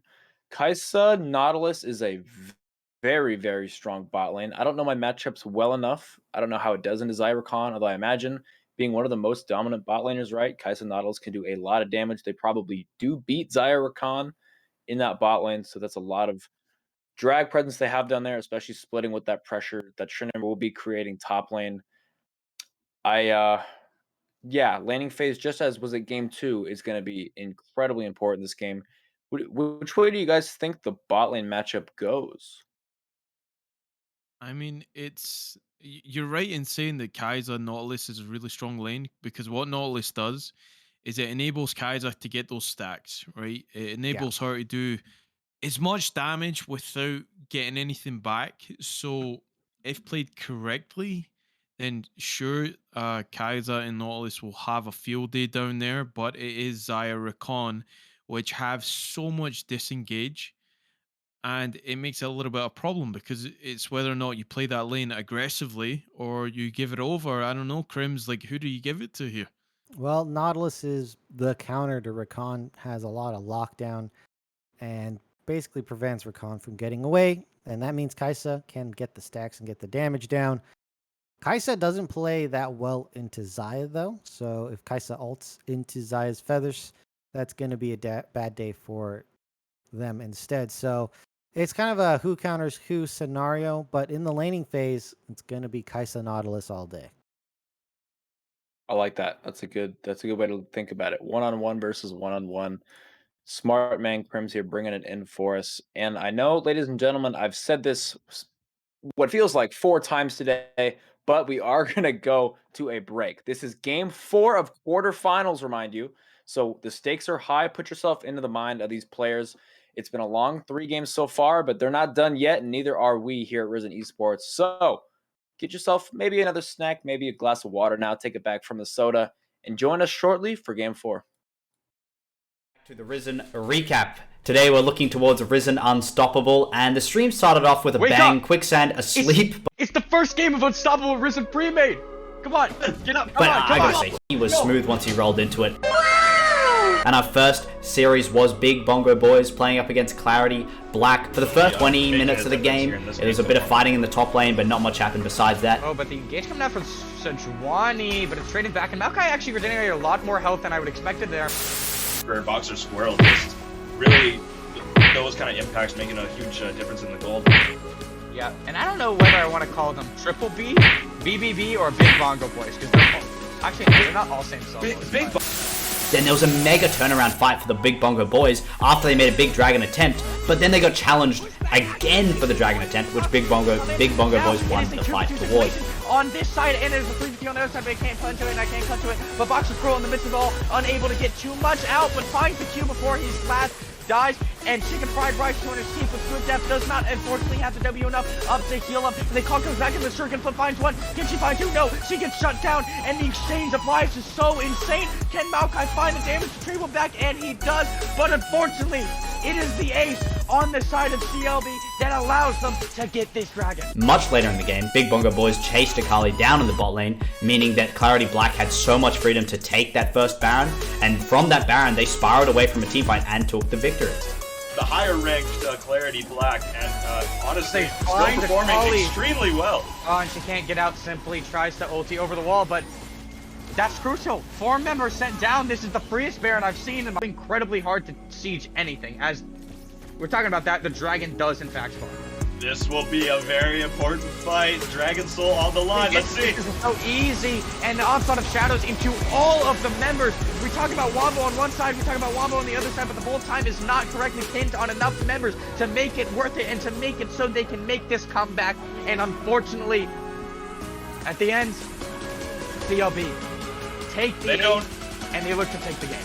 And then as we rolled into game 2, Maokai was picked again. Welcome to the League of Legends Champion Spotlight, featuring Maokai, the Twisted Treant. Maokai is a support tank hybrid. That's why he's the GOAT! The GOAT! Bold move. Overall, Normally Darius is only reserved for those counter picks, and it looks like they're just going to respond with Maokai. And the team was entirely green, so they kind of had the aesthetic advantage for the Big Bongo boys. For the first 22 minutes, I kind of got distracted watching the LCS. 100 Thieves did win, to a big surprise of all the casters. And then we moved back into the game, where Baron and Soulpoint were both hit here by CLB. Towards this dragon, we do have good death running up from base. Let's see if we can get here in time. And this dragon is down to 9k HP. They opt to pull it out, so the potential steal is has a lot less potential to happen. The Maokai ulti for the engage. They want to make this happen. The Wombo combo, but the bullet time is just barely out of range, but it's not going to matter in the end. The Deathball comes too strong, but this Twitch is free firing in the backline. Good Death trying to stall time for his AD carry, but in a 1v4, when you're already routed and they're already on top of you, they make it look easy. With CLB taking a massive victory in the second game and this series. It seemed like the casters had gone to Hogwarts, because every single time they were casting and made predictions, they just put a caster curse down on poor Big Bongo boys. The series is taken by Clarity Black. And that was Risen Unstoppable for the night. Hey everybody, and welcome back to the Risen recap. Today we're looking towards Risen Unstoppable, and the stream started off with a bang, Quicksand asleep. It's the first game of Unstoppable Risen Premade. Come on, get up. But I gotta say, he was smooth once he rolled into it. Mic off. Game 4 of your quarterfinals between Team Ambition and Clappin Cheeks Weekly, and look at this, Crims. It is not resembling anything that we've seen before in this series. Everybody taking a defensive stance going into Game 4 here. Yeah, Team Ambition taking a new look here. Not going to invade bot side for a 4th time in a row. Maybe serious mode's been turned on here, Lamb. Did they flip the switch?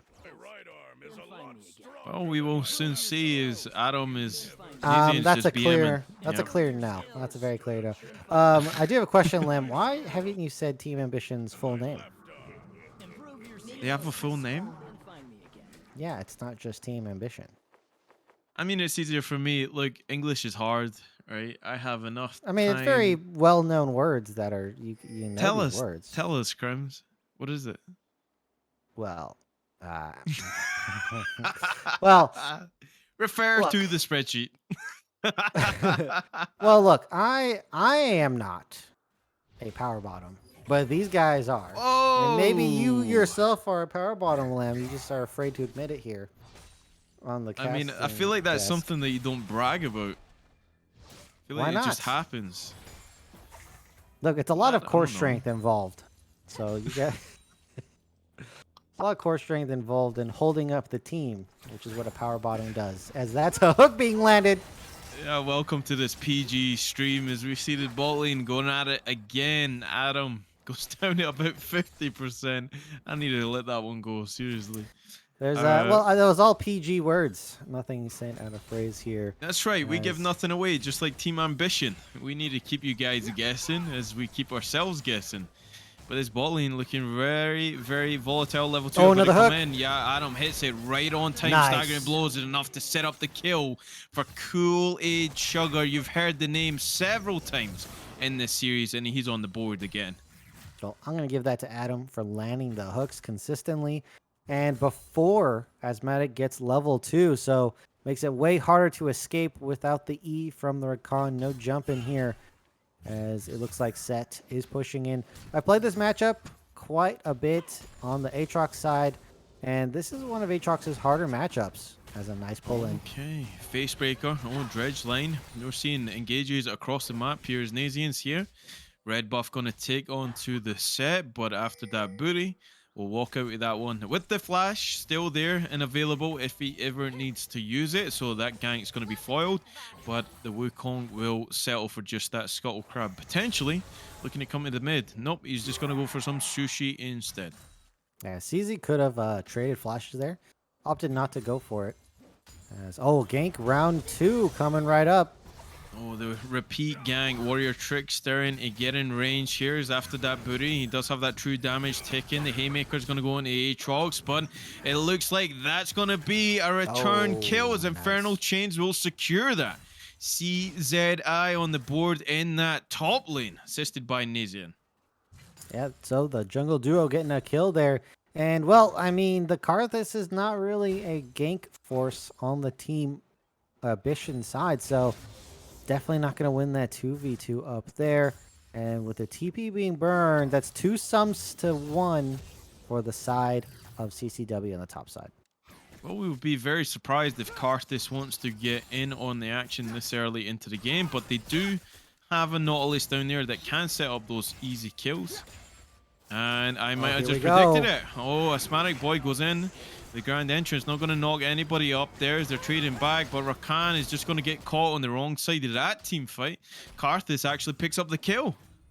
Yeah, and that is unfortunate timing from Asthmatic, as W's in at exactly the wrong time to double in. And CZ is trying to hold off the minions to TP in later. Looks like going for it right now, but the minions are under turret, so that is going to be a bit of a loss. Oh, of course, that booty going for the turret kill. Yeah, he's going to tank some turret shots. Haymaker was sidestepped by CZI. That's pretty clean. Darkened Blade, 1, 2. Will the third come through? Yes, it will, and flashes out in style as after that booty gets some cheeks clapped in that top lane. Had the flash up as well, so could have dodged, but doesn't get the outplay. Another W in. Doesn't hit anyone, though. Entrance goes in. Adam going to get exhausted. Exhaust going to be returned back. Straight onto the AD carry as they trade out summoners right there. His BAP, it must be very close to 6 here.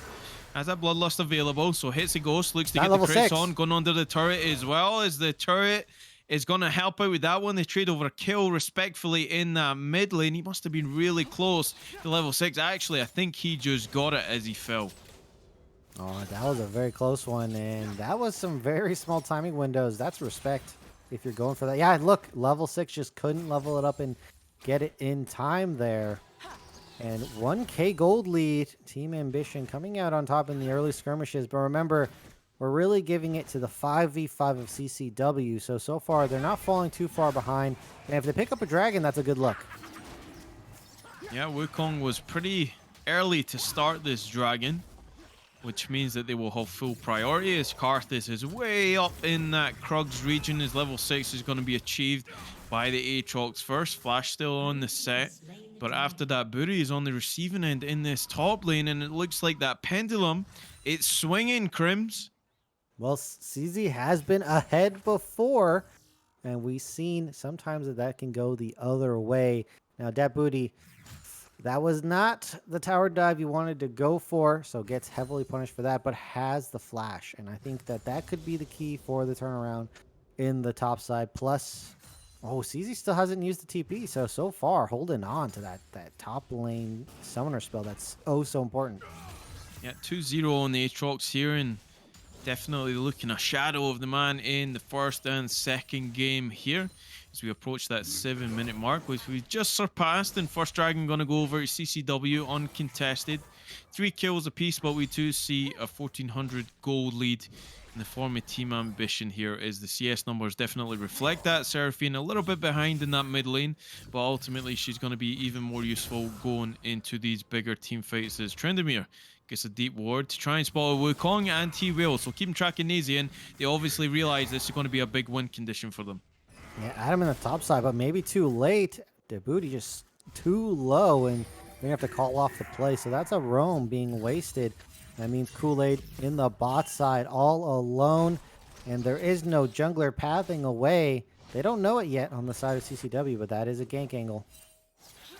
Really interesting, the opt to send the Nautilus all the way top there. He gets spotted out by that ping from the Aatrox, so they know exactly what they're trying to pull here, and he doesn't get anything for it. So that roam doesn't get rewarded, and it feels like you're giving over a lot in this bot lane, a lot of pressure. But Isaiah now has a window to try and even up those CS numbers, as Coolie Chugger definitely is ahead of the game between him and the opposing AD carry in this one. Is Unbound finds Coolie Chugger back down in that bot lane. This man, we've never kept him out of our mouths here, Crims. He's been on the board for pretty much all of these games and definitely looked like a highlight player, hey? Yeah, that is, I mean, the highlights all around for many members in this game. As, man, that CS difference, I wasn't paying attention, Lamb, but that is, something must have happened bot lane for that to occur. Well, they were can falling twice. I think sent Unbound back to that turret, got unfavorable backs off. See the item differential in the inventories of the Kaiser and the Xayah. 2 long swords compared Bob, to there's going to be a pickaxe. 3v3 fight topside here. Both And members. the noon quiver there, but yeah, they're on ward clearing duty. As after that booty gets a freebie there, he'll be able to push that in as Aatrox figures something is up. Dredgeline goes through on the Unbound, but again disengaged because Rakan and Xayah, they're pretty slippery down here in this bot lane, Crims. It's hard to actually secure the kill onto both of these guys. The lane's a little too pushed in for that as well. And Unbound not level 6, so there is an angle actually if they could go for it. Unfortunately for them, Adam not level 6 as well, so the timing just not there. That roam kind of double hurting here. Bop just out-sustaining Seraphine in the mid lane, and now dragging up in a minute. There's that Dredgeline again, equaled by the battle dance from the Rakan to try and protect Isaiah. Oh, As he goes in again, he gets knocked up there with the grand entrance. Okay, Featherstorm has to come out. He's still alive from Unbound. He's ticking with the Kool-Aid. ignite. Not enough to take them down, so they're trading pretty evenly. In this lull state, it continues here, Crims. This has got to be the longest time we've had without a death in this game. Oh, and the whole series, I have to agree. The whole series, yeah. Kool-Aid could have gotten a kill though, Lamb. A bit of a misclick on the Kaisa, and also maybe not enough range. Couldn't get that last auto onto Xayah. Flashes up for both AD carries, and no one has to burn it for now. 50 minutes. There's gonna be a dragon right for the taking, and Dark Wen still coming back in this game here. Might have the angle to take the second dragon. And like you already said, they definitely have prio in that bot lane, so they will look to probably try and collapse onto that second dragon, which we will learn what the soul is going to be, of course, after that second one. But speaking of objectives, Wukong realizes that they won't be in the vicinity for that Drake, so they opt to take Shelly instead. Good rotations coming out from Rakan.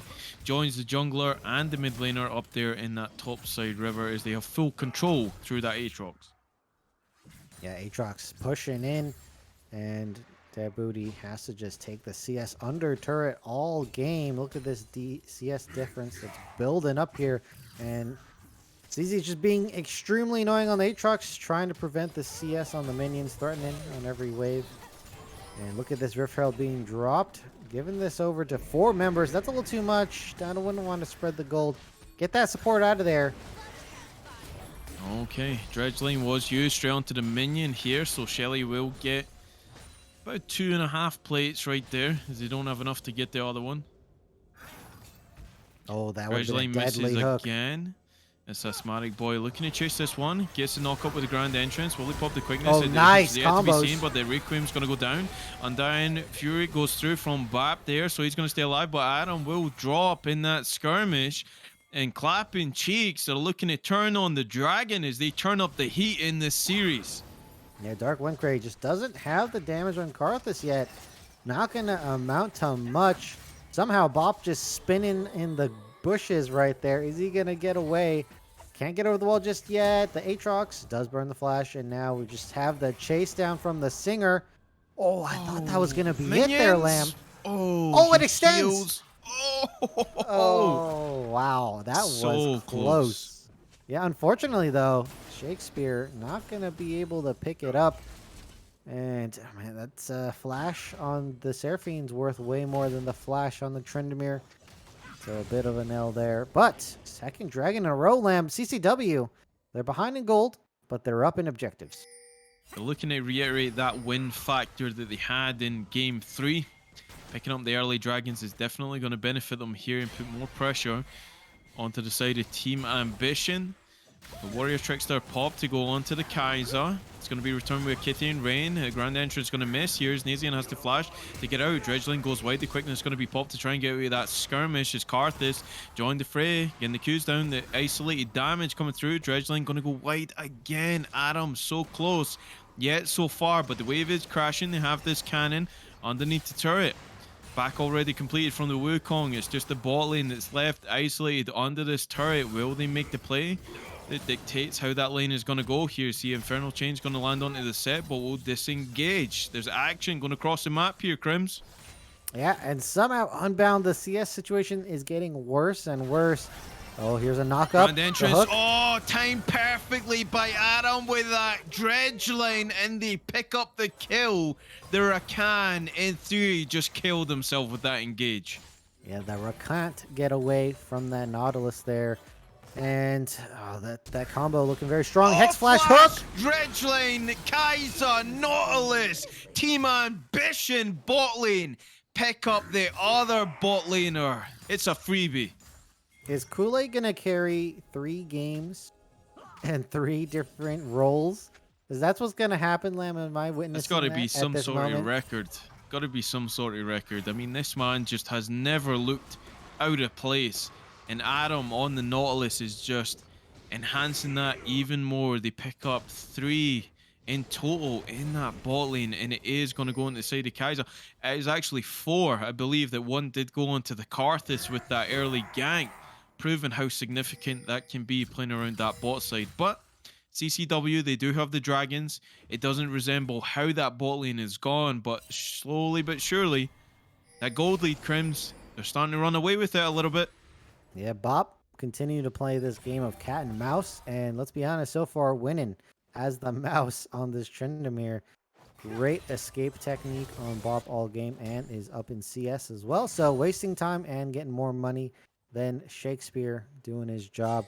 But man, Adam and Kool-Aid, this tag team duo in the bot side really taking control. Okay, first turret was picked up by that Kaiser. Again, Kool-Aid Chugger doing so much for his team here. Gets paid beyond belief. Almost, well, over double the CS of the Xayah. Unbound, just not finding that rhythm that they had in the last game.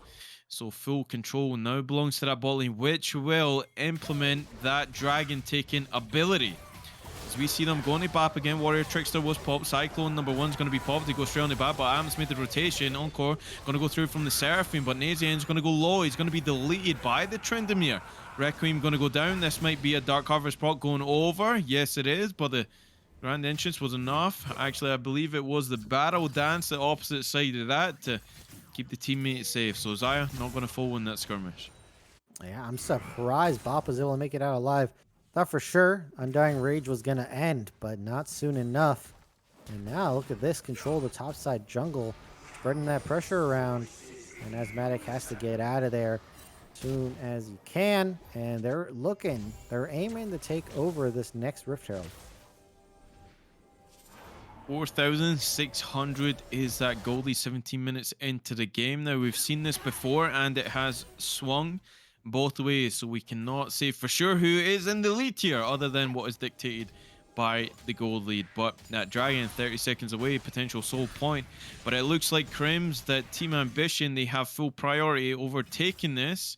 The Karthus a little bit slow to get out here, but he's making his way down, and he should be there on time along with the Wukong and the Rakan.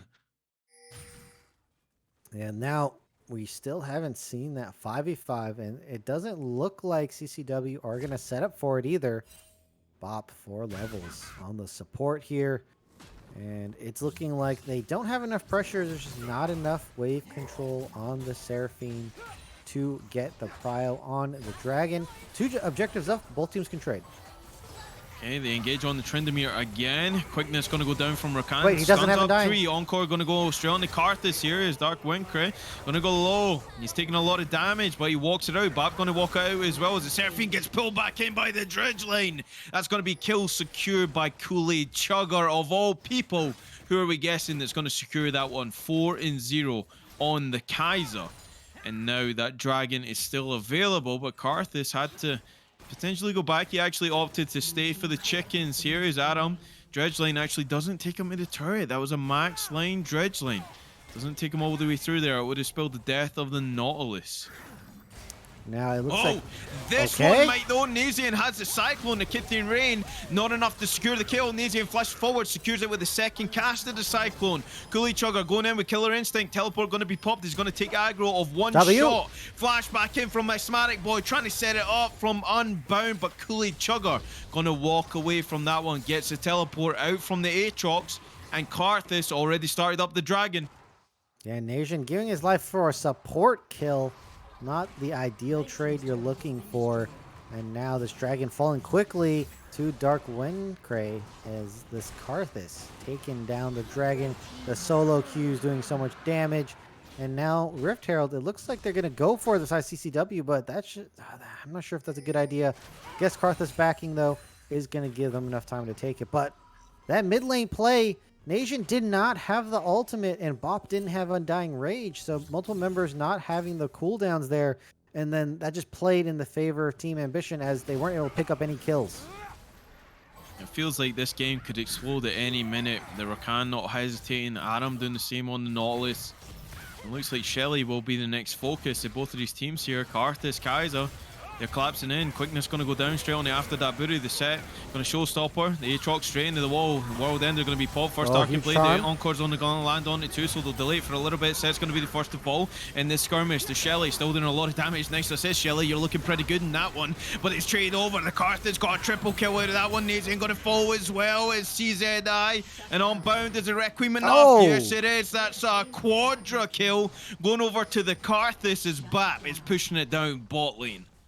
Oh, a quadra kill from Karthus in that one fight. That's going to be huge. Bop wasn't even there, so that was a 5v4, and they come out dead even, as well as picking up a turret. That's going to be a huge win. Rift Herald gets despawned as well. Team Ambition, it looked like it was not a good decision, but in the end, they outplay at the fight, and they get a turret on the side. Bop being that turret-destroying menace that we were talking about, just buzzing around on the side lane, getting these turret kills. And now, if we just look at Dark Windcray, this Karthus is at 2 items already, Lamb. 20 minutes in, this damage is going to be huge. 7 stacks on that Dark Seal. He is for sure going to be doing a lot of damage as we approach that mid-game point, and it has to be said, Team Ambition, they come out on top. 6,000 is that gold lead. 6.2 actually. Will Kaiser follow that up? We'll see, but Bap is definitely going to follow this up with the bot lane right here as Undying Fury available. Undying Rage, actually, Asmanic Boy's just going to get critted to death. They pick off the Rakan, and Bap is out there with a reactivation of Bloodlust. Depth Charge is going to go straight on to the Seraphine. She will be the next to fall, and all of a sudden, Team Ambition are looking to just drive this advantage all the way home. Yeah, and they've secured themselves 7K. That is nothing to scoff at, especially 20 minutes in. And it now looks like that Booty's trying to turn around the top side. Well, then they're going to pop, but Showstopper's going to take him in range of this AoE damage that is Karthus. Who's so far ahead. The burn is enough. Will it be? We'll see. Darkened Blade, does he have a reactivation? True damage goes through from the Haymaker, and that kill will be picked up by the Karthus. Dark Windcray, 9 stacks on the Dark Seal now. Are we going to see that Magi's? Oh, you definitely bet you will. Oh, it looks like Nation already dropping so low. Asmanic Boy getting rooted up. The charm not going to land. Red buff onto the Kaiser. Now Asthmatic Boy has to go back the other way to try and save the life of Unbound, but Killer Instinct going to bring him in the range of the Kaiser. That's the first kill going to be picked up. Featherstorm going to go up, but who's it going to stun? Absolutely nobody. The Encore's going to go through onto the Kaiser as Requiem comes down to try and secure the kill on the Unbound. It does, as a Wukong will fall as well, and Team Ambition, they're building that goal lead that's insurmountable. Shakespeare, there's a set right behind you, looking for that booty. And that's exactly what happens in that mid lane. They're looking to take that mid-tier turret and push the advantages. Trendemir is just playing on a game by himself. Yeah, no one likes a set coming from behind, as we have CZ trying to shake down Bop, but Trendemir just too sneaky, gets away. The spinning dash there, and now it looked like it could be an even game.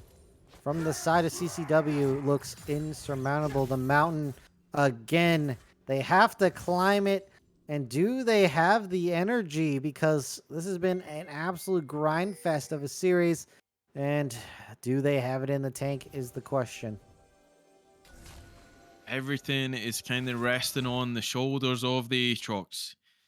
Can he do what it takes to get them back into this game? They have tried so desperately to try and get picks. They might get one now. Bap goes in, 1v5, teleport going to be popped. It's Undying Rage going to be popped by the Trendemir. Will it be followed by anything? Yes, it will. Cyclone going to be popped with a flash on top of that, and that will be the kill. Going over to the Seraphine, the shutdown onto the opposing mid laner. And Bap, they're doing the best impression to try and throw this game. Dredgeline goes in. Riptide to throw everybody down as the quickness comes out, but he can't get out of there. Oh, no charm. Kitty and Rain going to secure that one up as Dark Windcraze peeling it back at him, doing a lot of damage, especially with the staggering blows to aid the Kaiser. Kaiser has to get out of there as they disembark that one, but here comes after that booty. The exhaust goes down, Facebreaker straight onto the Seraphine. Void Seeker not going to find anybody, but that will be enough with the Haymaker. Sends Shakespeare packing again. Team Ambition come out on top. And they don't get the Kaisa. And importantly, Shakespeare doesn't hit the God Seraphine ultimate and doesn't get any charms, letting multiple members get away. Nation is going to escape. And now the second dragon for Team Ambition. They thwart the Baron as well. And that booty was pushing down bot lane. Does TP up eventually. And now with this pressure and with the CDs, they're going to try to take this Baron, and look at that Kaisa damage. Like that free dragon, and they don't even need Karthus for that. They're so confident in their ability to secure these objectives, and why not put the opposing team in a cooldown? Karthus, 25 stacks on the Soul Stealer, and is like 1,000 gold away from a Rabadon's. It's going to be even worse than game number 3, the damage that Dark Windcraze is going to be able to do. I'm imagining maybe 2/3 of the HP bar compared to 50% in game number 3. And cast your eyes over the inventory of Clappin cheats here. The only saving grace they have is that locket, but how much will that negate a Karthus who is doing so much damage? They have the Baron, they're looking to push onto this mid hook second tier turret. Where did Seraphine go? There was a Seraphine there. As we see Trendemir again running it back with a 1v4. Requiem going to come through but not securing any of the kills as Trendemir is going to fall to the Xayah. But they are on to that mid lane inhibitor turret. They're looking to secure that. All right, Locket saves lives, Lamb. You were correct. But can it save this game? 2 inhibs down. Baron, multiple members coming back late. And now they have to mount a defense. That booty. That was Who's going to pull the trigger first? The patience. Will they be able to just siege these turrets down? Both are down to about 50% health on this. Facebreaker goes through on the CZI. Kaiser taking down Nexus turret number 1 here. This could be it. After that booty is fronting big time. The second turret's going to fall. The Nexus is exposed. The super minions are coming in the bot side. Asthmatic Boy looking for that engage. Quickness. Will it be popped? He's looking for it. There goes the quickness. He will only get it on after that booty. He's get Facebreaker back. They go straight onto the Kaiser. Dark and Blade's going to go through. Encore going to land on the multiple, but they don't have enough damage to actually get through them. After that booty, the Haymaker is going to secure that one alongside the Nautilus. Donated over. They'll secure the Rakan. And Team Ambition showing why they were undefeated this season, apart from winning this series. And they're looking to close out the game very comfortably as that triple goes over to Kool-Aid Chugger, who is arguably the best player throughout this series. I don't even think there's an argument to be made here. We're gonna have to ask PhD in a couple minutes, but Kool-Aid absolutely carrying the team to victory in multiple roles, doing it mid lane, doing it also in the bot lane as well. And Team Ambition, they completely for fun throw game number 3, but they bring it back in game number 4, picking it up, no reverse sweep. Team Ambition like to mess around. They do it all the time. They got to throw at least one game lamb. And it's not even for false hope because they do this stupid draft and you can totally tell they're having fun and it's so BM. So it's not even like you get false hope. It's just, oh, well, they threw the draft. They're doing it on purpose. And it just seems like this team is just going to completely take over the entire league unstopped. Yeah, it does. And we got PhD with us to round off tonight. I mean, they got serious and surprise, surprise, they won the game. Yeah, I mean, they showed us why they were 5-0 perfect in the normal season. That game looked a lot more like the classic Team Ambition that we've seen throughout the series so far. Much more calm, cool, and collected through that early game, bringing it down hard on that late game. Just honestly, a smart game. They really brought it back. You can tell it was like a different team entirely. And that is going to be the victors for your quarterfinals. They are going to go against a different team next week in the semis. Now we will see how they do there, but I gotta say this team is looking so strong heading into the semifinals. I'm not gonna make any assumptions or judgments from there, but honestly, great, fantastic game and series overall from Team TA. I do believe we'll have an interview from one of the players, maybe. So stay tuned for that. But in the meantime, guys, I mean, so we talked about MVP for the series. A lot of voices thrown around about your boy Kool-Aid Sugar. So definitely my MVP going over to him. You guys? I don't think there's any discussion Yeah, here. Is it? there's no competition with it. He is just, multiple rules, multiple positive KDAs, multiple game winning plays, like the list goes on. And trying to find an answer to this man, good luck. Good luck. Yeah. I think I do want to point out that the other side of the bracket is to the moon, if that is correct. Someone can correct me in Ooh. chat otherwise. But that's important because these teams have played before. They're in the same group. Group C was the strongest group out of them all. That's exciting. We have seen them, so we get a little rematch, which is exciting. I do believe Team Ambition took the win last time, obviously because they're a perfect score. So that should be an exciting semifinals match for you guys next week here on Risen Esports. No interview, unfortunately, from any of the players. It was a long series. They decided to call it right after, which totally makes sense. And with that, ladies and gentlemen, that will be all from Risen Premade Rampage tonight. I'm PhD, and your casters tonight were Lom and Krems, as always, doing a wonderful job for us. Give them a round of applause. And our producer as well, Panda, doing a banger of a job. We will catch you guys next week. Don't miss it. Semifinals. Tune in. We'll catch you next time.